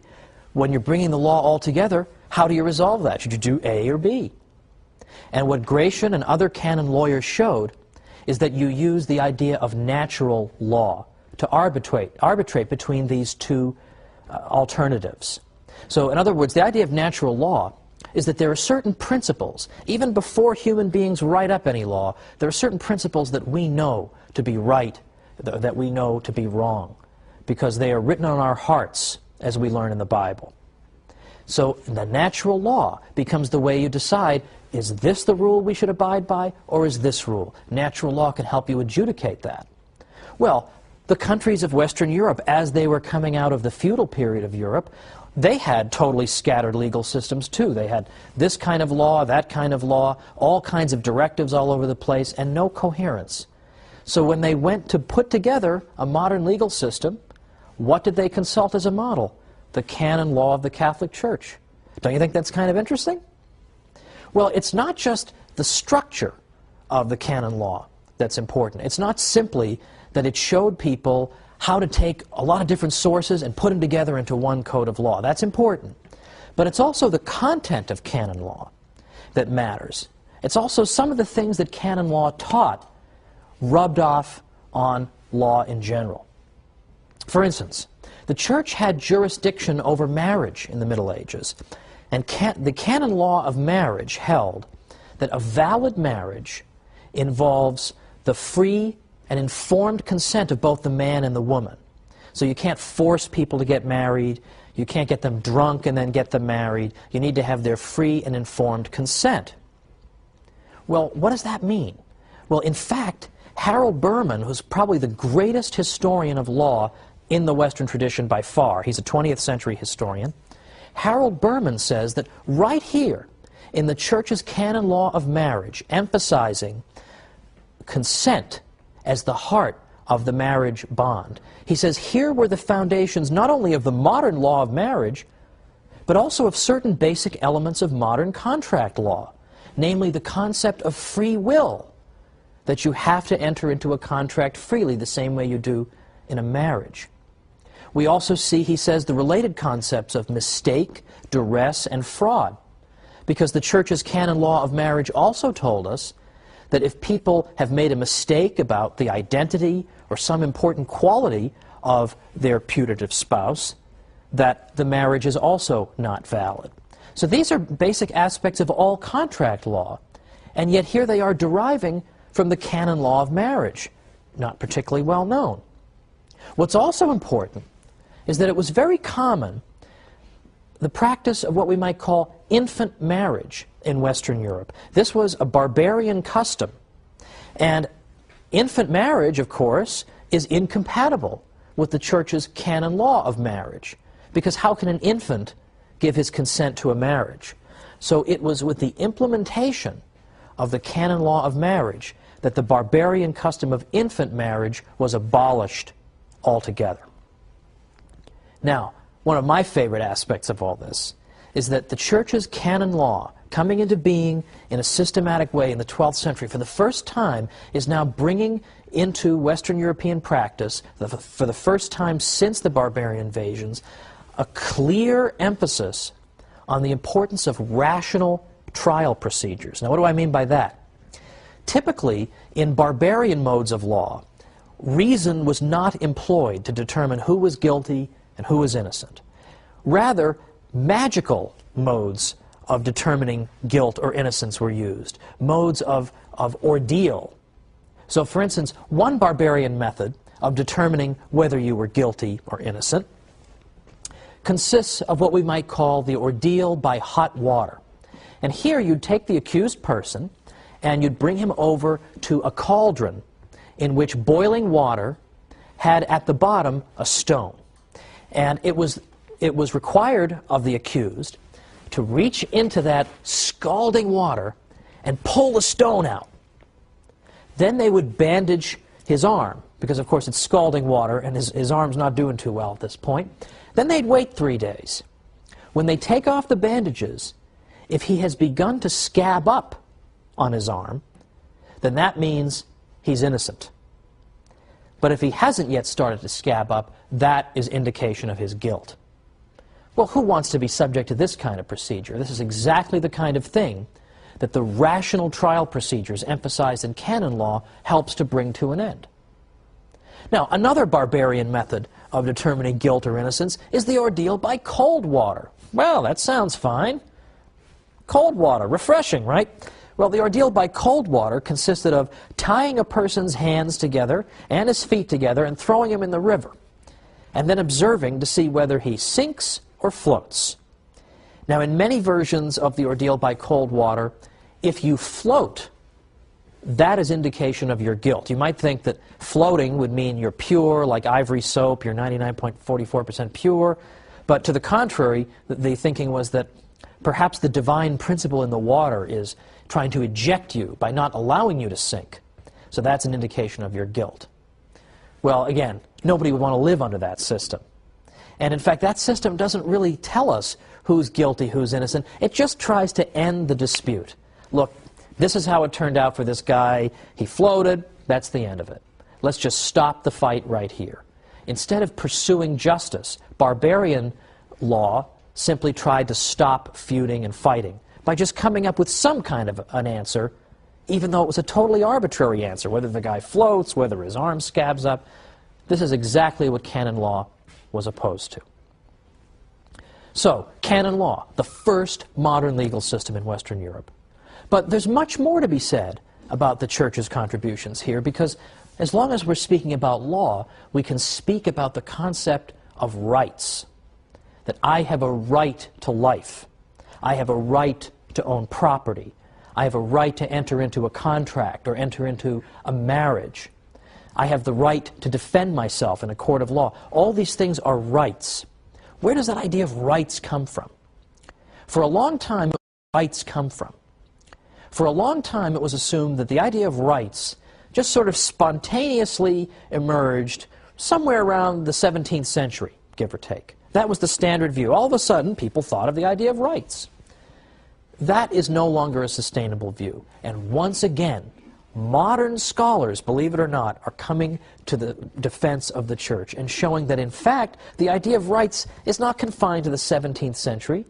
It goes all the way back to the 12th century, where we see the language of rights beginning. Now that's interesting, but before we get into that any further, I think I should address some, I think, discomfort that Catholics may sometimes have with the concept of rights. Because I think today we live in a culture in which everybody claims that anything he wants to do is a right. I have the right to do this, the right to do that. It almost makes rights language seem empty or even dangerous. So I simply want to clarify, a right simply means that you possess a kind of immunity from invasion. If I have a right to life, it means that it would be wrong for you to invade my life violently. That's all that means. It's a kind of immunity I have against aggression. That, in effect, is what a right is. Now, what interests us particularly is the concept of natural rights. A natural right is a right that you have because you're a human being. By nature, you enjoy this right. So a natural right is not given to you by a government. It's something you possess by virtue of being a human being. And it's a good thing that natural rights are not given to you by government, because what governments give, governments can take away. So the concept of natural rights is what really matters. And the reason that the concept of natural rights can be born in the 12th century is that that was a culture in which the language of rights was already very prevalent. And so the concept of natural rights had fertile soil in which to grow. For example, in the late 11th century, popes and kings were having a war of words in the investiture controversy. Who's allowed to appoint and install bishops? Well, popes would speak about their rights, and kings would speak about their rights. Lords and vassals in feudal Europe, they have rights and obligations. Medieval towns had rights against the king. So, in fact, the concept of rights is embedded deeply in the 12th century. But what develops out of it is the concept of natural rights. Now, how is that different? The right I have as a pope to install bishops is not a natural right. Not all human beings have the right to install bishops. That's a right you have as a pope. A natural right is a right that everybody possesses by virtue of being human. But people who are constantly thinking about rights, the rights of the pope, the rights of the king, the rights of the lords, the rights of the vassals, the rights of the medieval town, well, these are people who are going to start thinking, aren't there just rights that human beings possess because they're human beings? And we start to see from about 1150 to 1300, this crucial period is where we really begin to see the concept of natural rights blossom. So this came out of the heart of the church. This wasn't developed by the church's enemies. The church was way, way ahead of everybody on the concept of rights. But now let's take this idea and develop it even further, because we're going to be coming back from the break in a minute. We're going to talk more about why natural rights are so important and the church's role. So come on back and join me.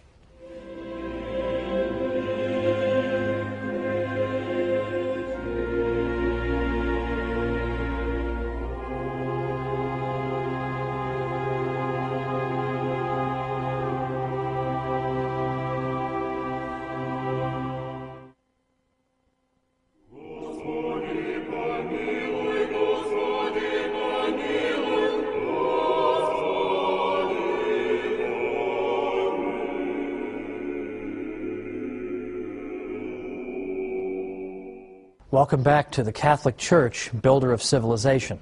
I'm Thomas Woods. Today we're talking about law and rights. And we've seen so far that the Church gave Western Europe its first modern legal system with its canon law. There was nothing like that up to that time. And then beyond that, it's the Church and her canon lawyers, her church lawyers, who begin to introduce the concept of natural rights, which means that human beings, simply because they are human beings, are endowed with certain rights. That is to say, they are endowed with certain immunities so that they cannot be invaded or aggressed against in these areas of their lives. Now, just before the break, I emphasized in particular the crucial period from about 1150 to 1300, when you begin to see church lawyers starting to think of all kinds of areas of life as possessing natural rights to them. For example, the right to property, the right to defend yourself in self-defense, and also to defend yourself in a court of law, and so on and on, much, much more as well. All these things were beginning to be viewed as natural rights that trumped the claims of governments. In fact, as recently as Pope Leo XIII's encyclical, Rerum Novarum, Pope Leo XIII said that the right to property is sacred and inviolable. And that, in effect, means that nobody's allowed to interfere with your enjoyment of your property. And then in other cases, we're talking about the enjoyment of your life or the enjoyment of other rights. But these are things that you enjoy because you're a human being, and that no government can take away. You have these things before government even comes along into the picture. Now, this is a very important idea. It's a central concept in Western civilization. And these are universal rights. They're not rights that are enjoyed just by European human beings, but by all human beings. And they're not rights that are enjoyed only by Catholics, members of the faithful in the state of grace, but these are rights that are enjoyed by all people, regardless of what faith they profess. Now, it's interesting to note that in the 13th century, there had really begun to develop a very exaggerated understanding of the Pope's authority. That it was argued that the Pope, because he was the vicar of Christ on earth, in effect owned everything. And individuals enjoyed their possessions only because he allowed them to. And in the 13th century, Pope Innocent IV specifically renounced this view and said no. He said ownership, possession, and jurisdiction can belong to non-Catholics as well. Because the original argument was that the Pope owns everything, and he lets Catholics enjoy property, but he has the right to deprive others of property. And Pope Innocent IV said this is complete nonsense. Catholics and non-Catholics alike, regardless of what the Pope believes about them or wants to do, can own their own property, because all rational creatures were intended to have the right to property. So this concept of rights begins to develop over the centuries, beginning with 1150 to 1300, and it reaches its height and its culmination with people we call the late scholastics, people in the 16th and 17th centuries. And in particular, the scholastics who were teaching at Spanish universities, and I mentioned before the University of Salamanca, they taught that not only do Europeans and not only do Catholics have these rights, and not only do non-Europeans and non-Catholics have these rights, but also peoples we've never heard of before. The natives of the New World, we're just meeting for the first time. Those people have the same rights to property and rights to life and rights to self-government that we have in Europe. And that's an astonishing claim, because if you look at the history of the interaction of peoples who are different from each other, you don't really see a whole lot of examples of foreign people saying to each other, oh, you have the same rights I have, because we all have a rational nature and we're made in the image and likeness of God, and so we're all equal and we have natural rights. Of course you don't see that. You don't see that at all. But this is the liberating idea that the Catholic Church brings into the world, that people all enjoy these natural rights equally. Now, that's long before John Locke talks about natural rights. He's writing in the late 1600s. This is the 12th century. That's a major contribution by the Catholic Church.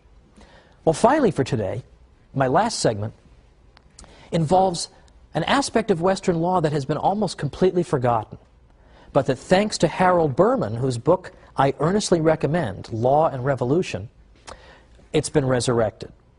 And what Berman tells us in his book is that if you look at the history of Western law, it is deeply informed by religious conviction and belief and religious ideas. And he says that if you really want to understand Western law, you have to understand St. Anselm's doctrine of the atonement. Amazing. What does that mean? If I'm going to understand Western law, I have to understand St. Anselm's view of the atonement, of Christ on the cross, and what that all means. Well, as a matter of fact, you do. And I'd like to take the remaining minutes to explain that. First of all, what did St. Anselm, who, as you'll recall, lived until 1109, what did he have to say about the atonement? What on earth does that have to do with Western law and the law of crimes in the West? St. Anselm was interested to answer the question, why did God become man? It's a good question. Why did it happen? Why did God not simply reconcile the human race to himself from heaven, just sending down a declaration directly from heaven? Why does the God-man come into the world?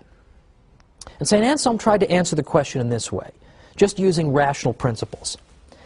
He said that when human beings introduced sin into the world, they in effect closed off paradise to themselves. Now, God had intended people to enjoy eternal blessedness, but yet they've introduced sin into the world, and so in a certain sense, we can, in some sense, say that we've frustrated God's intention.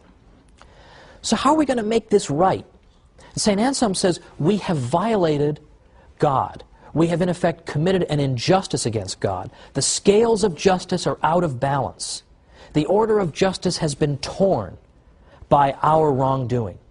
And that needs to be repaired. And it can't be repaired by God just saying something to us from heaven. It has to be really repaired by somebody. We cannot go on. There can't be any healing, so to speak, until justice has been repaired. How is justice going to be repaired? Well, the human race could be punished, and that could repair the damage. But for the human race to be punished enough to make good what has been done to God, the human race would have to be punished to an unbelievable degree to satisfy God's justice. It's not even clear we could do it.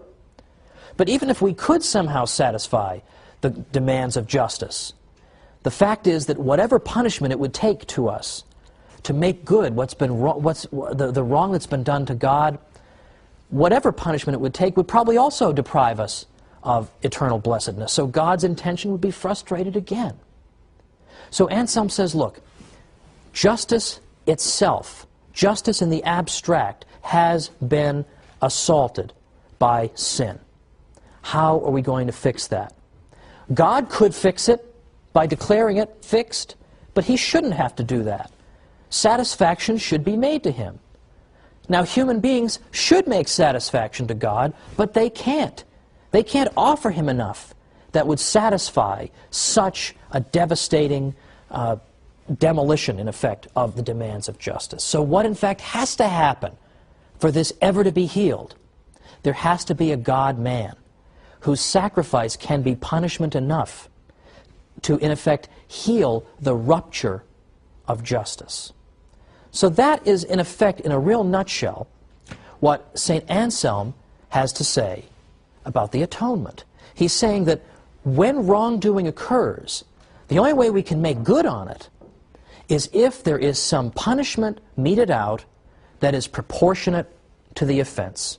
Now, in the case of sin, the offense is infinite, and the one offended is infinite. So therefore, something infinite has to be done, in effect, to make satisfaction so that this breach of justice can be healed. Well, in that type of culture, where St. Anselm's views are being spread around, it's no surprise that the idea of the law of crimes is influenced by this, because people begin to say that if you commit a crime, in the same way that the human race committed a crime against God when the human race introduced sin to the world, if you commit a crime, you're not just wronging the person you rob or kill, you are wronging justice itself. The same way the human race wronged justice itself. And we could not make any progress, and we could not satisfy justice unless this breach is somehow healed by a punishment proportionate to the crime. Well, likewise, the Western law of crimes that we are very familiar with says, if you commit a crime against some other party, how are we going to resolve it? Well, we view it as you not only having wronged that person, but you have wronged justice itself, just as the human race did against God. How are we going to reconcile that? How are we going to fix that? We have to undergo a punishment that is proportionate to the offense, in the same way that, in effect, Christ makes the atonement. And this becomes sort of second nature to people in the Western world, but it comes directly out of St. Anselm's view of the atonement. So there is fundamentally a religious aspect at the very heart of the Western concept of law. Now, to conclude today, I said a little bit earlier that the concept of rights developed thanks to the Catholic Church, and that it reached its culmination in the 16th and 17th centuries when Spanish theologians began to argue that let's consider what the implications of the idea of rights might be. Here we are discovering new peoples in the world. Those people have the same rights we do. We have no right to enslave them. We have no right to depose their rulers and install Catholic ones. We have no right to go to war with them simply because they are of different religion from what we have. And they have just as much right to own property as we have, because these are natural rights. They're not just Catholic rights, they are natural rights. And there we hear the voice of justice in the midst of a great deal of injustice that was visited upon the peoples of the New World. The voice of justice comes from the Catholic Church, reminding people there is one moral law and one set of rights that applies to everybody. And that's where we're going to pick up next time, the internationalization of the idea of natural rights. So join me next time for the Catholic Church, Builder of Civilization.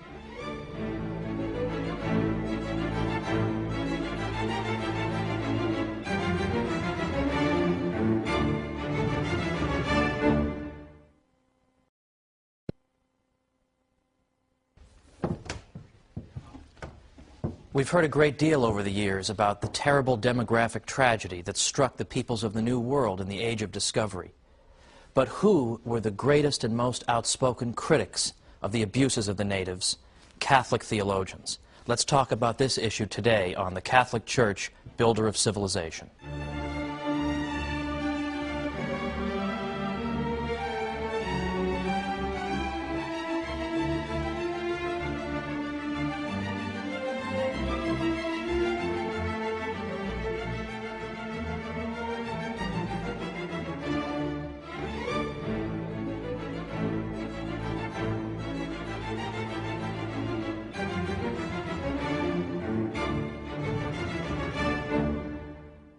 Welcome to the Catholic Church, builder of civilization. I'm Thomas Woods.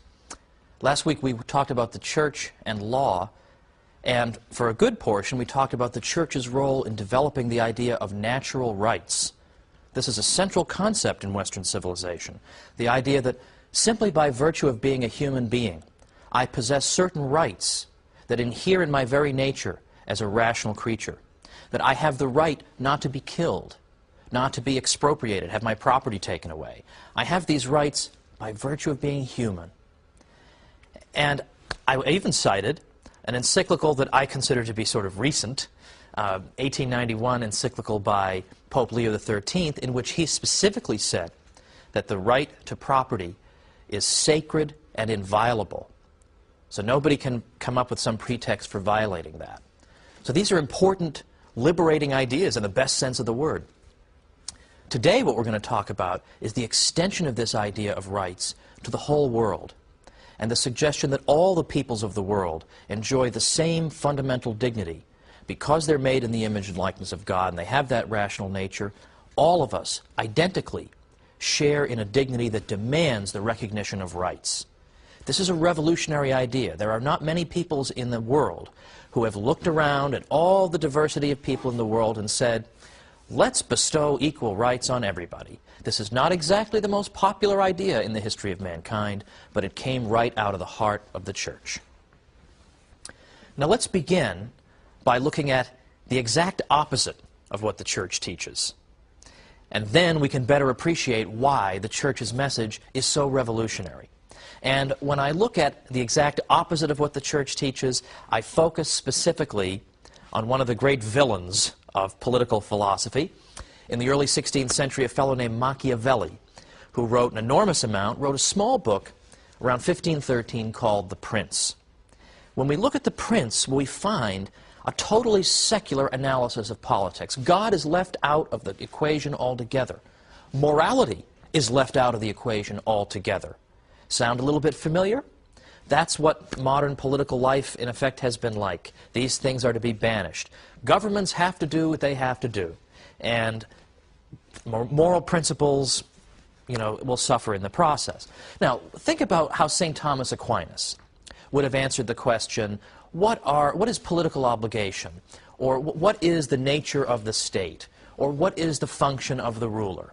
And he would have thought, well, God's intention in establishing these institutions was, and then he would have gone on from there. Machiavelli has no truck with any of this. He's not interested in God's intention. That has no relevance to him whatsoever. Instead, Machiavelli looks at the state from the point of view of a cold, calculating theoretician. And in effect, what he wants to do is give advice to rulers. If you want to stay in power, you should do these things. And don't be caught up in moral concerns. Am I allowed to do these things? You have to do what you have to do. Because according to Machiavelli, the worst thing that can happen is the collapse of a state. So the state has to be able to do whatever it feels necessary to do to keep itself functioning. Because were it not for the state, we would all revert to a condition of civil war, of all against all, as in a later century Thomas Hobbes suggested. So therefore, the end that we have in mind, that is, keeping the state functioning and preserving the peace, is very important. So the means to that end become okay, whatever means necessary. So his advice to the prince is do what you have to do to maintain yourself in power, even if that means lying and cheating and stealing, and even worse. So, for example, it was a typical piece of Machiavellian advice to rulers that you should give the appearance of being generous, but don't be so foolish as actually to be generous. Or, it is good for you to be loved by your people, but much more important, if you can't swing that, is to be feared by them. This is classic Machiavellian advice, and part of the reason that Machiavelli despised the church and despised Christianity was that these things taught that states were subject to moral restraints. They were subject to the moral law. Machiavelli's state is subject to nothing other than necessity. And so Machiavelli would have disdained what the Catholic Church taught, that there are virtues that we ought to cultivate. We ought to cultivate the cardinal virtues of prudence, temperance, fortitude, and justice. We ought to pursue the three theological virtues of faith, hope, and charity. All this falls out in Machiavelli's system, for there is only one virtue for Machiavelli, and that is the ability to survive. And that trumps everything, and that extends to states in particular. States have to survive, so they need to be able to do what they need to do. And it is unjust for a state to be held up to moral scrutiny. It won't work, it's impractical, and that, in effect, is Machiavelli's message. Now, the Church condemned Machiavelli's work in no uncertain terms. They condemned it because they believe that there are such things as moral standards when it comes to government. Now, it's one thing for a teenager to go around saying this. This is the typical teenage morality, isn't it? I'm not going to get my moral teaching from any of you people. I'll just live by my own code. You know, every teenager has this view, you know, during the teenage years, and then most of them grow up and realize how stupid they're being. But the typical teenage mentality is, I don't need to read your Bible or listen to your preaching or even listen to my parents. I'll make up my own rules, blah, blah, blah. Now, that's bad enough when a teenager teaches that. But when a government believes that, then you're getting into something very dangerous. So what the Church teaches is that states can not only be held up for moral accountability, but they can also be held up to moral scrutiny in how they interact with other states. There are moral rules that govern how they interact with other states. They can't just do whatever they want or whatever they think is to their passing advantage. They have to be subject to the moral law. Machiavelli would be absolutely livid at this suggestion. But the Church teaches that an absolute, unchanging standard of justice applies to all peoples alike. This, in effect, is what international law is. The idea that all states are subject to certain rules and restraints. Now, let me anticipate an objection here. The fact that you believe that there is such a thing as international law does not mean you have to be the world's greatest cheerleader for the United Nations, because you may be saying, isn't the United Nations made up in large part of a bunch of bozos and dangerous and weird people, and don't they say a lot of strange things, and we would never want to be governed by these people? And I couldn't agree more. In fact, some of you may remember Bill Buckley's old statement that he would rather be governed by the first 2,000 names in the Boston telephone directory than by the faculty of Harvard. Well, I sort of feel that way about the United Nations General Assembly. So I don't mean to suggest that you have to be a big cheerleader for the United Nations. The question is the principle. As long as we recognize the principle that governments are subject to some kind of moral rules, then we can leave aside, for our purposes anyway, how would you enforce those rules? Because, of course, as soon as you establish a United Nations to govern the interaction of states, the question then becomes, well, who's going to govern the United Nations? You haven't really solved the problem. Who's going to make sure the United Nations is doing the right thing? So that's another matter. How do you enforce international law? Perhaps you could do it try to do it through moral suasion, or threatening to make the offending state an international pariah with whom no one will trade. These are possibilities. Right now, I simply want to look at the principles the Church upheld. Now, in the 16th century, from the 15th into the 16th centuries, Spanish theologians and individuals began to get reports coming back from the New World of Spanish mistreatment of the natives there.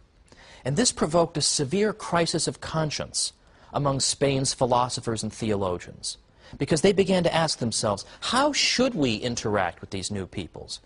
Is our own government these new peoples? Is our own government upholding the moral standards in which we claim to believe? So what it did was it provoked a lot of reflection about the nature of moral obligation, and in particular, the nature of moral obligation on the international sphere. So that is to say, they began asking themselves crucial questions. How should different peoples interact with each other?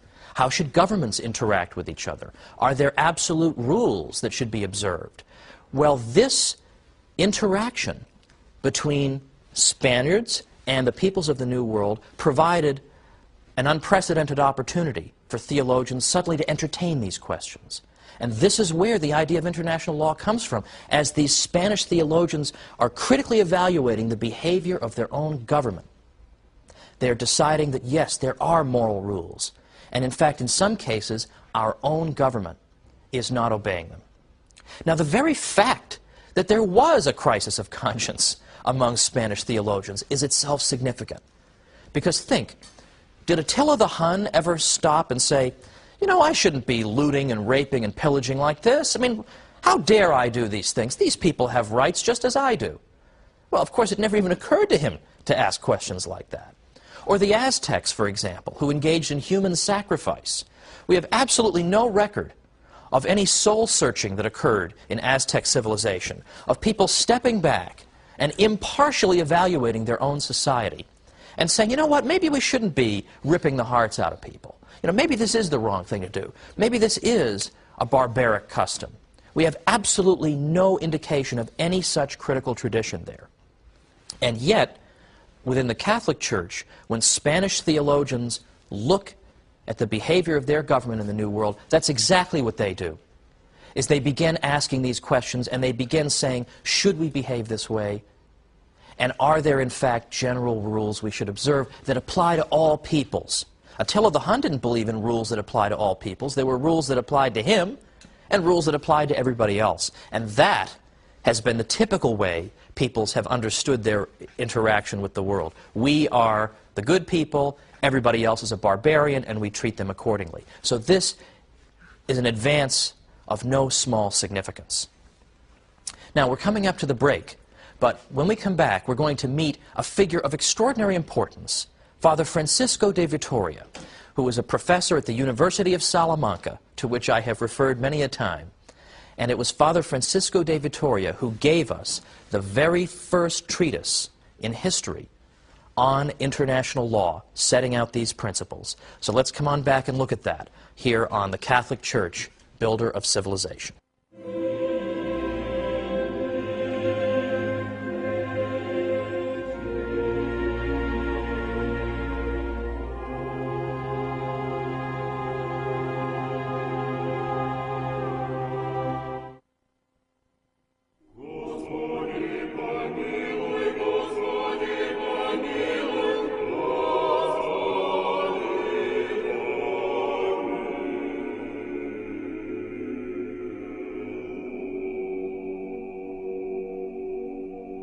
Welcome back to the Catholic Church, Builder of Civilization.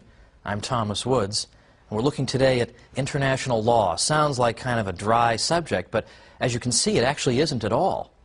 Because the idea of international law simply means that there are certain fixed rules that everybody has to observe, and that you can't say that, well, this people is more backward than we are, or they haven't achieved what we have, so we can just trample them, and this and that. There's nothing like that in what the Catholic Church teaches.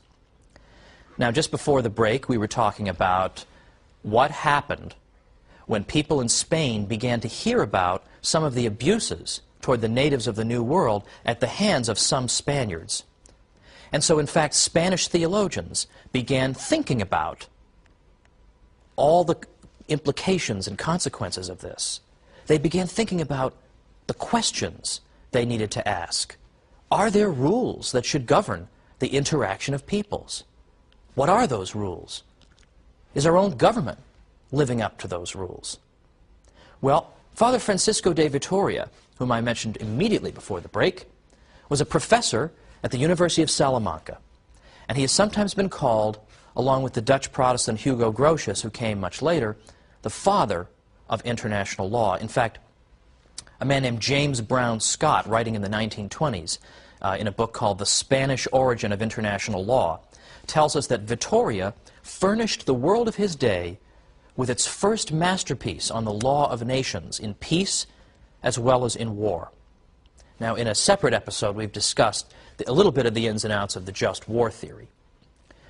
Now, what Vitoria was interested in was determining the treatment to which all human beings were entitled by right, by natural right, because they were human beings. And he insisted that these rights that people possessed came from their status as human beings, rather than because they were Catholics or anything else, Europeans, Spaniards. So their right not to be killed or not to be robbed. This comes to you not because, well, you're Catholic or you're of my race. It comes to you because you're a human being with a rational nature. And the exercise of these rights is the way in which you can live out your rational nature. You need to have a right to life. You need to have a right to own property in order to function in the world. So these things are natural rights. And they are rights that apply to everybody. So what this means in principle, in practice as well, is that no Catholic would argue that it's a less serious crime to kill somebody who's not baptized and a more serious crime to kill a baptized person because the baptized person is more important or something like that. Absolutely not. That is not what the Church teaches. And to the contrary, Father Domingo de Soto, who is Vittoria's colleague at the University of Salamanca, said this. He said, "Those who are in the grace of God, that is, good, faithful Catholics, are not a whit better off than the sinner or the pagan in what concerns natural rights." Now again, isn't that kind of the opposite of the impression I think people have about the Church over the years? I think people have this impression that the Church would be inclined to give certain favor to those who belong to the household of faith. But to the contrary, as we see here, some of her finest thinkers in the 16th century say, if not the opposite, then they state something that is true for everybody, that all these rights are to be enjoyed equally by everybody because we all share a common human nature. And we aren't, incidentally, just a clump of cells. We are human beings with dignity, and that dignity demands these rights.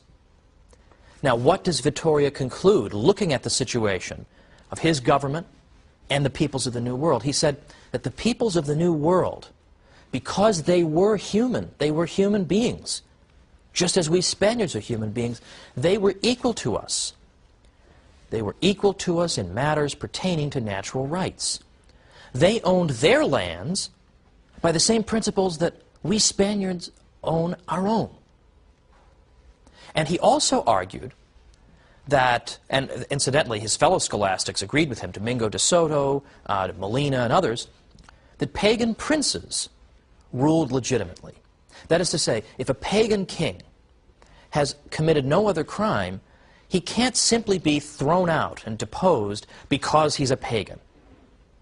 Now that, too, I think is the opposite of what people think. People would think that the Church believes that if a ruler is non-Catholic, they can just go in and throw him out and put a Catholic there. Well, in a certain way, I mean, I bet in the United States we wish we could do that sometimes, but that's not what the Church teaches. What the Church teaches and what Vittoria teaches here is that each state has the same rights as any other, the same rights to self-government, and is under an obligation to respect the rights of others. So regardless of the religion of the ruler, if that ruler has committed no other crime, nobody has a right to just topple him for no reason other than he's a non-Catholic. You can't simply do that.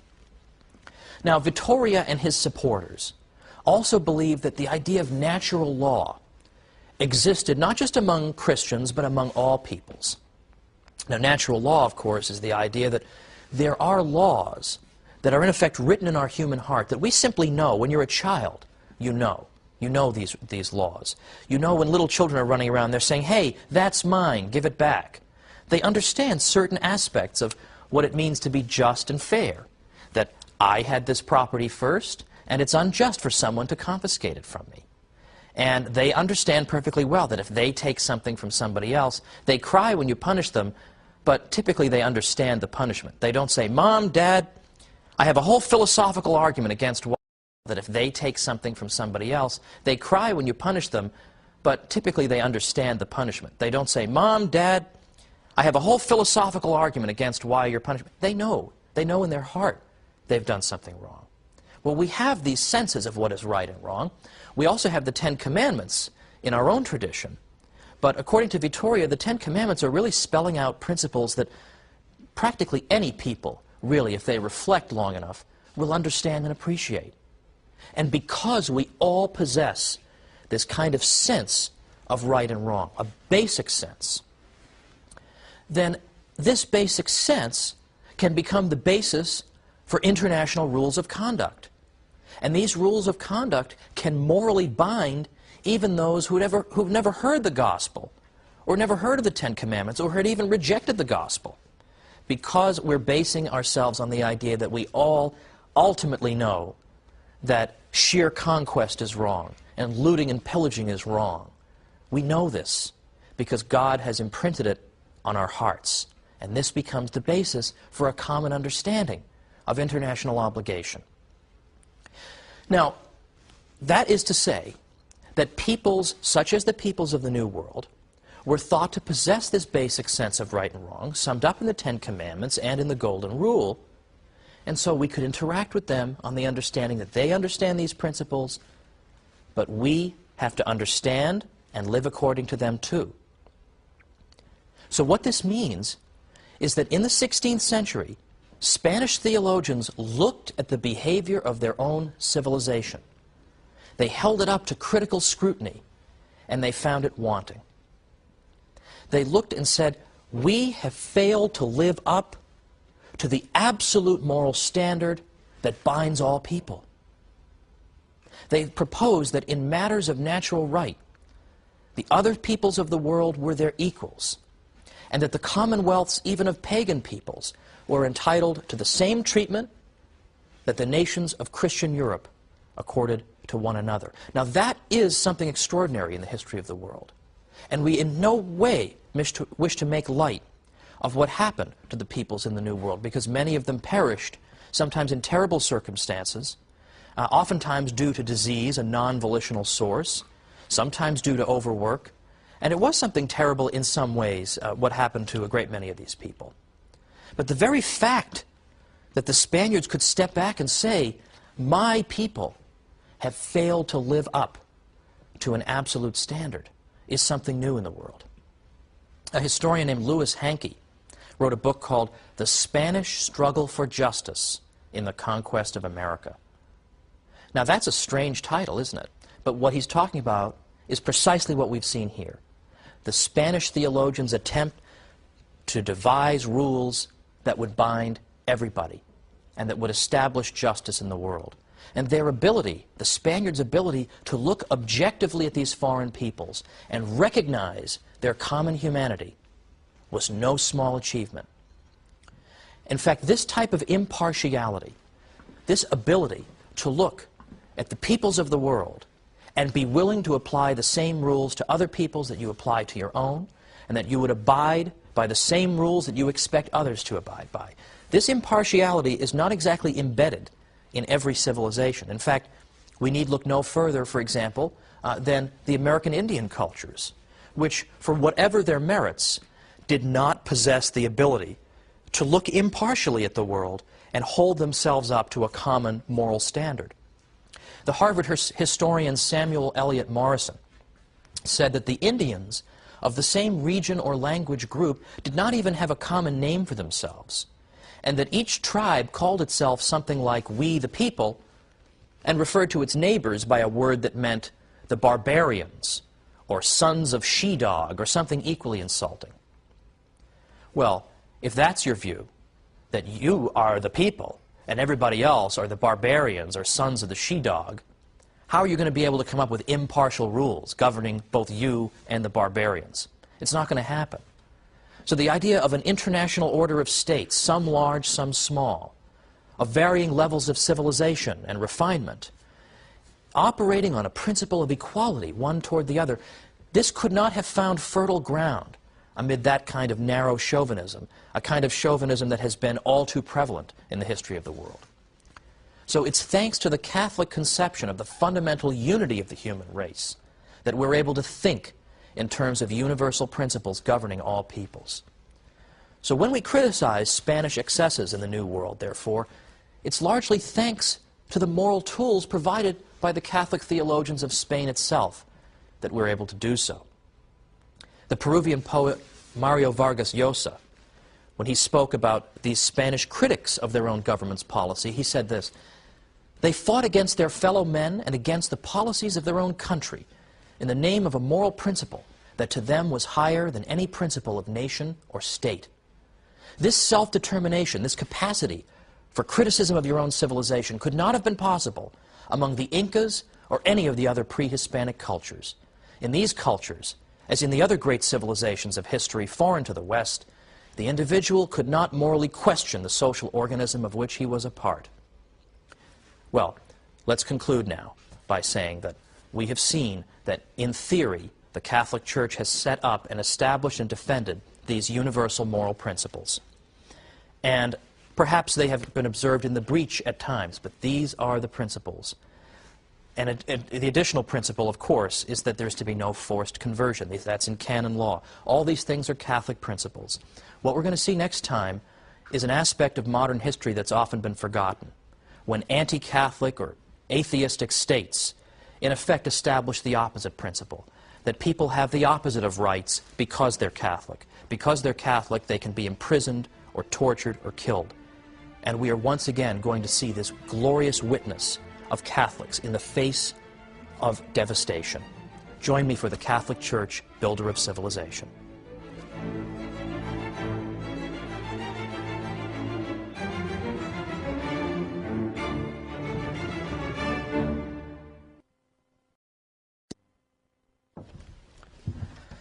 Today we're going to observe Western civilization turning against its own builders. We're going to look at some of the forgotten episodes of martyrdom in the modern period. So join me for stories of tragedy and heroism today on the Catholic Church, Builder of Civilization.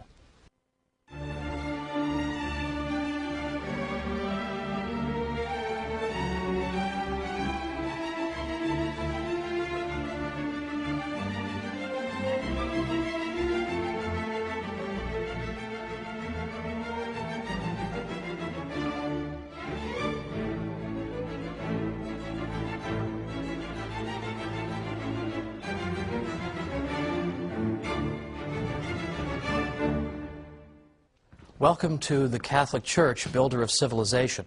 I'm Thomas Woods. Today, we're talking about martyrdom, and we're talking about some of the forgotten episodes of martyrdom that have occurred within the Catholic world in the modern period. Some of them will be familiar to you, but others perhaps not. And yet each of them, it seems to me, should be known by everybody. Each of them would make an extraordinarily moving motion picture. And yet, nothing so far. That's a note to all you Catholic movie makers out there. There's no short supply of movies of great heroism. Now, I've chosen particular episodes that I think aren't especially well known or deserve to be better known. There are a great many others, and at the end of this episode I'm going to give you some reading suggestions. Because if you're like me, you just can't tell what you should be reading. You don't have 12 books by your bed or anything. You could always use a couple more. Well, I'm going to give you a couple at the end. But for right now, I want to go back to the 16th century and tell you briefly a story you may already know, but remind you of a figure you may have forgotten. And I want to talk about King Henry VIII. King Henry VIII of England would have been the last person people would have expected to persecute Catholics. After all, he wrote a book in defense of the Seven Sacraments in 1521 against Martin Luther. He had no sympathy for Martin Luther whatsoever. Now, I'm not going to go through the story of his annulment and his various marriages, because then we'd be here for a whole other series.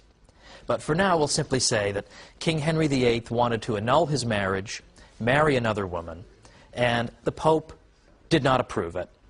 But he did it anyway. And in fact, he took the church in England and broke it away from the church around the world, and declared that from now on, in the mid-1530s, that he, the King of England, would be the head of the Catholic Church in England. So the universality of the church around the world was threatened by, in effect, this self-imposed act of schism. So what happened after that? Well, of course, there were people who objected to this. What right do you have to do this? Is the annulment of your marriage valid? Is your power to claim that you are the head of the Catholic Church, is that something that has any roots in church history? Can we abide this?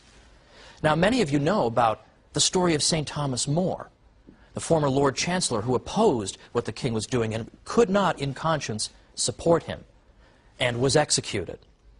Now, St. Thomas More, in the year 2000, was declared by Pope John Paul II to be the patron saint of politicians, which I thought was a particularly mischievous move, meaning that politicians should, in effect, be so committed to their consciences and to the truth as to be willing to make the ultimate sacrifice for them. But there is a forgotten figure in this story, and that's Bishop John Fisher of Rochester. John Fisher was a diminutive figure. He was a very old man and frail and sickly, and he was the one bishop who had the courage at that time to stand up and say that he could not accept what the king was doing. Now, there have been great times of heroism among Catholic bishops in the history of mankind. For example, during the French Revolution, Catholic bishops were exemplary in many cases. But here we had just the one example of John Fisher, and he was loved by everyone. And on that day when he came out of the Tower of London, holding his small Bible as they led him to be executed, the people gathered and watched, and he addressed them and said to the Catholic people that I have come here to die for Christ's Catholic Church. And he was executed. But my favorite part of this is a popular story that followed thereafter, because his head, Bishop John Fisher's head, was placed on a pike and placed along with the heads of some monks who had also resisted the king on London Bridge. Now, during his life, John Fisher had been very pale in complexion and indeed sickly looking. But in death, with his head on that pike, his face took on a reddish hue, such that he looked healthier and more alive than ever. In fact, this was such a spectacle that people began making small pilgrimages to visit his head, such that the government finally just had to take it down. I sure hope that story is true, because they deserved to be rebuked by John Fisher even in his death. Now, 400 years exactly after the deaths of these two great men, in 1935, they were canonized. And so we call them St. Thomas More and St. John Fisher. But I taught Western civilization at the college level in New York for 7 years. And I always looked for a good textbook. And the textbook always told us about the heroism of St. Thomas More. And of course, there's the wonderful movie, The Man for All Seasons. But I never found a single textbook that told us about the sacrifice of John Fisher, this glorious bishop who had been treated so badly by the regime, who had been maneuvered and manipulated into saying things that could be declared criminal and treasonous. His is an extraordinary witness, and we ought to have recourse to him very often. But even after the death of King Henry VIII in 1547, that wasn't the end of the troubles people had in England trying to follow the Pope. A couple years later, around 5,000 Catholics in England perished when the new king, Edward VI, took away their beloved Latin Mass. That was the great Western Rising that nobody's ever heard about. But coming closer to the present, I want to call to our minds the French Revolution. Because episodes in the French Revolution regarding the church are so vivid and so astonishing, you almost can't believe these things happened. In fact, most people don't even know about these events. But they are so astonishing and so almost subhumanly cruel that we can say almost with confidence that surely there was a diabolical aspect to them. The French Revolution began in 1789, and within a year, and indeed 2 years, the church found that her property was nationalized, which is a nice way of saying ripped away from her by the government. Priests were required to take oaths of loyalty to the new government. Not all did so, understandably. Monasteries were suppressed. And, by the way, they were suppressed on the grounds of religious freedom. So in the name of religious freedom, you cannot be free to be a monk. So you go figure that out. Well, this type of thing went on early on. This is the so-called moderate phase of the revolution. But as time went on, the revolution grew more and more explicitly anti-Catholic. In fact, by 1793, things had grown almost hysterically worse. 1793 to 1794, it's there that we see what became known as the Reign of Terror. And here, if you were a Catholic and were outspoken about it in some way, you could be in trouble just for that. You could be called a fanatic because you were found praying the rosary, or because you had sheltered a priest who had refused to take that oath of loyalty. There were terrible crimes carried out against ordinary Catholics, young men, sick and healthy, women and men together, children, all subject to the same terrible crimes. For example, the drownings at Nantes. Thousands of Catholics perished in the drownings at Nantes, which consisted of taking people in boats out into the River Loire, and then the tormentors in the boats would jump to other boats, and before doing so, they would open up holes in the initial boat so that the boat would sink and the people on it would drown. The man who carried this out, Jean-Baptiste Carrier, said, "Never have I had so much amusement as in seeing the last grimaces of priests as they die." Beyond the drownings at Nantes, we have the shootings at Angers. We have the martyrs who are called the martyrs of Avrillé, 100 of whom were beatified by Pope John Paul II, and many favors have been won through their intercession. But there, the martyrs of Avrillé were marched to some ditches that had been dug, and it was decided that the way to deal with these unruly Catholics was to line them up against the ditches and to shoot them all so that they would fall into the ditches and perish. Many females fall into the ditches and perish. Many female religious went to their deaths in this way, singing songs to the Lord as they did so, and forgiving their captors and tormentors. In the midst of all this, there was also the de-Christianization campaign. De-Christianization campaign in France. Now, what did that consist of? During the fanaticism of de-Christianization, a new calendar was introduced. Because, of course, if we want to de-Christianize the country, we certainly can't have a calendar dated from the life of Christ. So instead, we're going to date our calendar from the year we killed our king. That'll be the year 1. And the week became 10 days long, not 7. So it became impossible for the Catholic people, after a time, to know what day was Sunday. Well, thankfully, most people never adopted this silly calendar. But that was an example of the hostility toward the Catholic people. But beyond just that, bizarre ceremonies were carried out. Statues of saints were guillotined. The names of streets that had the word saint in them had the word saint removed.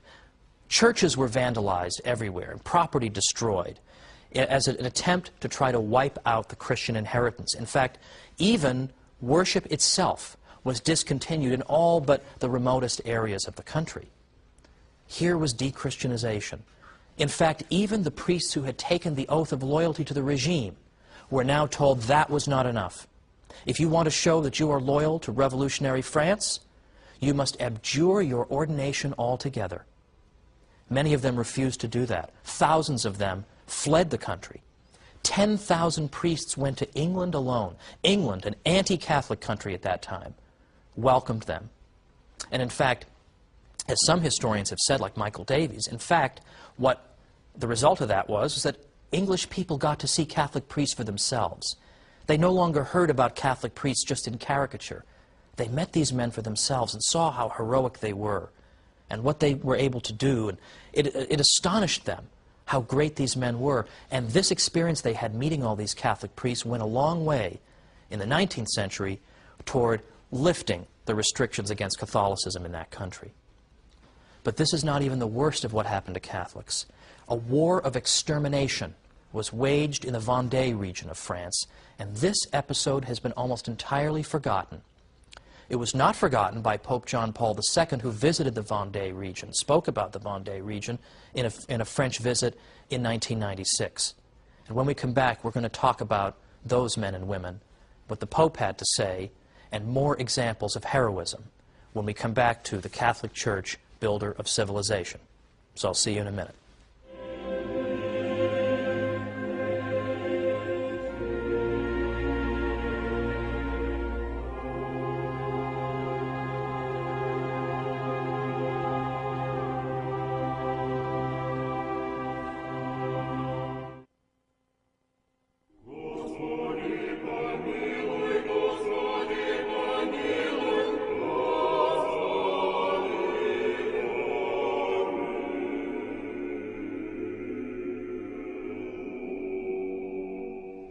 Welcome back to the Catholic Church, builder of civilization. I'm Thomas Woods. Today we've been talking about cases in which Western civilization, in effect, has turned against her own builders. And we've seen the suffering that Catholics have endured in a great many contexts. And I'm just giving the tip of the iceberg, I promise, of what has happened to Catholics over the centuries that nobody knows about. Now, we started off talking about the French Revolution, and I mentioned that the Vendée region of France was subject to a particularly vicious campaign during the Revolution. The Vendée was the area that was most resistant to the French revolutionaries. And orders were given to go into the Vendée and exterminate these people. Every single person who was moving should be killed. People should be bayoneted and hacked to bits. They were ordered to do that. But the people of Vendée stood up and resisted the best they could. And when Pope John Paul II was in France in 1996, he was there, incidentally, to observe the 1500th anniversary of the baptism of Clovis, who was the Frankish king who accepted Christian baptism and thus bestowed upon France the title of the eldest daughter of the Church. The Pope was there to commemorate that. But he spoke about the particular sacrifice of the people in the Vendée. And he said, "You who were born in the land of the Vendée are the heirs of men and women who were courageous enough to remain faithful to the Church of Jesus Christ at a time when her freedom and independence were threatened. In the numerous acts of witness that have come down to us, it is moving to see that the people of the Vendée remained attached to their parishes and their priests in spite of the cruelty of persecution." Now today, if you even say the word Vendée, with how many people will it ring bells? Essentially none. These are episodes that are in serious danger of being forgotten. No one has taught them in the first place. But if we have respect for all peoples, we need to know about the sufferings of all peoples. Now, I'd like to make particular mention of what happened to Catholics at the beginning of the Russian Revolution. Because, of course, most Russians, inasmuch as they were Christians, were in the Orthodox Church. So we sometimes forget about the fate of the Catholic Church because it was relatively not so numerous. But still, I'm interested in this episode because of how much it reveals about anti-Catholic persecution and modern atheistic governments. Now, we're talking about the late 19-teens into the early 1920s. These are the early years of the Bolshevik Revolution, when the communists have taken over and Lenin is in charge.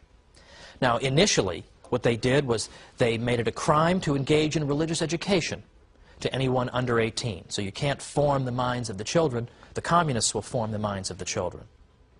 They also made it illegal to do a variety of things. They made it very difficult, if not impossible, for the church to own property. They established atheistic propaganda and encouraged and fostered atheistic propaganda all over the place. In fact, in some cases, churches were replaced with public restrooms as a way of showing, well, the greatest possible disdain to the Christian faith of the people.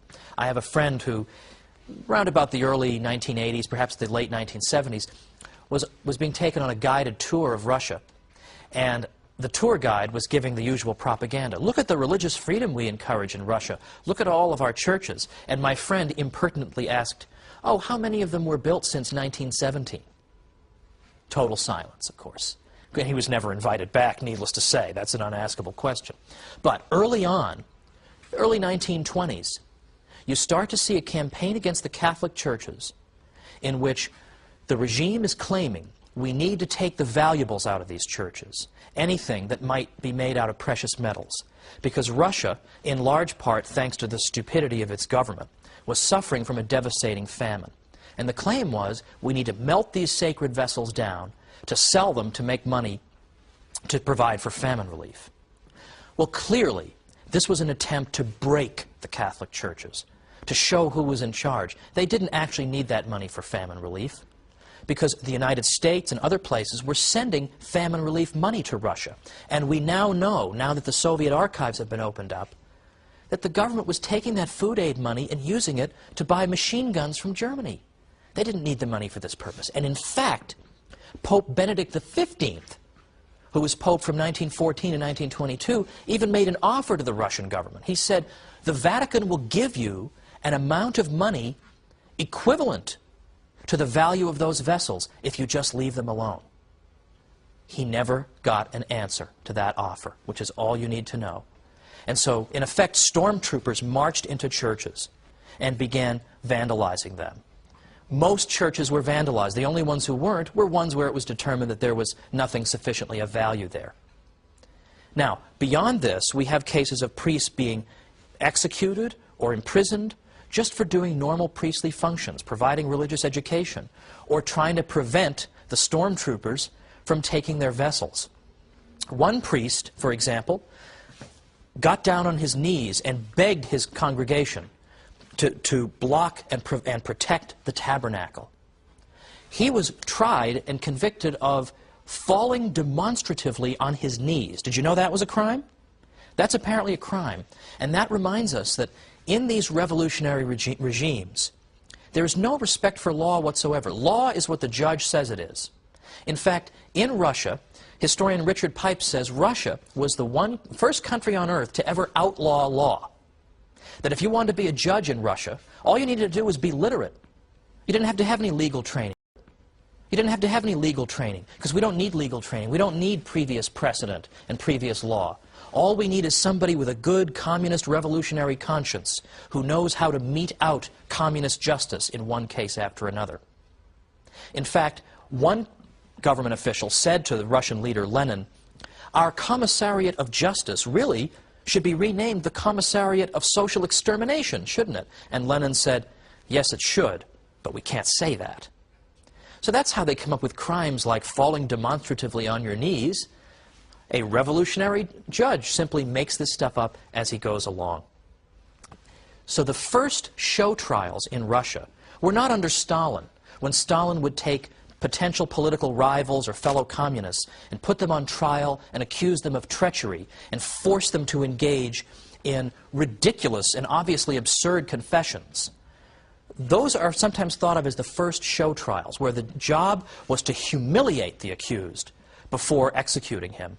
The first show trials were actually under Lenin, when priests were put on trial for having defended their property or having carried out the simplest and most benign of priestly functions.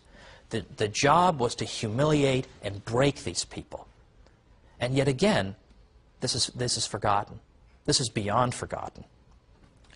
What about Spain in the 20th century during the Spanish Civil War, 1936 to 1939? What happened there? In terms of Catholics, we have some of the most grotesque atrocities carried out by people.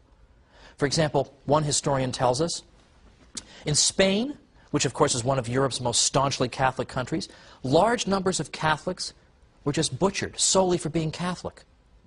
Unlike the martyrdoms in most parts of the world, whole sectors of the religious community were liquidated. At least 6,832 priests and religious were martyred, including 13 bishops. In the 20th century, probably no country witnessed so much bloodshed among its clergy. Another source, an incalculable number of laypersons were killed because of their religious associations, either as well-known churchgoers, members of fraternal and charitable religious organizations, or as the fathers, mothers, brothers, sisters, and friends of clerics. Some were killed because they professed their faith by wearing some outward symbol of belief, perhaps a religious medal or a scapular. Some were killed for acts of charity, for granting refuge to clerics attempting to escape this terrible fury. It is impossible to determine the number of these laypersons who were slain for their faith. And nor was the anti-clericalism limited to killing. Thousands of churches were burned, religious objects were profaned, nuns' tombs were opened, and the petrified mummies displayed to ridicule, and religious ceremonies were burlesqued. Indeed, practically any imaginable anti-clerical act was not only possible, but likely. And still another writer tells us, as they entered a village, that is, in effect, anti-Catholic stormtroopers, you may as well call them, their first object of attack was the church. There, the communists and their henchmen would round up the priests and religious, as well as anyone who protested, wreak all kinds of destruction and sacrilege, and then pour round after round of ammunition into the tabernacle of the parish church. Now, unfortunately, my friends, we could go on and on. We could talk about the sacrifices Catholics made under the terrible Nazi regime, about the thousands of priests interned at Dachau. We could talk about the sufferings in Mexico. There's so much we can talk about because there were sufferings all over the world in the 20th century. In Africa, all over the world, people perished because of their faith. Now, unfortunately, this is largely a forgotten story. The Black Book of Communism does tell a lot of the atrocities of the communists, and that is a very important thing because people, in effect, don't seem to care or have forgotten about these crimes. But that book doesn't really give us the information we might want about people who died specifically because they were Catholics and not just because they were anti-communist. So the book I would recommend is a book by Robert Royal, called Catholic Martyrs of the 20th Century. Catholic Martyrs of the 20th Century. And he gives a history of what happened in the 20th century around the world. And he says that in terms of people we can clearly identify as having specifically died for the faith, it's in the hundreds of thousands. We can't forget those people. And these are people who gave the same witness as those people in the early centuries who helped their own persecutors. These are people who, when they died, they forgave these people and they blessed them. That's why Tertullian said that the blood of the martyrs is the seed of Christians, because people are so moved by their testimony. Pope John Paul II quoted the words of Christ, "Blessed are you when they insult you and persecute you and utter all kinds of evil against you falsely on my account. Rejoice and be glad, for your reward is great in heaven." And the Pope said, how well these words of Christ fit the countless witnesses to the faith in the last century, insulted and persecuted, but never broken by the power of evil. Where hatred seemed to corrupt the whole of life, leaving no escape from its logic, they proved that love is stronger than death. Within terrible systems of oppression which disfigured man, in places of pain, amid the hardest of privations, through senseless marches, exposed to cold and hunger, tortured, suffering in so many ways, they loudly proclaimed their loyalty to Christ crucified and risen. Countless numbers refused to yield to the cult of the false gods of the 20th century and were sacrificed by communism, Nazism, by the idolatry of state or race. Many others fell in the course of ethnic or tribal wars because they had rejected a way of thinking foreign to the gospel of Christ. Some went to their death because, like the Good Shepherd, they decided to remain with their people despite intimidation. On every continent and throughout the entire 20th century, there have been those who preferred to die rather than betray the mission which was theirs. And they did so in the spirit of Christ. But their stories have been forgotten. We need to remember them, because these stories can inspire, and they in fact can move people to conversion. Well, next time, we're going to wrap up our series and look at what the Church has done for the West and how we can tell more people about it. So join me next time. Thanks.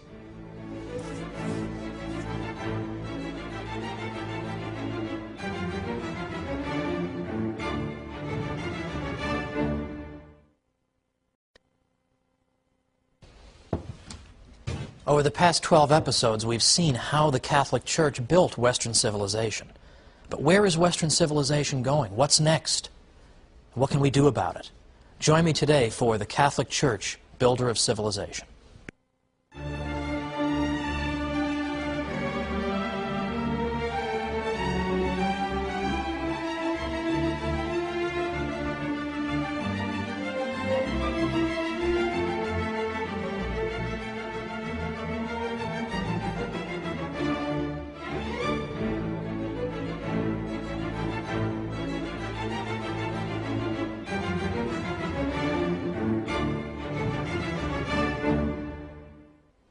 Welcome to the Catholic Church, Builder of Civilization. I'm Thomas Woods. This is our last episode. So let's take a moment and take stock of what it is that we've seen thus far. Because I think when you put it all together, it's a pretty impressive package for the Catholic Church after all. For instance, we went after the subject of science right away, because there I think people are most likely to disparage the Church or to think not especially well of her, that she has not distinguished herself very well when it comes to science. But to the contrary, we've seen that modern historians of science, who would know something about this, they do this for a living, are now no longer saying that about the Catholic Church, that she's just an enemy of science. We've actually seen that the Church, in fact, introduced into our civilization critical ideas that made it possible for science to develop. In fact, it's not just a coincidence that science developed in a largely Catholic milieu, in a world that was formed by Catholic ideas, but rather it makes perfect sense, as we saw earlier. Beyond that, we looked at great priest scientists whose names have been forgotten, but who achieved great things in the sciences. And at that time I urged people, and I renew that urge today, to consider learning more about and even writing about the Jesuit scientists. These people accomplished so much in the sciences, it's absolutely astonishing, and yet no book about it? That is an injustice, my friends. Let's hope that it's rectified. Or how about charity? We all know the Catholic Church does great charitable work. But do people realize how great it is? Do people realize that there was nothing like Catholic charity in the ancient world in terms of the amount of charity that was done or the spirit in which that charity took place? Nothing like it. The idea that I'm going to give something to someone purely out of a desire to help that person, with no self-interest involved, but simply out of love. This is a revolutionary idea, but we take it for granted, don't we? When we hear that somebody's been charitable, that's exactly what we think about, that the person did something without any thought for his own welfare, but did something solely to help somebody else. We think of that as being charity. But why does that come naturally to us? Why do we think of that as charity? Well, it's because we live in a civilization that still bears the residue of its Catholic influence. If we were living in ancient Greece and Rome, we wouldn't have these ideas about charity. So people go through life thinking this way about charity, never even knowing that it's their Catholic inheritance that has given them those ideas. Well, we should point that out, shouldn't we? But then there's the university system. Who gave birth to the university system in the High Middle Ages? The Catholic Church. Who made that possible? Who fostered it? Who protected it? And who encouraged the kind of vigorous, rational debate that occurred within the precincts of the university? Of course, it was the Church. In fact, the Church encouraged the asking of questions. The whole tradition of scholasticism consists of asking questions and being certain that recourse to both authority and reason can resolve these questions. There was a confidence in the cathedral school at Chartres and in a great many other Catholic thinkers that God had not given us our rational natures in vain, but He intended us to use them. We should use our rational nature. We should use our reason to understand the world around us, and that reason properly applied will not mislead us. We've also seen that the idea of rights comes out of the Catholic Church too. Now this, for a long time, has been assumed to be a teaching that comes from secular thinkers or non-Catholic thinkers at the very least, perhaps in the 17th century, little before, little after.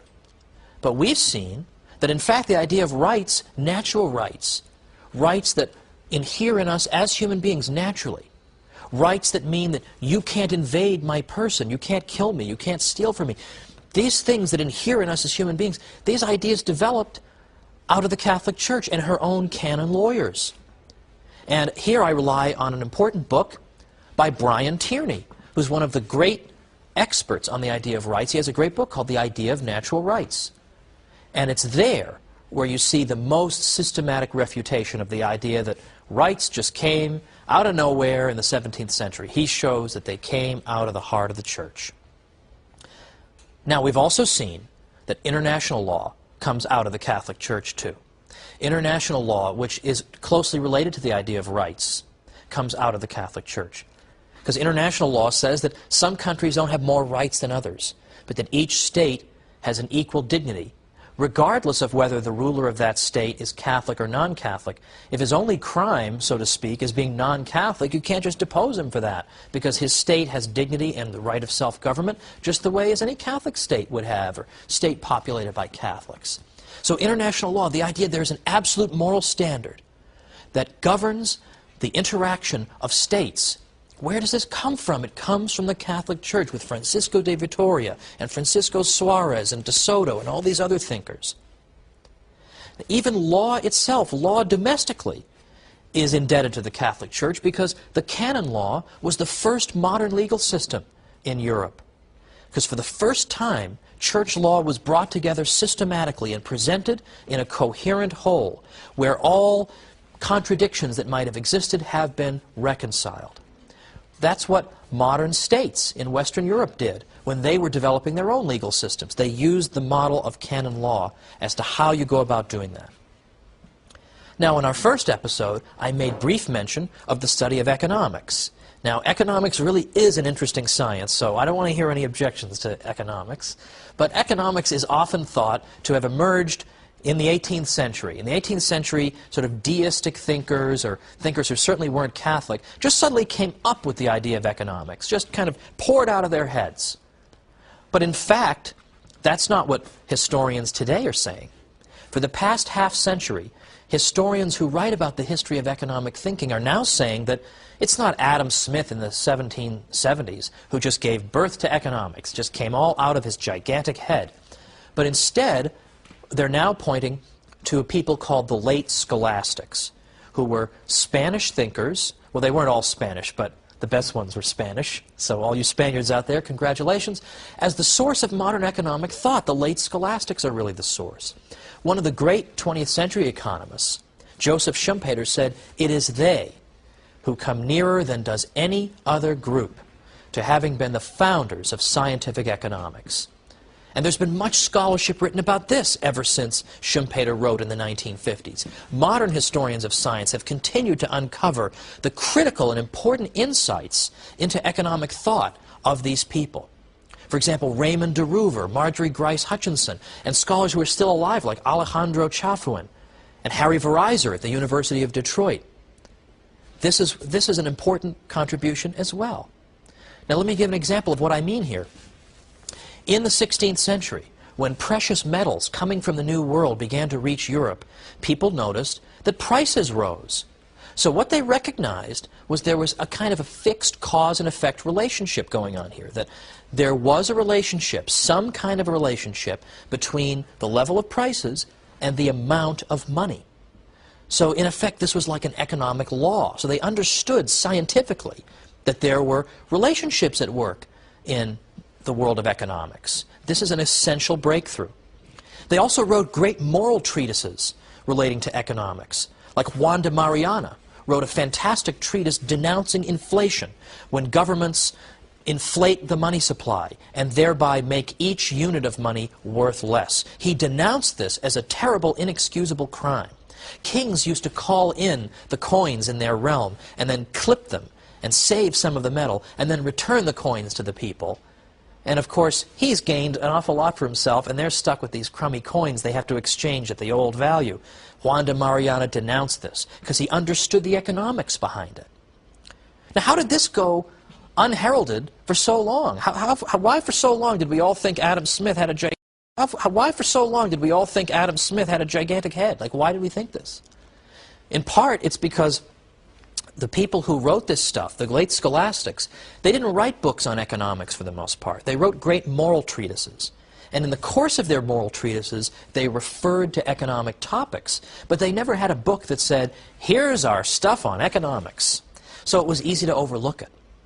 In addition, they wrote in Latin. And by and large, scholars today, particularly in economics, are not known for reading Latin. And so this was simply forgotten. And only now are we digging it out and saying, Catholics did this too. It's unbelievable. So I would say that we put this all together, and we haven't even talked about art and architecture. I assume that's taken for granted. The Catholic Church built Western civilization. And yet, not to beat a dead horse here, but this is one dead horse that amply merits a substantial beating. The European Union Constitution refuses to acknowledge the Catholic inheritance. Not a word. Western civilization comes from the ancient world, the Renaissance, the Enlightenment, and that's it. And whatever happened in between, nobody really knows, couldn't possibly have been very important. Seriously, only an imbecile could believe this now, given all the evidence that's out there. But this is what we're told by the European Union. And it can't just be ignorance. It isn't just that they're dummies and they haven't done their reading. It can't be that. Because nobody who would presume to make a statement officially on behalf of the European Union could be that uneducated. It's frankly because of hostility toward the Church. There is a hostility toward the Church. We all know it. And in fact, this colors people's statements and judgments. They don't want to give the Church credit for things. My own theory is that one of the reasons a lot of secular intellectuals despise the Church is that the Church, in effect, reproaches them for their immoral lifestyles. They don't like being told they're not supposed to do this and that, and every time they see the Church, it's a reproach to them. And so therefore they have to wipe it out, they have to destroy it, they have to ignore it. But we refuse to go away, don't we? We refuse to go away. Well, after the break, we're going to talk about the state of Western civilization right now. Look around at the art world a little bit, the state of things, and see what, if anything, we can do about this. And what can we do to take this knowledge and spread it out there to the world? I wrote a book called How the Catholic Church Built Western Civilization, because I hoped it could help to spread this knowledge among the general population. Let's see what else we can try to do to make people aware of what an extraordinary treasure the world has in the Catholic Church. Supernaturally, yes, but even on a natural level, all the glorious things she's done. How do we spread that around? Let's talk about that after the break, and we'll see you in just a minute.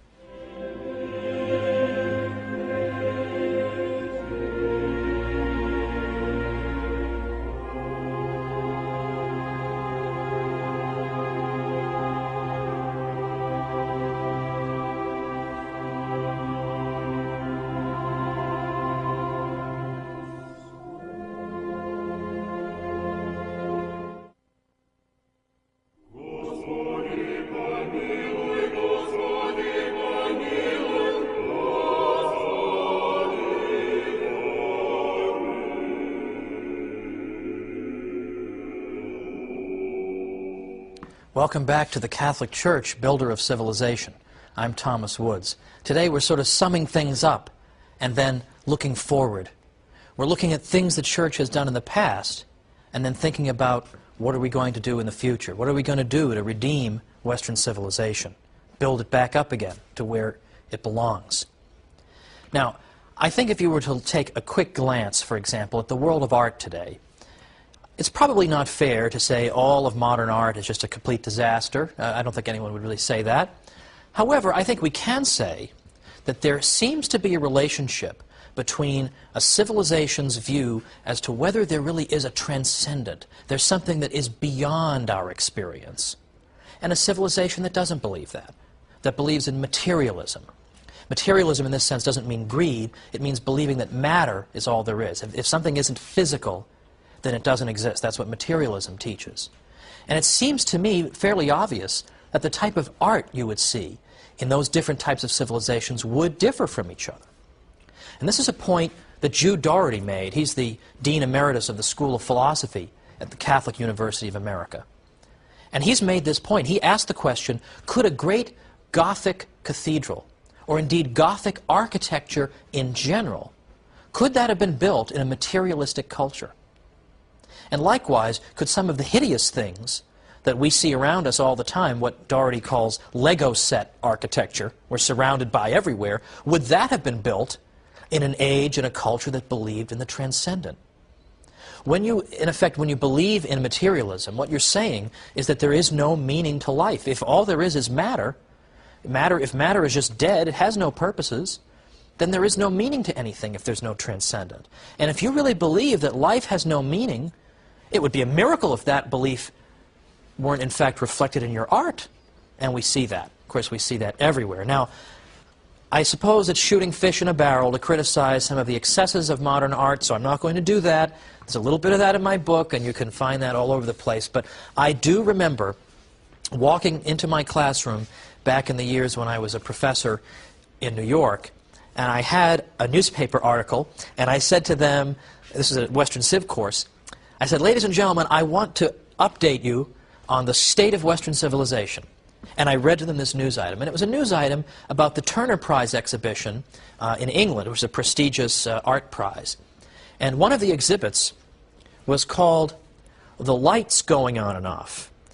And in this exhibit, the artist, so-called, flicked on and off the lights of the facility. And this produced an interesting effect, apparently, and that was his work of art. I know what you're all thinking. I can flick lights on and off too. I know. I'm thinking the same thing. Also in recent years, at major prize competitions, more than once, the janitorial staff has mistakenly thrown these art exhibits in the garbage, assuming that they were trash. What does that say to you about the state of the civilization? Now, if we Catholics don't defend ourselves, as I said at the beginning, nobody's going to do it for us. We've got a glorious civilization behind us. We've produced some extraordinary art that is admired by people all over the world.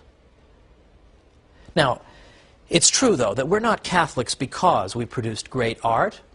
We're not Catholics because the Church helped to foster the university, or because the Church encouraged the sciences. These are all wonderful things. That's not why we're Catholic. But there are a couple of benefits that come from knowing this information. And the first one is that a lot of people do believe a lot of negative things about the Church, don't they? A lot of people believe these negative things. So if we can show them that they're mistaken, that in fact a lot of these misconceptions are exactly that. They're just misconceptions without historical foundation, we will have struck down an obstacle to their conversion. So it is important to know this knowledge, even if it's not the reason that we're Catholics. It will help us when we interact with people who have deeply embedded prejudices. But remember, nobody's going to defend ourselves if we don't defend us. We have to defend ourselves. We have to be prepared to tell people these things when they come up and say the Church has been nothing but a blight.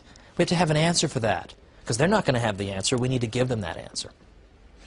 But secondly, these things help to confirm our own faith. And what I mean by that is that we should expect Christ's Church to bear such wonderful temporal fruits. Because if the Church really is what she claims to be, she's the bride of Christ, she's a divine institution, then naturally we would expect her to bear great supernatural fruits in the form of grace and the sacraments. But we should also expect her to bear great temporal fruits. And when we in fact confirm that, and we see that, it helps to confirm our faith, doesn't it? It helps to confirm our faith. Now, looking at the state of Western civilization, our past couple of popes have been frankly saddened and have noted the attempt by people to pretend that the Catholic inheritance is dispensable or perhaps doesn't even exist. You cannot think of constructing a common European house neglecting the very identity of the peoples of our continent. That's what Pope Benedict XVI said recently. He's very interested in this subject of how do we redeem Europe. Pope John Paul II, on one of the 9 or so trips to Poland that he took during his pontificate, said this to the crowd. Said this to the crowd. Giving in to desire, to sex, to consumption, that is the Europeanism that some supporters of our entry into Europe think we should accept. But we mustn't become part of that Europe. We, he said, were the ones who created Europe, and with much more effort than those who claim exclusive rights to Europeanism. What is their criterion, the Pope said? Freedom. But which freedom? The freedom to take the life of an unborn child? Brothers and sisters, he concluded, I protest against this concept of Europe held by the West. And this message must be shouted loudly from this land of martyrs. Europe is waiting for redemption. The world needs a redeemed Europe. Now, I myself am a convert to the Catholic faith. And when I initially converted, I converted in large part because of theological and scriptural reasons and a lot of study. And I knew I had done the right thing. I knew I had acquired the pearl of great price. Well, this project has been, in effect, like a second type of conversion for me. I've renewed all the enthusiasm that I had for the Church when I first entered. Because I knew a lot of this stuff about the history before I wrote How the Catholic Church Built Western Civilization, but I learned a lot more as I did it. And I said to myself, this is it. This is the institution that Christ established. Look at it. Look at all the wonderful fruits. Now, how are we going to get this out there? Well, I would say a key method is educating ourselves, and that includes educating the next generation. So it seems to me that either homeschooling or Catholic schooling that includes sound historical study is absolutely indispensable. Because let's be honest, a lot of people in the world are not particularly knowledgeable about the stuff we've covered here. So it only takes 2 or 3 really well thought out sentences to knock over their whole case. So if we got our kids ready so that when they go out there and they find themselves fighting against anti-Catholic propaganda, if they're ready to meet it on its own terms, people are going to be stunned They're not going to know what to say because nobody's got a good historical foundation. But disproportionately, I believe that students who are being homeschooled, even though they're a minority, they will still disproportionately, out of proportion to their numbers, be numbered among the educated people of our world to come.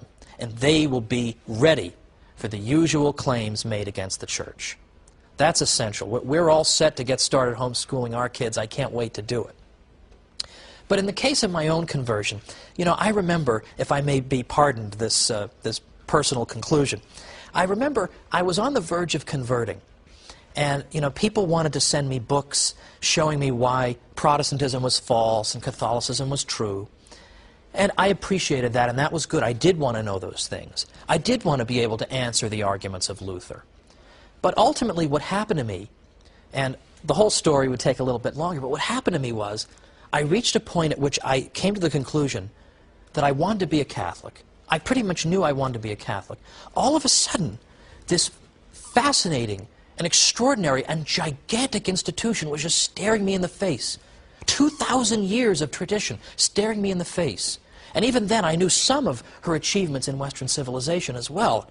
And frankly, I know I shouldn't put it quite this way, but I want to be honest, I just suddenly felt stupid. I just thought that all this time, I've had this institution, and all its glorious benefits, and all the wonderful things she's done, and all her beauty staring me in the face, and I haven't immediately rushed to embrace her. Frankly, I just felt stupid. I didn't really need books showing me why I had been wrong before. I knew there'd be time enough to study all the ins and outs. I just wanted to learn the faith. Just teach me the faith. Show me what the church teaches. That's what I want. I read Father Hardin's Great Catechism. I just absorbed it, and I said, yes, this is what I've been thirsting for.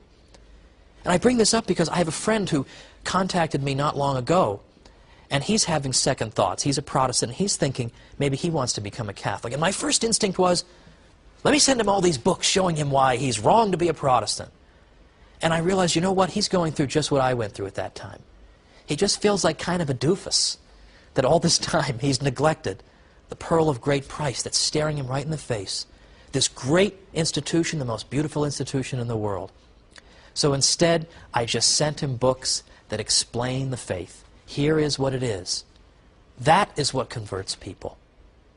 And so when I finally converted, I said to myself, you know, no longer do I have to feel alienated from this extraordinary institution that has built the very civilization in which I live. I'm part of her now. And all those saints who lived from that 1,000-year period that Lutherans despised as having been unbiblical, they became my friends. I could be friends with St. Anselm, whom we talked about in this series. I could be friends with St. Thomas Aquinas. I wasn't alienated and separated from them. I was united to them in the bond of the communion of saints. This, in effect, was what helped bring about my conversion, and why this historical project for me has, in effect, brought back so many wonderful memories, that all these things are what brought me in, ultimately, in the beginning. Now, one of my favorite quotations from the saints comes from St. Thomas More, who said that nobody on his deathbed ever regretted having been a Catholic. Now, isn't that true? Speaking to an audience of Catholics and non-Catholics, I can assure you that that is true. Now, over these 13 weeks, including today, it's been a real pleasure, if I may quote some other people in television, to come into your living rooms, and I'm deeply honored that you've welcomed me. I hope that some of the material that we've covered has been helpful to you, has made it easier for you to defend the Catholic faith, and has, in your case, as in mine, helped you to fall in love with her all the more. And so I wish you all the blessings of God, and I say to you, thank you very much for joining me, and God bless you, and perhaps we'll meet again sometime in the future. Thanks so much for being with me for the Catholic Church, Builder of Civilization. I'm Thomas Woods.